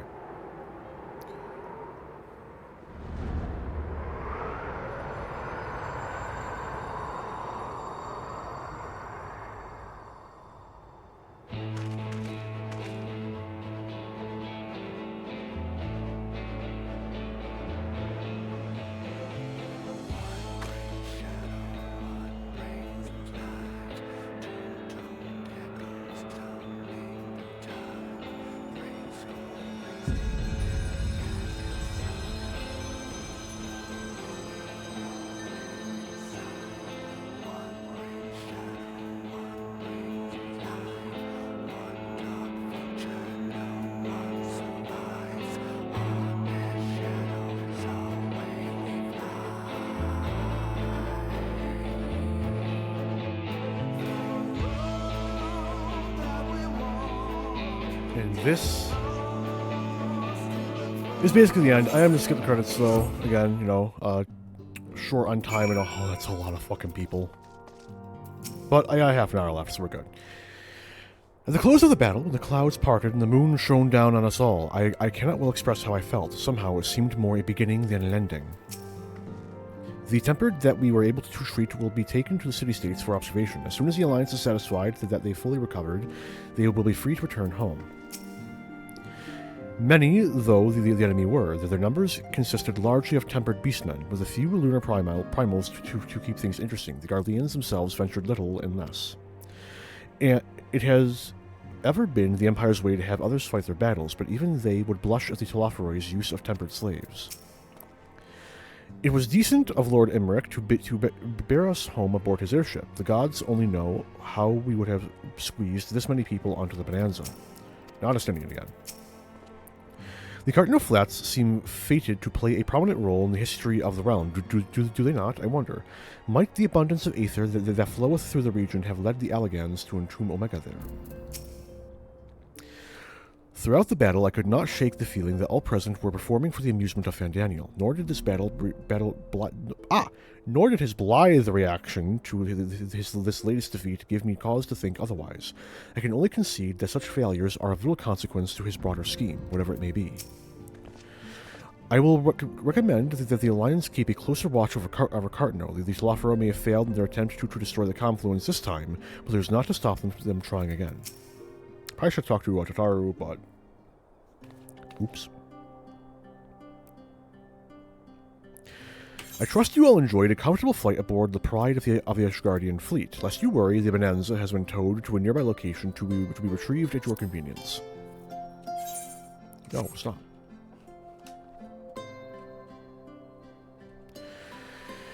You have thought of everything, Lord Emmerich, and may I say how much I appreciate the hospitality you afforded us on the way home. Think nothing of it. Our destination lay in the same direction, and it afforded me the perfect opportunity to learn how my errant friend has been since last he took his leave. It would seem you have finally found a place to settle down. I merely grew weary of wandering the Far East. Returning to more serious matters, while the Telophori may have been driven from Cartano, it is likely that the bulk of their forces yet remain. On the evidence of the Grand Company of Eorzea's first joint military operation, however, I am confident that we have the potential to meet such threats head-on, even without the aid of you and yours. As such, while our forces keep the Telophori at bay, I would ask that you apply your talents to the task of neutralizing the towers. A sensible division of labor. While the towers remain, so too will the threat of the lunar primals. And given our expertise in the field of aetherology, we are better qualified to find the solution. That we are, especially should it happen to lie beyond the Alliance's dominion. There is a time and a place for formal investigations, of course, but certain secrets are wont to hide where only enterprising individuals may venture. I could not agree more. There are none better suited to this task, nor any upon whom I would rather rely.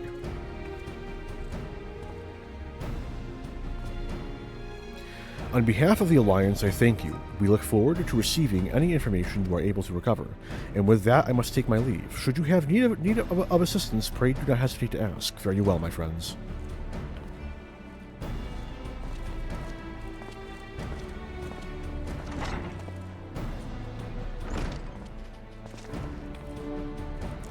I confess I had hoped to be able to study the towers more closely, vital as they plainly are to the Telophori's plans. If we can discern their ultimate function, we will be one step closer to understanding our enemy's grand scheme.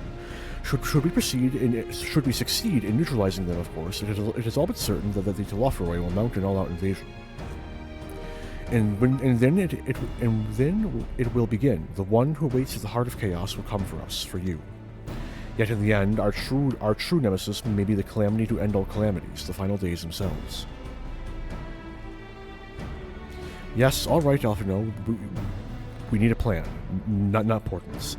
As Sankard so eloquently pointed out, we are in a position to seek information from all manner of places, not least Sharlayan. According to Kryl, the Forum have been more secretive than ever of late. While this may be related to the appearance of the Telophori, that remains a matter of speculation. But one thing is clear, the Forum is determined to keep us from discerning the truth. Master Fortunal's performance at the Lotus Stand was enough to convince me of that.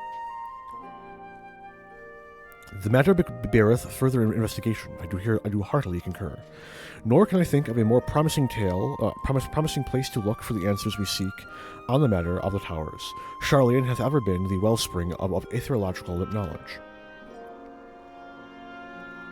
I care not where we go, here or there, my lance will be ready. And what of you, Arntel? Might you be persuaded to join us?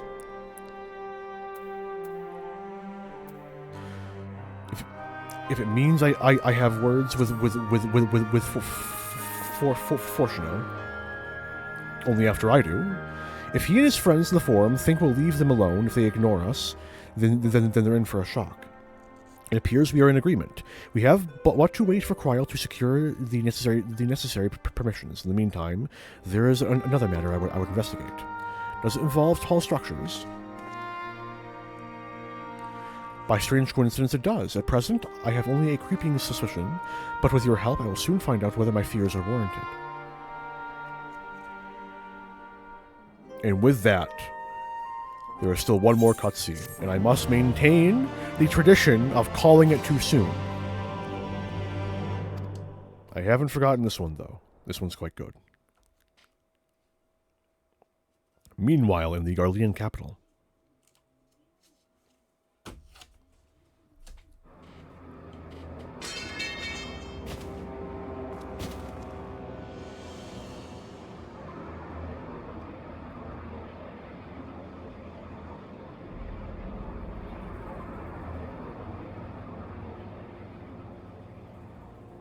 I guess it is the same outfit. Those Eorzeans certainly are a stubborn bunch. Though I suppose you knew that already. My plan to redirect the ether from Cartano came to a rather less than satisfactory conclusion.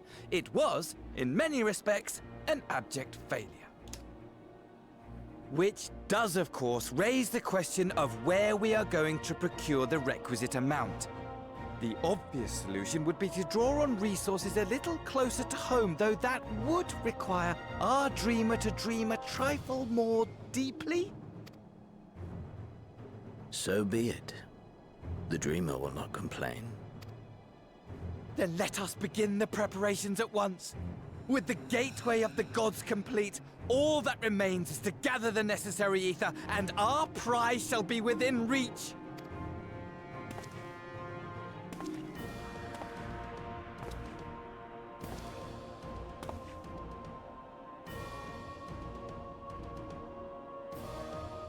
The time has come to fulfill your heart's desire, my desire!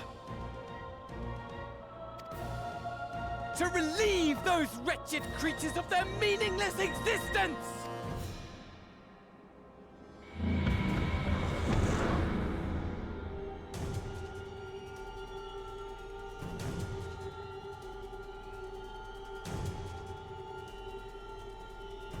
While I await you, I shall drink a sea of souls and gorge myself upon the darkened moon.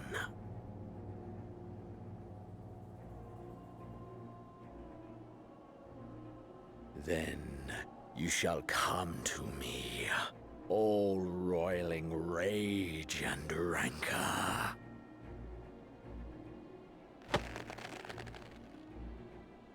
And the stars shall bear witness to our final contest.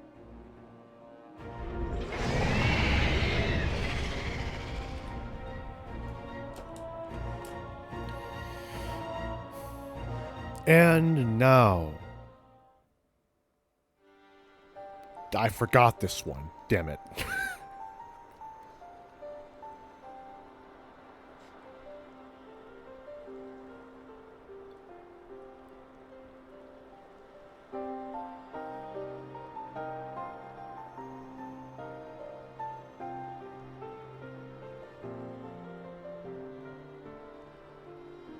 As I thought, the ethereal currents have been disturbed here too.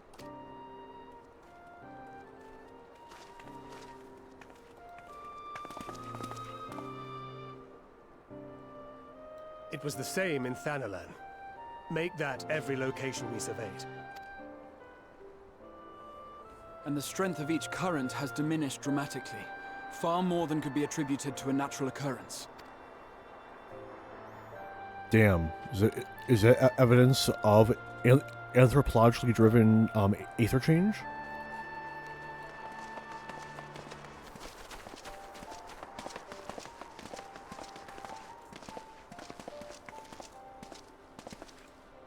What tidings bringest thou from Dravania? We took a number of readings, and noticed that the closer we were to the tower, the lower the etheric density became. The towers are drawing upon the land's ether, which would explain how they were able to carry out the summonings.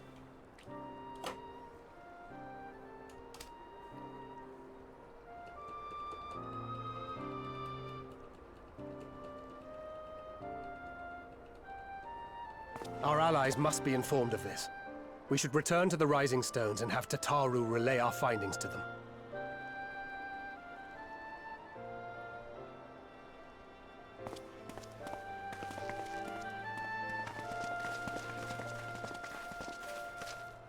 Hear me. Hear me. Hear me. Hear me. Darkness comes. And with it, the end. The fate of the star is in your hands.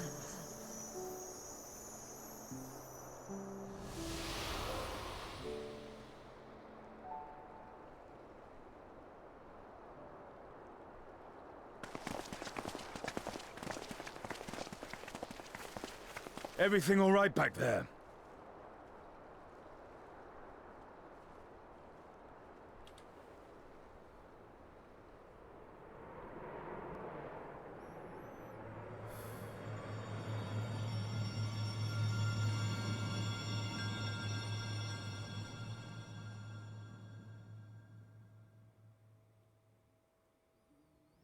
At solemn dawn, grim purpose shines in gaze cast toward moonlit sky.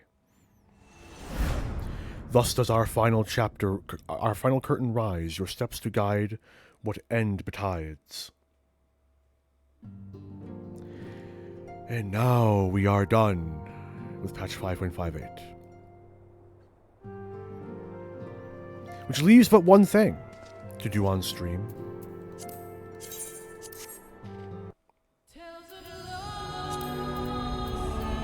And that is but to wait, in fact. It has been quite the ride getting from Storm's Blood, or the beginning of Storm's Blood to here, and looking further back, getting from the beginning of Heavensward to here, the start of my streaming. And I am very, very excited to be getting on to Endwalker. Because while I have my problems with Endwalker, it is still quite impactful. So, after this is done playing, I will be ending stream. And tomorrow, starting as early as I can, will be starting Endwalker.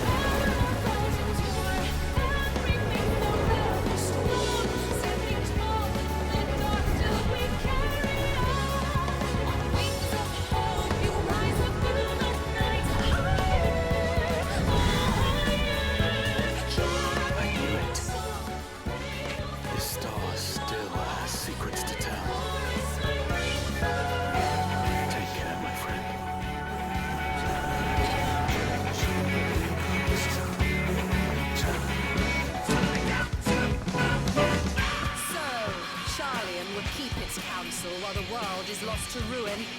It would. Come what may, we shall live on. We must. Do as you must, then. But we Scions will fight. Until the heavens fall. Until our last breath.